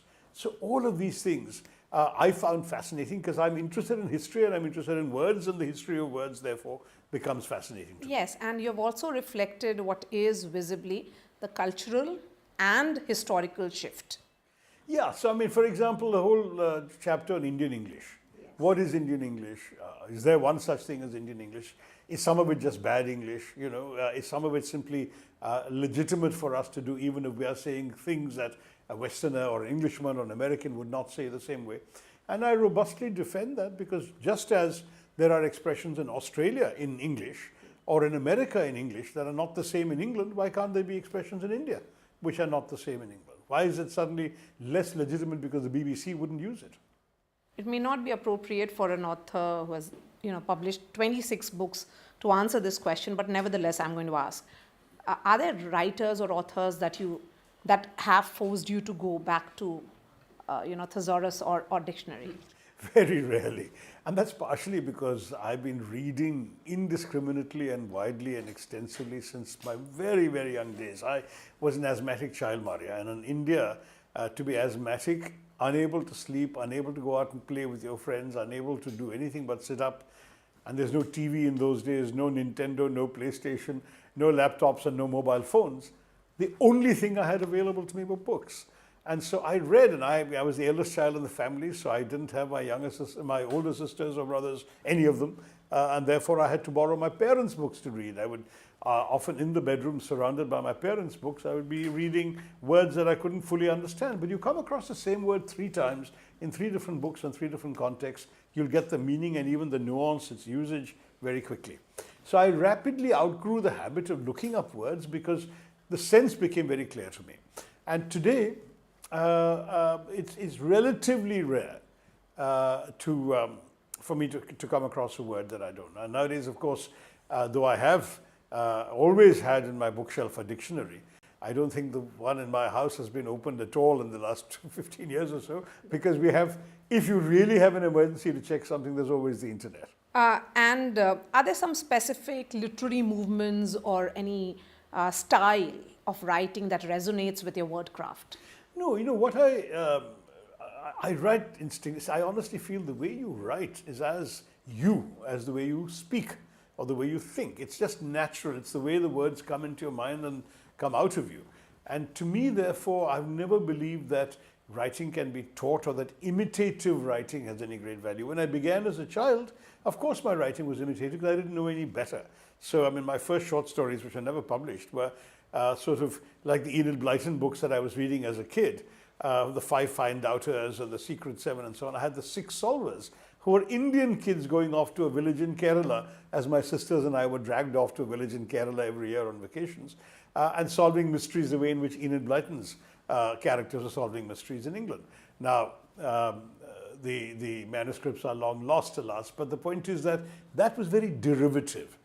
But then I realized it's better to be yourself and write in your own way. And after a while, because I was getting published from a very young age, my first articles appeared in print from the time I was 10, short stories as well as articles. I just evolved my own style from the process of writing. I went through a phase of using unnecessarily big words, simply because I loved words, and then I realized that there's no point writing words that people can't understand amongst your readers. And so by and large, I would like to think that I've been giving the right emphasis to communicating and being understood through my words. Every once in a while, I may use a word that perhaps the majority of my readers may not understand, and therefore they should be free to look it up.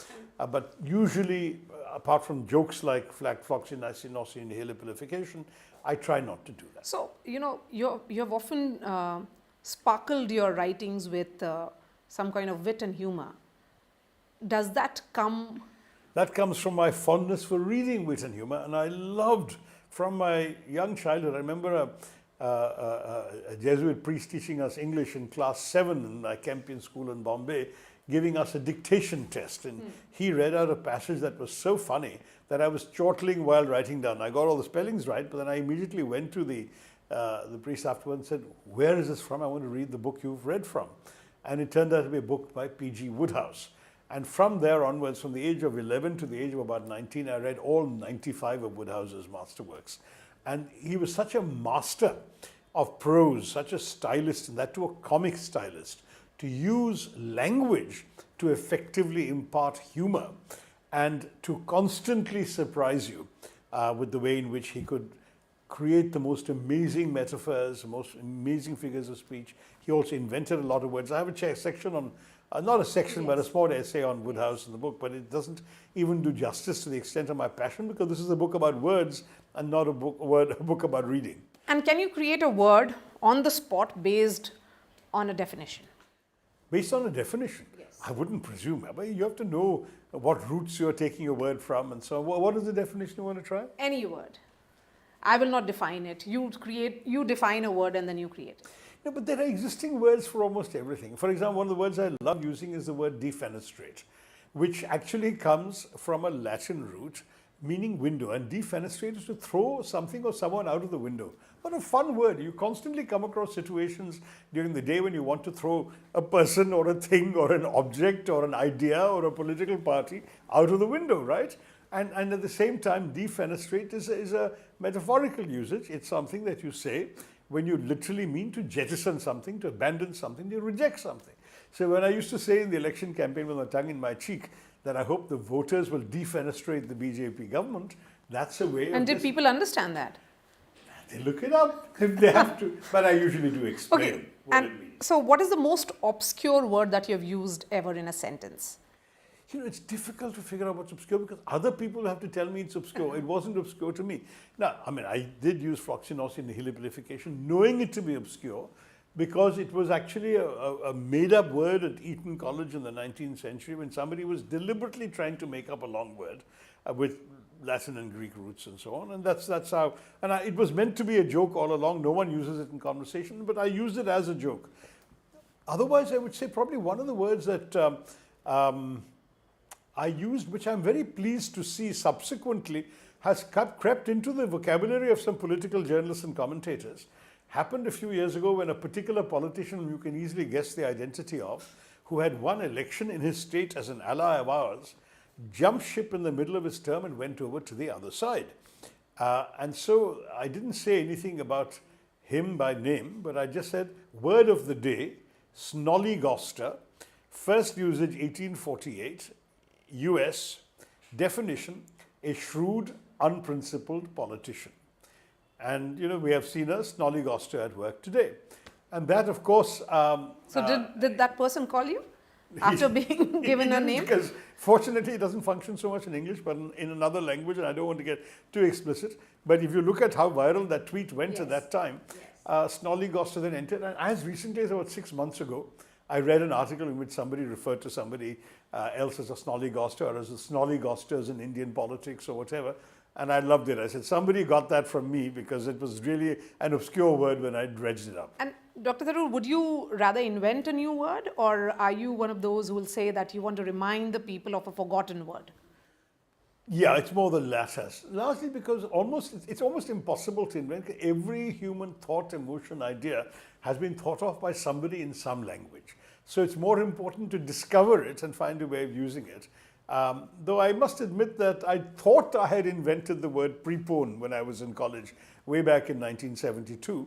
And it's become hugely popular. Then when I wrote about this, I learned again from the Oxford English Dictionary wrote to me, saying actually there were 2 recorded usages of the word prepone before me. And one went back 100 years to a letter that somebody had written. And another came back from an Indian source at the Indian Science Congress or something. It's in the book. Where they had used the word prepone. So I immediately confessed in public, I'm not the originator. Maybe I can get some credit for being a popularizer of the word. But anyway, I think it's a very useful word. In English, the only way you could say to move an appointment forward is to say that, or to say to advance an appointment. But just to say I preponed it is so much simpler. Yes. If And you it's can being postpone, used. why can't you prepone? Yes. But it literally did not exist until you popularized it. Well, in India I popularized it, but it came, it exists Okay, so in this book, who's your target audience? Are these India. those children who come and say that I can pronounce a particular word, or is it about the authors, the new writers? It's Indians who love language, but definitely the publishers, as you can see from the cover illustration, are also hoping that some children will be guided in their learning of words by the book or by their parents, talking to them about the book and from the book. So yeah, you can't be too young and read it because it's written in an adult voice. And it can be read by adults without feeling anyone is talking down to them, which if an adult reads a children's book, you often feel, why are they talking down to me? So this is written very much for other English-speaking adults. But it can certainly also be helpful to young people. So it's more of a language learning tool that you're giving to... It can be, but it's sometimes just a pleasure. If somebody already is very comfortable with the English language but enjoys the language, you're bound to come across some stories in the book, anecdotes, word origin stories, whatever, that you didn't know. Because even I, in researching them, found things that I didn't know. So why not dip into the book for that kind of joy? Dr. Tharoor, let's end this conversation with something that I asked ChatGPT. And I asked the specific question that how is Dr. Tharoor known? And then it came that his writing style is characterized by depth and nuance. And then it said, he explores complex ideas with clarity and sophistication. And then it went on to say that Dr. Tharoor's love for words is evident because you have created a lot of obscure words, including thixotropy. I didn't. That is not a word I've used. And rodomontade? Rodomontade I did, but I used it in order to say that I don't use it. In other words, I said, I prefer direct words that can be clearly understood rather than the most obscure or rodomontade ones. Rodomontade is kind of roundabout, garrulous, grandiloquent kind of vocabulary, which is not something I particularly want to use. So ChatGPT actually acknowledges you and your mastery of language and words. So thank you so much. I'm glad to hear it, and more important that you acknowledge me. Thank you, Maria. Thank you so much, sir. Thank you.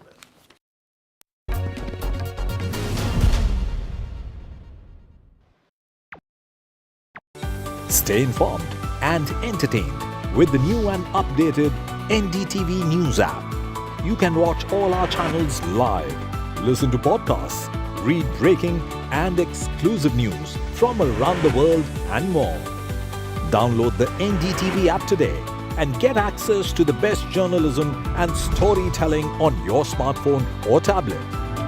The NDTV app. News that matters to you. Hi, I'm Shreya Saran.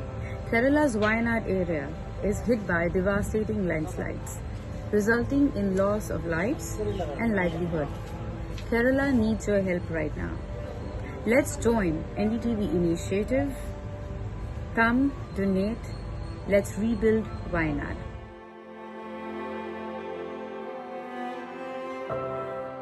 Landslide devastation in Kerala's Wayanad. Join NDTV's initiative. Donate for Kerala.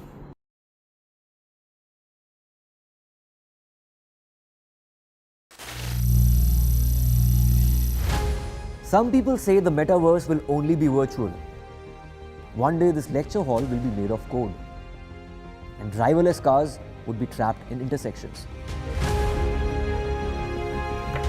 But even in this maze of the future, you can't wish away health. It's time to become more resilient.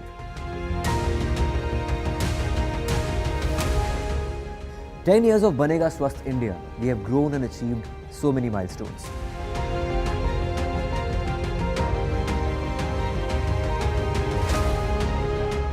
And now I have a plan to beat the urgency, to stop breathing with difficulty, to relieve getting choked with inactivity.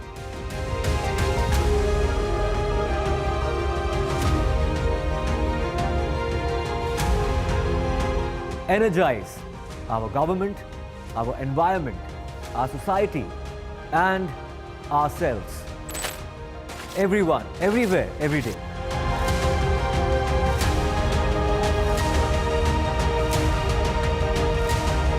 Banega Swasth India. One world hygiene.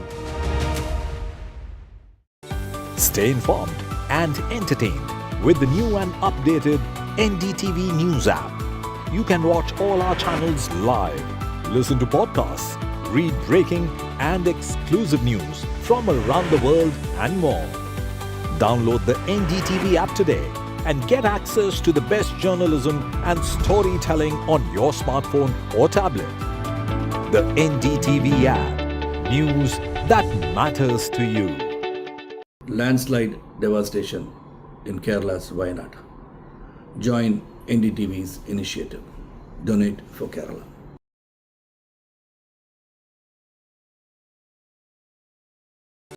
Stay informed and entertained with the new and updated NDTV News app.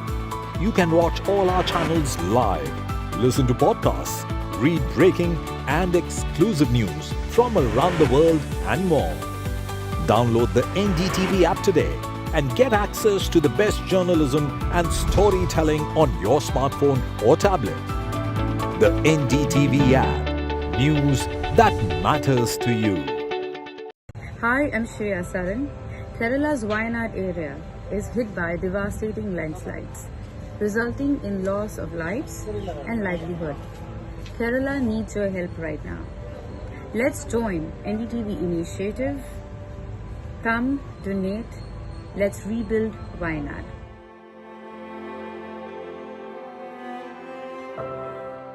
Landslide devastation in Kerala's Wayanad. Join NDTV's initiative. Donate for Kerala.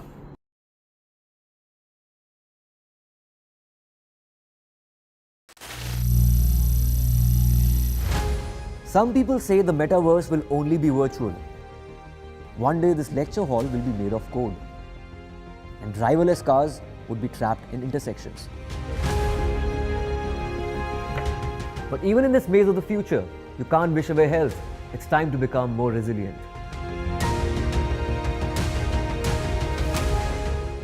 "10 years of Banega Swasth India, we have grown and achieved so many milestones.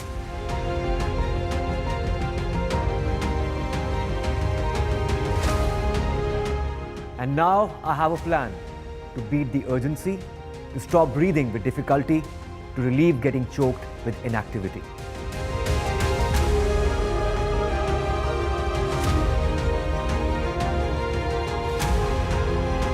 Energize our government, our environment, our society, and ourselves.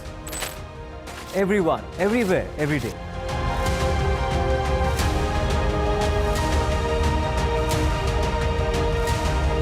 Banega Swasth India. One world hygiene. Stay informed and entertained with the new and updated NDTV News app. You can watch all our channels live, listen to podcasts, read breaking and exclusive news from around the world and more. Download the NDTV app today and get access to the best journalism and storytelling on your smartphone or tablet. The NDTV app. News that matters to you. Landslide devastation in Kerala's Wayanad. Join NDTV's initiative. Donate for Kerala.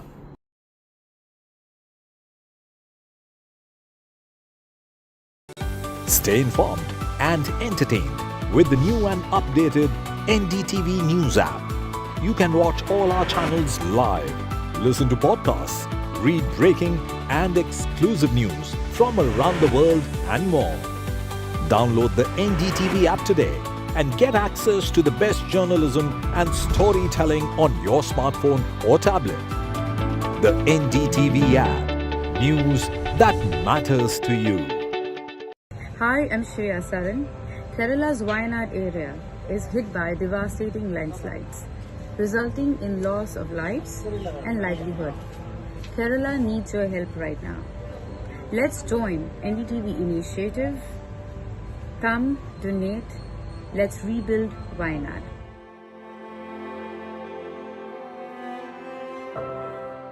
Landslide devastation in Kerala's Wayanad.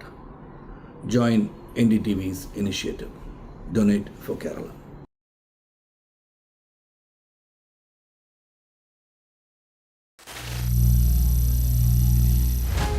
Some people say the metaverse will only be virtual. One day this lecture hall will be made of code, and driverless cars would be trapped in intersections. But even in this maze of the future, you can't wish away health. It's time to become more resilient.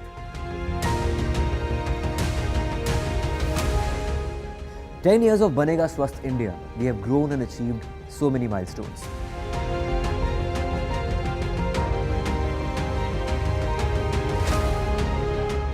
And now I have a plan to beat the urgency, to stop breathing with difficulty, to relieve getting choked with inactivity.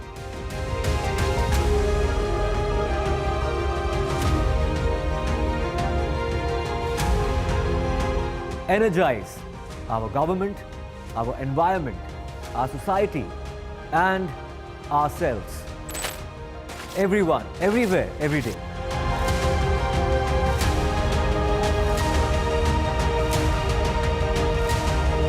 Banega Swasth India. One world hygiene. Stay informed and entertained with the new and updated NDTV News app. You can watch all our channels live, listen to podcasts, read breaking.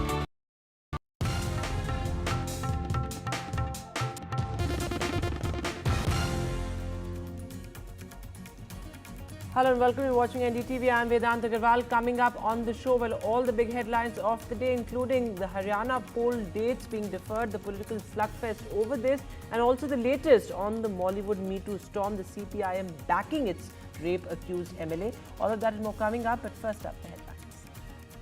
The poll panel revises the Haryana election dates. The Haryana polls now on October the 5th instead of 1st October. The Election Commission says the dates have been revised to accommodate the Bishnoi festival, but the BJP and the INLD welcome the postponement of polls. The Congress says a nervous BJP has lost the people's trust. The CPIM backs MeToo accused MLA Mukesh. The CPIM says others with similar allegations have not quit. The CPIM as accepts Mukesh's false MeToo case argument, but the National Women's Commission seeks a full Hema committee report amid the MeToo allegations. Ex-Sama chief and actor Mohanlal says, "I never ran away from the Me Too storm." He says the entire Malayalam film industry is to blame for the Me Too rot. He says perpetrators must be punished. From Bengal to Delhi, doctors up in arms again over the Kolkata hospital horror. Delhi doctors protest at Jantar Mantar. This is Shreya Ghoshal postpones a Kolkata concert. She says this is sheer brutality. Meanwhile, doctors march towards the CBI headquarters in Kolkata. In Andhra Pradesh, 4 people have died in the Vijayawada landslides. A rain red alert. Meanwhile, in Andhra's Vijayawada, roads are underwater. Vehicles have been washed away.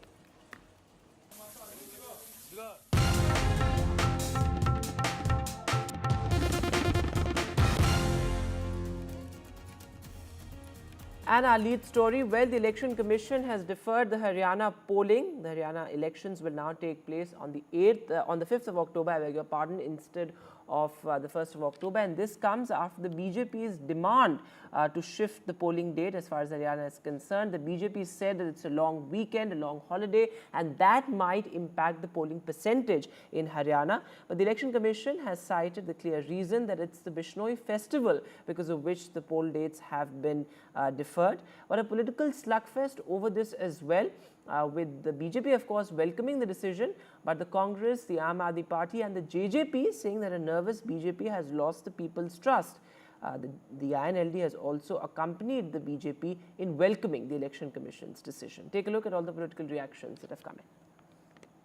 धन्यवाद करना चाहूँगा चुनाव आयोग का कि उन्होंने इस बात को समझते हुए कि लोकतंत्र मजबूत हो और ज़्यादा वोटिंग हो और ज़्यादा वोटिंग हो तो इससे लोकतंत्र की मजबूती से प्रदेश को भी लाभ मिलेगा, देश को भी लाभ मिलेगा। मैं धन्यवाद करता हूं कि उन्होंने जिस प्रकार से उस चिट्ठी के ऊपर संज्ञान लेते हुए निर्णय दिया है कि अब 5 तारीख को 1 तारीख की बजाय 5 तारीख को अब वोटिंग हो रही है और 8 तारीख को रिजल्ट आएंगे। मैं आदरणीय चुनाव आयोग के इस फैसले का दिल से धन्यवाद करता हूँ।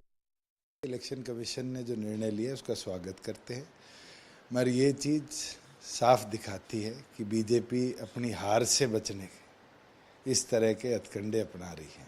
और तारीख बदलने से क्या होगा, जनता ने मन बना लिया है और इस बार जो मन है वो बीजेपी को प्रदेश से बाहर करने का है। और 4 दिन हमें तो फ़ायदा है, कैंपेन के और मिलेंगे और एग्रेसिवली कार्यकर्ता मैदान में उतरेंगे और इस रण को जीतेंगे। मैं इलेक्शन कमीशन का इस बात के लिए धन्यवाद करता हूं क्योंकि ये वीकेंड जो था ये लॉन्ग वीकेंड था, इसमें 5 छुट्टियां थी और अगर इसमें चुनाव होता तो बहुत से लोग ऐसे थे जो इस लॉन्ग वीकेंड के अंदर बाहर चले जाते।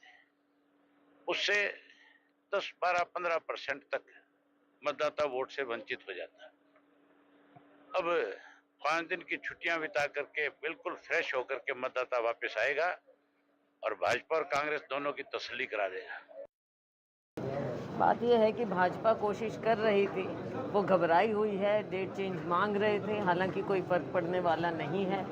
आगे किया है, अच्छी बात है, हमें भी और समय, लोगों को भी और समय मिल जाएगा। लेकिन भाजपा की घबराहट की निशानी थी ये जो इन्होंने चिट्ठी लिखी है और डेट चेंज हुई। तो 4 दिन के आपने देखा इनके जो भी कार्यक्रम हो रहे हैं, जिस तरह की इन्होंने अनाउंसमेंट्स की हैं, जो ये एडवर्टाइजमेंट निकाल रहे हैं, तो उसमें कोशिश है, इनका केवल प्रयास है। लेकिन जब लोगों में आप जनाधार खो बैठते हैं तो फिर इस तरह की चीज़ें आखिर में आप कितना ही कुछ करें, इससे कोई फ़र्क नहीं पड़ता है। Well, consequently, now the counting date for both Haryana and Jammu and Kashmir has been shifted to October the 8th. Meanwhile, in poll-bound Jammu and Kashmir, the latest, well, the BJP is beleaguered by big exits back-to-back. And amid this, my colleague Nazir Masoodi caught up with Tarun Chugh, who is the BJP's election in charge for Jammu and Kashmir and also the party general secretary. He says statehood will be restored if the BJP comes to power. And he also took a direct jibe at Omar Abdullah. Take a look.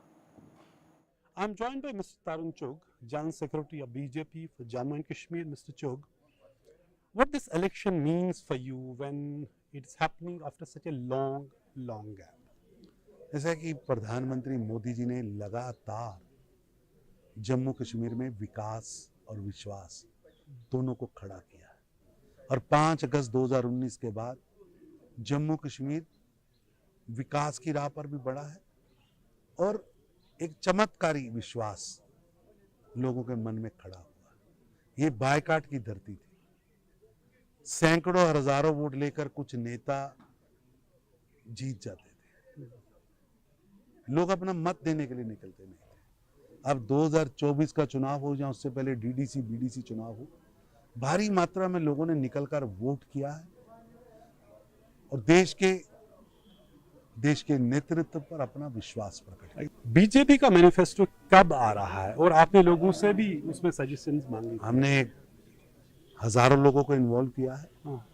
हजारों लोगों ने लिखित में, कई संस्थानों ने memorandum के माध्यम से, विज्ञापन के माध्यम से हमें अपने सुझाव दिए हैं। हमने जनता से भी सुझाव लिए हैं, कंपाइल हो रहे हैं। अगले 3-4 दिन में हम अपना मैनिफेस्टो लेके आएंगे। प्राइम मिनिस्टर जब यहाँ आए जून में, और उसने 2 चीजें यहाँ अहम चीज कही। एक तो कहा कि इलेक्शन होंगे ताकि लोग अपने रिप्रेजेंटेटिव चुने, उनका काम करो। दूसरा बताया स्टेटहुड भी रिस्टोर होगा। क्या स्टेटहुड इस इलेक्शन का मुद्दा है आपके लिए? ऐसा है कि प्रधानमंत्री जो कहते हैं वो करते हैं। उन्होंने कहा था चुनाव होगा, फारूक अब्दुल्ला साहब कहते थे नहीं होगा, महबूबा कहती थी नहीं होगा, हुआ। ये कहते थे चुनाव होना ही नहीं है, क्योंकि इनका काम है भ्रम पैदा करना, हमारा काम है स्पष्टता करना। जो प्रधानमंत्री ने कहा है वो अक्षरशः पूरा हो। आपने फारूक अब्दुल्ला और उमर अब्दुल्ला पे you launched scathing attacks on them about their utterances, their statement, their manifesto. Do you think national conference is the biggest challenge for you? ऐसा कि नेशनल कॉन्फ्रेंस, पीडीपी और कांग्रेस, ये तीनों ही जम्मू कश्मीर की जनता का विश्वास खो बैठे हैं। चौक साहब, आपने कहा कि उन्होंने विश्वास खो दिया है, लेकिन अगर हम पिछला पार्लियामेंट इलेक्शन देखेंगे तो वोटों का जो देखते हैं, वोट किसको कितने मिले? एनसी कांग्रेस अलायंस को 41.7% मिला, ये विश्वास खोना नहीं है। बीजेपी को 24% मिला, पीडीपी को 8% मिला। ऐसा तो है, आज किसको कैसे कह सकते हैं कि विश्वास खो गया? ऐसा है, भारतीय जनता पार्टी ने 2 लोकसभा चुनाव लड़े, हम 36 सीटों पर चुनाव लड़े, हम 29 सीटें जीते, ठीक। और वो गठबंधन 90 विधानसभा चुनाव लड़ा, जीता कितने? रेशियो परसेंटेज ऑफ विक्ट्री, हमारी victory is important then strike rate हमारा ज्यादा है, करेक्ट, क्योंकि हम 36 पे लड़े, हम 3 सीटों पे नहीं लड़े। और आपको ये जो एक्सपायर्ड इंजेक्शन है, इसका असर, ये जो गठबंधन है एक्सपायर्ड इंजेक्शन, अच्छा, इसका असर अप्रैल में भी दिखा है और अब आने वाले समय में भी दिखेगा। It is the first time कि अब्दुल्ला साहब यहाँ से चुनाव हार गए। उमर अब्दुल्ला पहले भी हारे हैं साहब, 2002 में अब भी हारेंगे, मैं तो यही कह रहा हूँ। And moving now to the big political face-off, well, Tejasvi Yadav's Chinese CM jibe at the Assam Chief Minister has sparked a huge political row. In fact, Tejasvi Yadav was speaking about contentious Assam legislation, and he used this rather racist remark to criticize the Assam Chief Minister. Well, Himanta Biswa Sarma has hit back. He says that he should practice, Tejasvi Yadav should practice what he preaches. जो आसाम के जो मुख्यमंत्री हैं वो सस्ती लोकप्रियता के लिए इस तरह से करते हैं। ये है कौन? ये केवल सस्ती लोकप्रियता चाहते हैं। और ये भाजपा के लोगों ने मुसलमान भाइयों को एक सॉफ्ट टारगेट बना लिया। किसी ना किसी प्रकार से ये माइनॉरिटी के लोगों को, अल्पसंख्यक को ये भाजपा के लोग तंग करना चाहते हैं, समाज में नफरत, घृणा पैदा कराना चाहते हैं। कोई माई का लाल नहीं है हम लोगों के रहते हुए मुसलमान भाइयों का अधिकार छीन सके। तेजस्वी यादव जी मुझको क्रिटिसाइज कर रहे हैं, लेकिन बिहार में क्या ऐसा व्यवस्था है? आप करवा लीजिए 7 घंटा का ब्रेक। हजरत मोहम्मद जी ने क्या बोलते थे कि मिठाई छोड़ने का दूसरों को उपदेश देने का पहले आप खुद मिठाई छोड़ दो। तो जब तेजस्वी यादव जी बिहार में उप मुख्यमंत्री था, उनको जुम्मा में 4 घंटा का दे देना चाहिए था। भाई आप फॉलो नहीं करेगा और आपको लगता है कि आप हमें परामर्श देगा, ऐसे तो दुनिया नहीं समझेगा। And moving now to news from Karnataka, well, the big political flashpoint, that is the Muda scam. And well, from the courts to the streets, the protests continue. In fact, the Congress has launched counter-protests demanding action against opposition leaders as well. But this, as my colleague Pratibha Raman also reports, on the court updates, given the fact that the High Court has stayed the prosecution against Chief Minister Siddaramaiah. Take a look.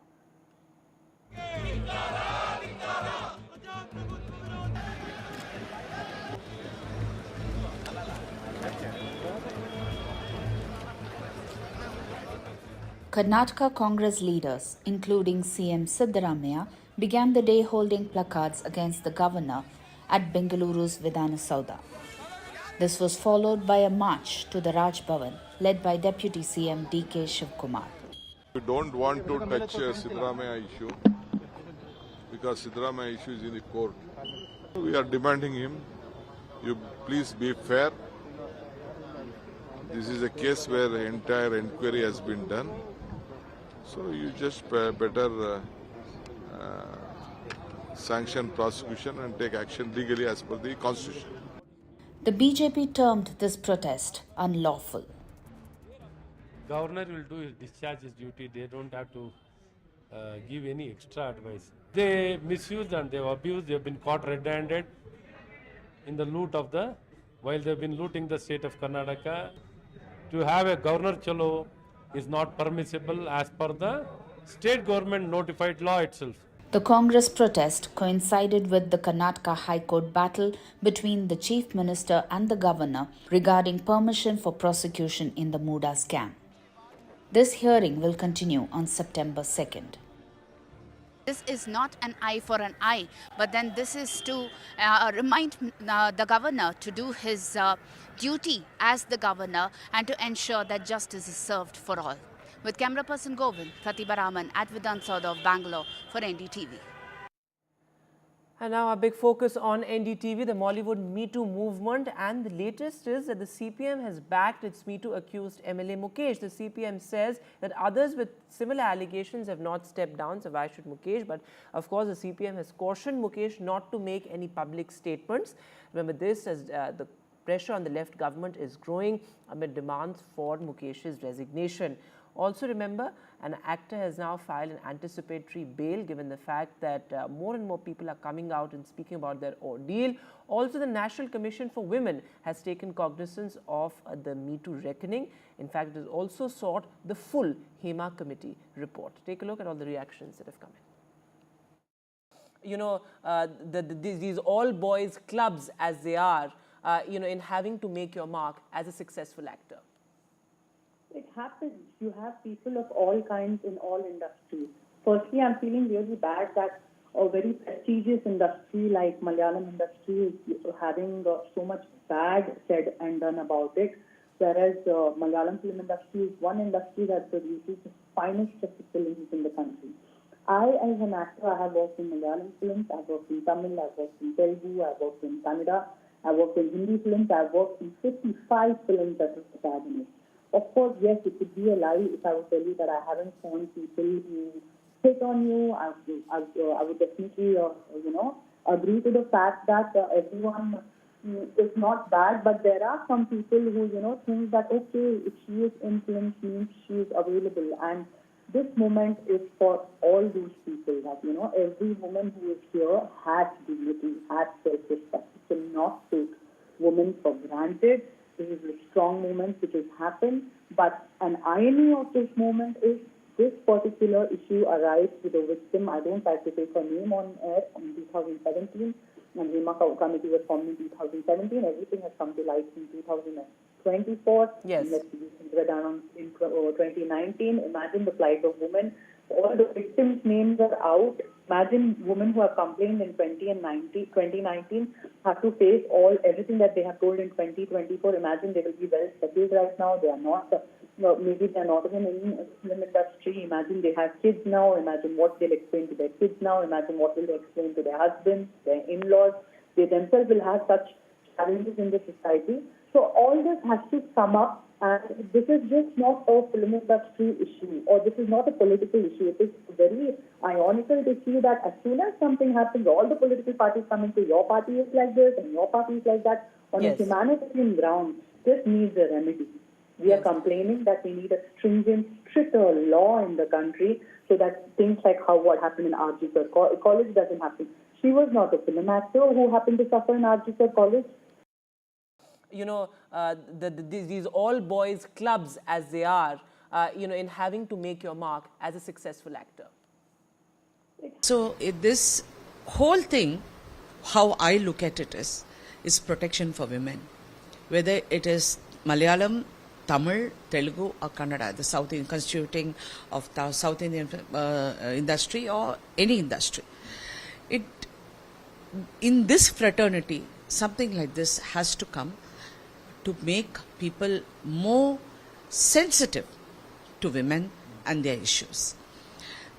Usually we are very blasé about these things happening. In my long career, I have seen a lot of things which I think we have to keep changing. Times have changed.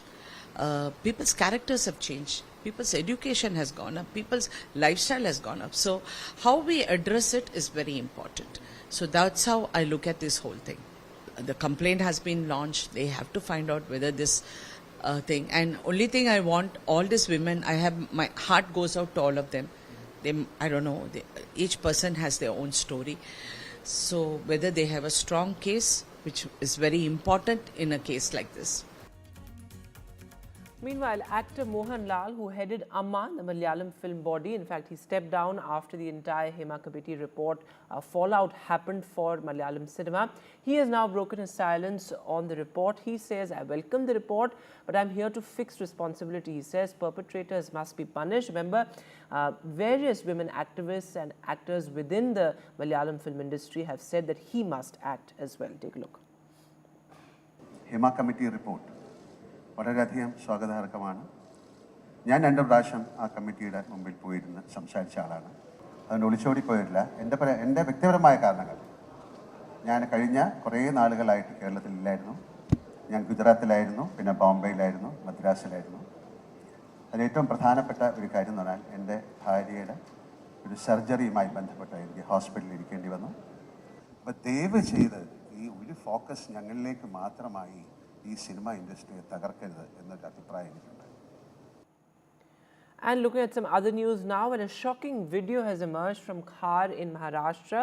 Well, this happened, this is what happens in fact when cops turn criminals. In this particular video, it can be clearly seen that there are 4 police officers who are planting drugs on a man, this in the name of a drug seizure. In fact, this incident has been caught on a CCTV camera as well. All these 4 police officers have now been suspended by the Mumbai police. News now from Andhra Pradesh. Well, unprecedented visuals truly from Vijayawada after there was heavy rain, and heavy rain also triggered landslides in the district. In fact, 4 people have died. At least 4 have been injured as well in those landslides. There you can see those visuals of roads turning into waters, people having to wade through waist-deep waters, and vehicles completely washed away, houses, buildings, office buildings all submerged in Vijayawada.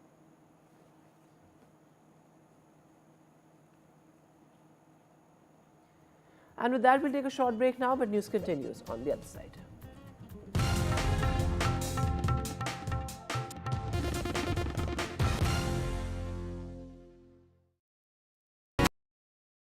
Landslide devastation in Kerala's Wayanad.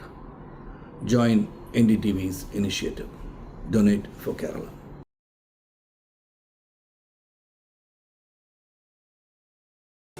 Stay informed and entertained with the new and updated NDTV News app. You can watch all our channels live, listen to podcasts, read breaking and exclusive news from around the world and more. Download the NDTV app today and get access to the best journalism and storytelling on your smartphone or tablet. The NDTV app. News that matters to you. Hi, I'm Shashi Tharoor. Kerala's Wayanad area is hit by devastating landslides, resulting in loss of lives and livelihood.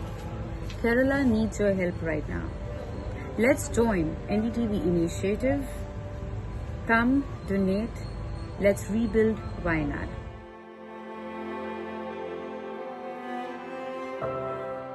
Landslide devastation in Kerala's Wayanad. Join NDTV's initiative. Donate for Kerala.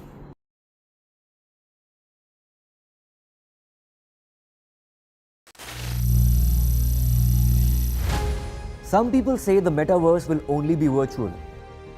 One day this lecture hall will be made of code, and driverless cars would be trapped in intersections. But even in this maze of the future, you can't wish away health. It's time to become more resilient.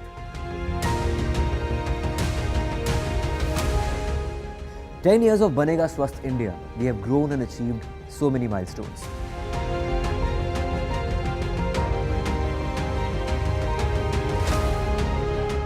And now I have a plan to beat the urgency, to stop breathing with difficulty, to relieve getting choked with inactivity.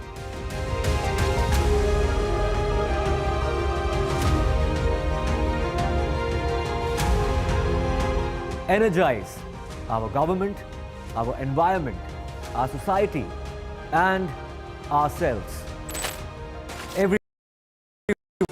Stay informed and entertained with the new and updated NDTV News app. You can watch all our channels live, listen to podcasts, read breaking and exclusive news from around the world and more. Download the NDTV app today and get access to the best journalism and storytelling on your smartphone or tablet. The NDTV app. News that matters to you. Landslide devastation in Kerala's Wayanad. Join NDTV's initiative. Donate for Kerala.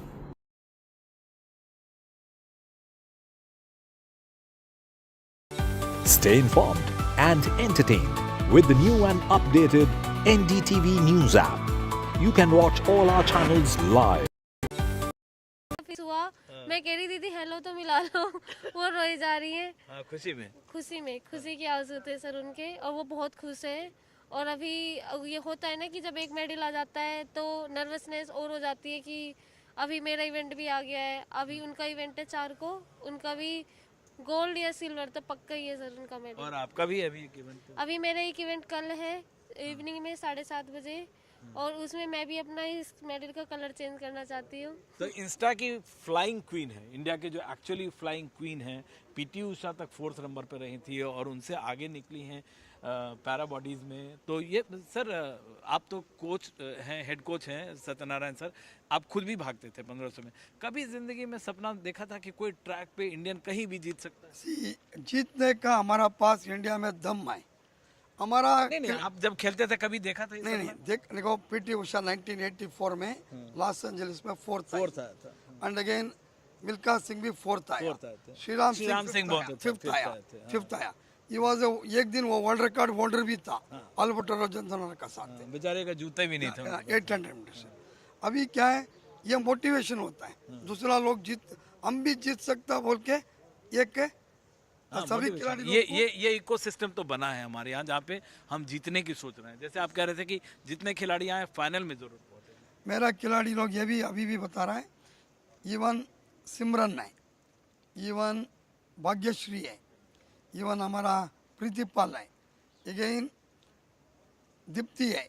हम लोग लड़की लोग में 5 medal expect कर रहा है। Medal वो बहुत ज़्यादा चांसेस है। ये सिमरन और प्रीति का कोच है मिस्टर गजेंद्र सिंह है। गजेंद्र सिंह अगेन हमारा लड़की सिमरन का हस्बैंड भी है, वो एक डिफेंस में काम करता है, उसका मोटिवेशन बहुत तगड़ा है। ऐसा ही मैं बोलता, सबको बोलता है, सभी कोच को ये रिक्वेस्ट करता है, आप लोग पूरा फोकस में आ जाओ। ये 1 साल में 1 दिन में मेडल होने वाला नहीं है। What an absolutely fascinating story there. But with that, we'll step into a short break now. Thanks so much for watching. Good night.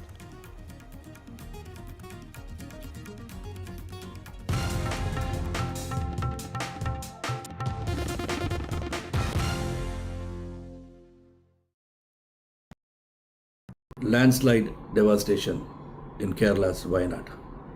Join NDTV's initiative. Donate for Kerala.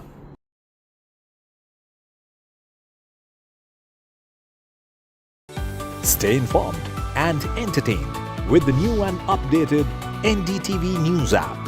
You can watch all our channels live, listen to podcasts, read breaking and exclusive news from around the world and more. Download the NDTV app today and get access to the best journalism and storytelling on your smartphone or tablet.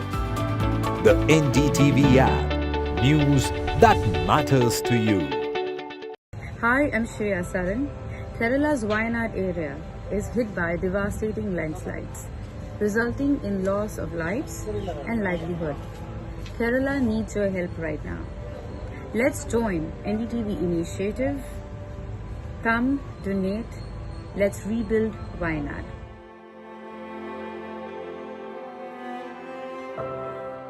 Landslide devastation in Kerala's Wayanad. Join NDTV's initiative. Donate for Kerala.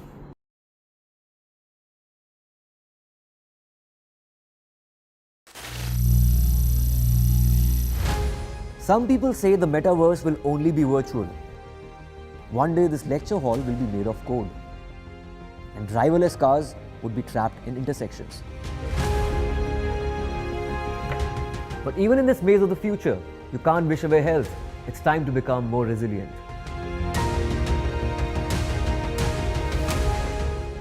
"10 years of Banega Swasth India, we have grown and achieved so many milestones.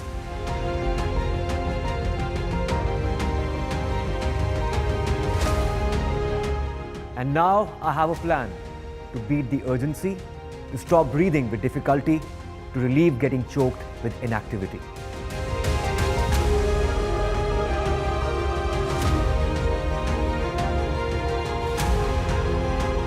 Energize our government, our environment, our society, and ourselves. Everyone, everywhere, every day.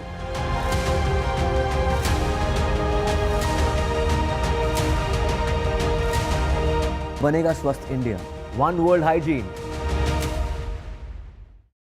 Stay informed and entertained with the new and updated NDTV News app. You can watch all our channels live, listen to podcasts, read breaking and exclusive news from around the world and more. Download the NDTV app today and get access to the best journalism and storytelling on your smartphone or tablet. The NDTV app. News that matters to you. Landslide devastation in Kerala's Wayanad. Join NDTV's initiative. Donate for Kerala.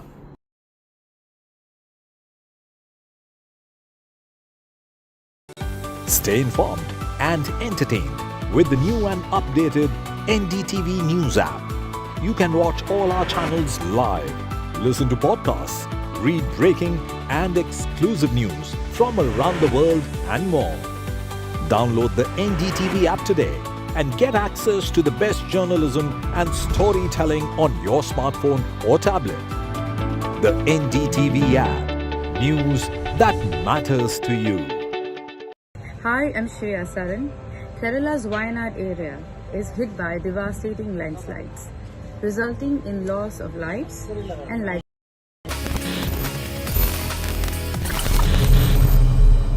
Hello friends and welcome back to another fresh episode of your favorite tech show, Tech with TG. Well, आज के इस episode में I want extra attention from all of you. I mean, no jokes, no clever puns. आज बात को बिल्कुल नहीं घुमाएंगे क्योंकि आज का जो टॉपिक है it is very important and I believe कि इस फील्ड में बहुत ज़्यादा इनोवेशन की रिक्वायरमेंट भी है, at the same time scope भी है, क्योंकि आज हम बात करने वाले हैं about assistive technology. Hello everyone, मेरा नाम है Gaurav aka technical Guruji. You are watching tech with TG. जल्दी से आगे बढ़ते हैं, चलिए शुरू करते हैं.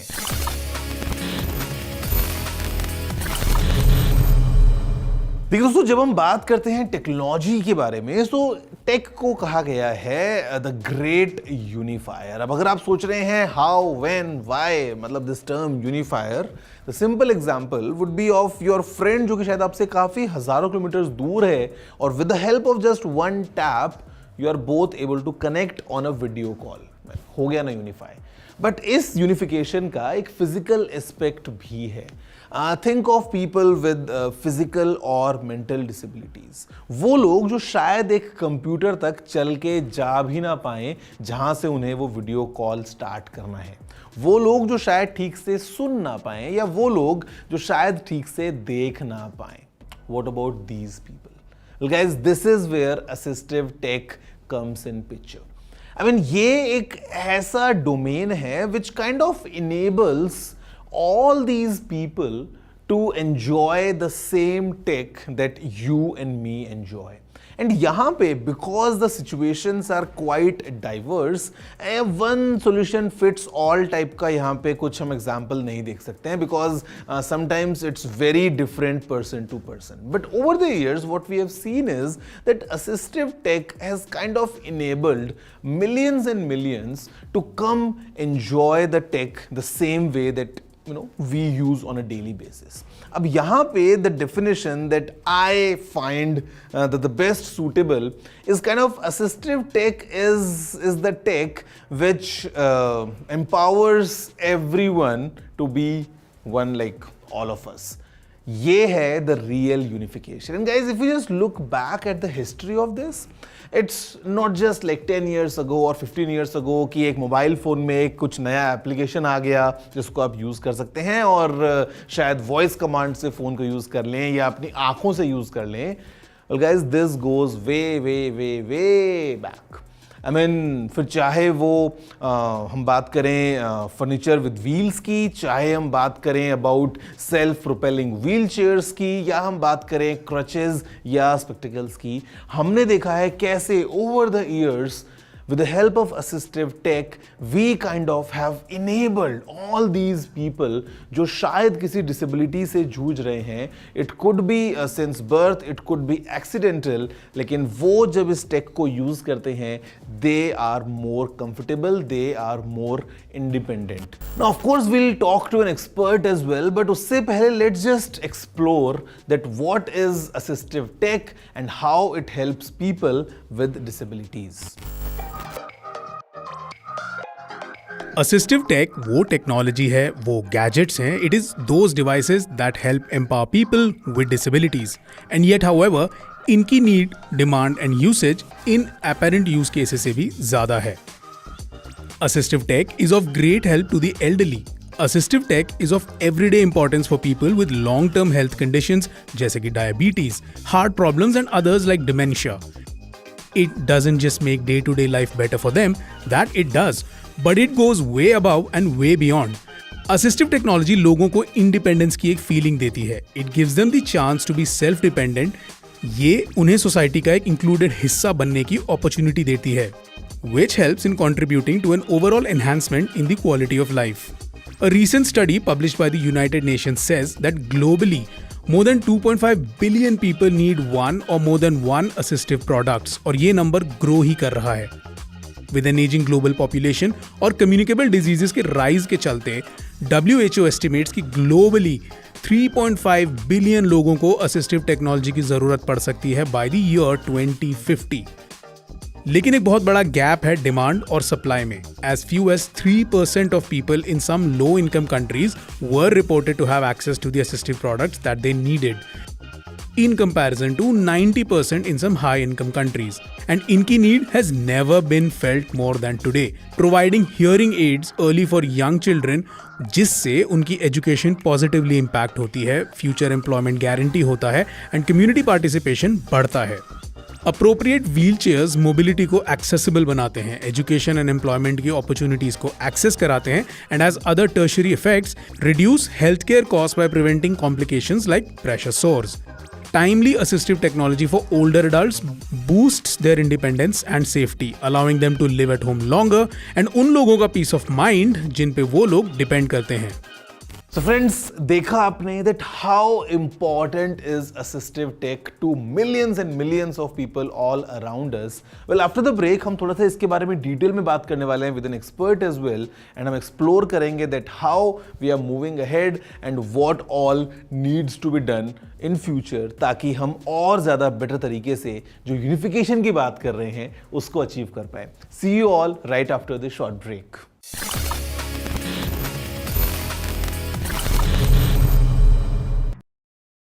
Landslide devastation in Kerala's Wayanad. Join NDTV's initiative. Donate for Kerala.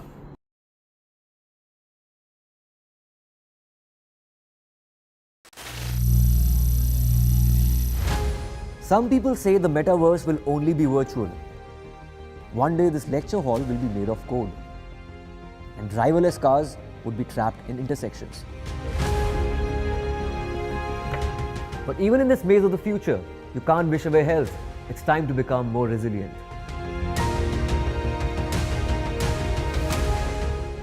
"10 years of Banega Swasth India, we have grown and achieved so many milestones.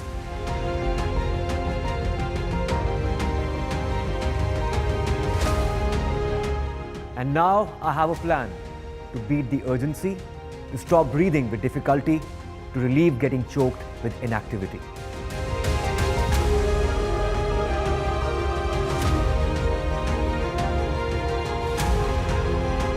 Energize our government, our environment, our society, and ourselves. Everyone, everywhere, every day.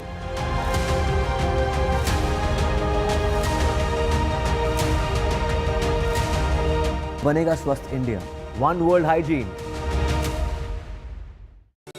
Stay informed and entertained with the new and updated NDTV News app. You can watch all our channels live, listen to podcasts, read breaking and exclusive news from around the world and more. Download the NDTV app today and get access to the best journalism and storytelling on your smartphone or tablet. The NDTV app. News that matters to you. Landslide devastation in Kerala's Wayanad. Join NDTV's initiative. Donate for Kerala.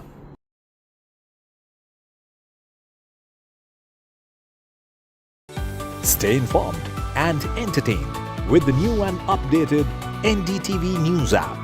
You can watch all our channels live, listen to podcasts, read breaking and exclusive news from around the world and more. Download the NDTV app today and get access to the best journalism and storytelling on your smartphone or tablet. The NDTV app. News that matters to you. Hi, I'm Shreya Saran. Kerala's Wayanad area is hit by devastating landslides, resulting in loss of lives and livelihood. Kerala needs your help right now. Let's join NDTV initiative. Come, donate. Let's rebuild Wayanad.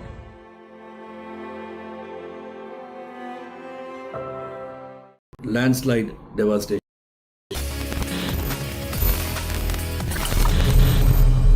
Hello friends and welcome back after the break to your favorite technology show Tech with TG, and today's episode is very special because आज हम बात कर रहे हैं about assistive technology. Well, जब मैं research कर रहा था about this field, I came across multiple articles जहाँ पे empathy के बारे में हम बात कर रहे थे. अब researchers तो कहते हैं that empathy and sympathy they can be easily programmed, you know, और हमने ये मूवीज में भी देखा है होते हुए जहाँ पे we have seen that how robots sometimes develop all these emotions and feelings. मुझे ऐसा लगता है कि kind of the emotions that we have इनको प्रोग्राम करना बड़ा मुश्किल है बिकॉज हमारा एक अलग ह्यूमन एंगल होता है, हमारा एक अलग ह्यूमन टच होता है. What do you have to say about this? What are your responses? Please let me know. You know the address. It's tg@ndtv.com. But abhi, let's move ahead and talk to an expert जो कि इस field के बारे में काफ़ी बेहतर जानते हैं, and उनसे हम डिस्कस करते हैं about this assistive technology and how exactly we see its growth all around us. My name is P.V. Madhusudan Rao. मेरा नाम पीयूष चांदना है. I am currently a faculty at Indian Institute of Technology, Delhi, in the Department of Mechanical Engineering and the Department of Design. मैं Assistive lab में lead scientist हूँ और national centre for assistive health technologies का programme coordinator हूँ. One of my areas of work is development of assistive technologies, particularly for people with visual impairment and blindness. And पिछले 20 साल से we are actually developing products, particularly mobility के लिए और education के लिए to empower people. Assistive technology जो है एक बहुत बड़ा broad term है. जब मैं assistive technology बोलता हूँ, it can be very very simple, just like something कि you draw on a paper and paper gets embossed, raised हो जाता है, तो आप raised चीज़ को touch करके you can understand what it is, तो आपको diagram समझ में आ जाता है. और it can be very high end, जो ये डायग्राम है इसकी डिस्क्रिप्शन AI के थ्रू ऑटोमेटिकली जनरेट हो जाएगी और वो पूरा डायग्राम मैं एक टेक्स्ट डिस्क्रिप्शन के थ्रू ईजिली लिसन कर पाऊंगा. सबसे बड़ा असिस्टिव टेक्नोलॉजी जो आजकल दुनिया में है वो है mobile phone.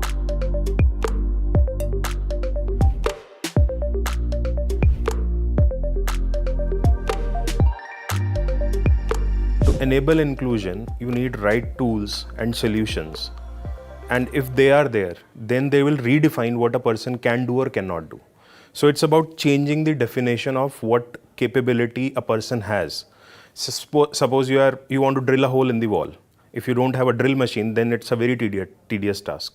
But as soon as you get the drill machine, that's a 1 second task. So the same role is of assistive technology. अगर assistive technology का अगर मुझे examples लेना होगा, let's take for example visual disability का. एक time था जब लोग जो है टेक्स्ट को एक्सेस कर पाते थे, text to speech and text to braille वो पॉसिबिलिटी था, बट पिक्चर्स को एक्सेस नहीं कर पाते थे. How will you understand a Pythagoras theorem without looking at the diagram? अब जो है टैक्टाइल डायग्राम्स, जिन्हें हम diagrams which we can touch कहते हैं, उसके द्वारा काफ़ी जो पिक्टोरियल कंटेंट है उसको भी एक टैक्टाइल रूट से जो है एक्सेसिबिलिटी कर सकते हैं. If you have the tactile one, then you just touch and understand and the concept is in your mind forever. So this is एक बिग चेंज है.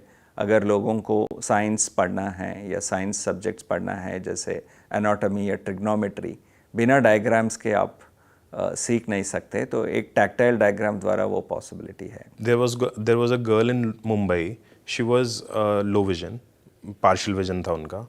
Her challenge was कि now lot of malls have these glass doors, बड़े entrance होते हैं and you have glass doors on that. So it's very difficult to figure it out with the partial vision. So you get to know only after colliding with the glass door. But if you have this sort of technology, then this problem is solved in seconds. As soon as you are closer to a glass door, your cane will vibrate and vibrations will tell you how far is that obstacle and you become cautious and you avoid the collision. अगर मुझे एक example for hearing लेना है, तो for example speech to text जो है in various forms is helping. एक तो मोबाइल में it is already available as a free, but there are also products. For example there are special spectacles जो available है. इसमें जैसे हम आप बात कर रहे हैं तो जो चीज़ें बोली जा रही है वही जो है टेक्स्ट के रूप में आपके ग्लासेस पे आते हैं. मतलब आप लोगों को देख भी पा रहे हैं, but at the same time जो वो कह रहे हैं वो पढ़ भी पा रहे हैं. तो ये एक बहुत बड़ा इम्पॉर्टेंट एस्पेक्ट है. सिमिलरली अगर हम लोकोमोटर डिसेबिलिटी का ले तो बहुत सारे एक्सोस्केलेटन्स एक्सेट्रा जो है उसमें काफ़ी डेवलपमेंट हुआ है. And particularly with brain machine interface की वजह से ये एक्सोस्केलेटन्स भी जो है they have become really powerful. वो एक बड़ा एग्जाम्पल है. सिमिलरली डेवलपमेंट्स जो है लर्निंग डिसेबिलिटी में एंड इंटेलेक्चुअल डिसेबिलिटीज़ में technology has really penetrated and I think future में इसके बेनिफिट्स जो है कई लोगों तक पहुंचेंगे. असिस्टिव टेक्नोलॉजी ना बहुत बार बहुत बेसिक भी हो सकती है और वो ऐसी चीज़ भी हो सकती है जो हर पर्सन के लिए मीनिंगफुल हो.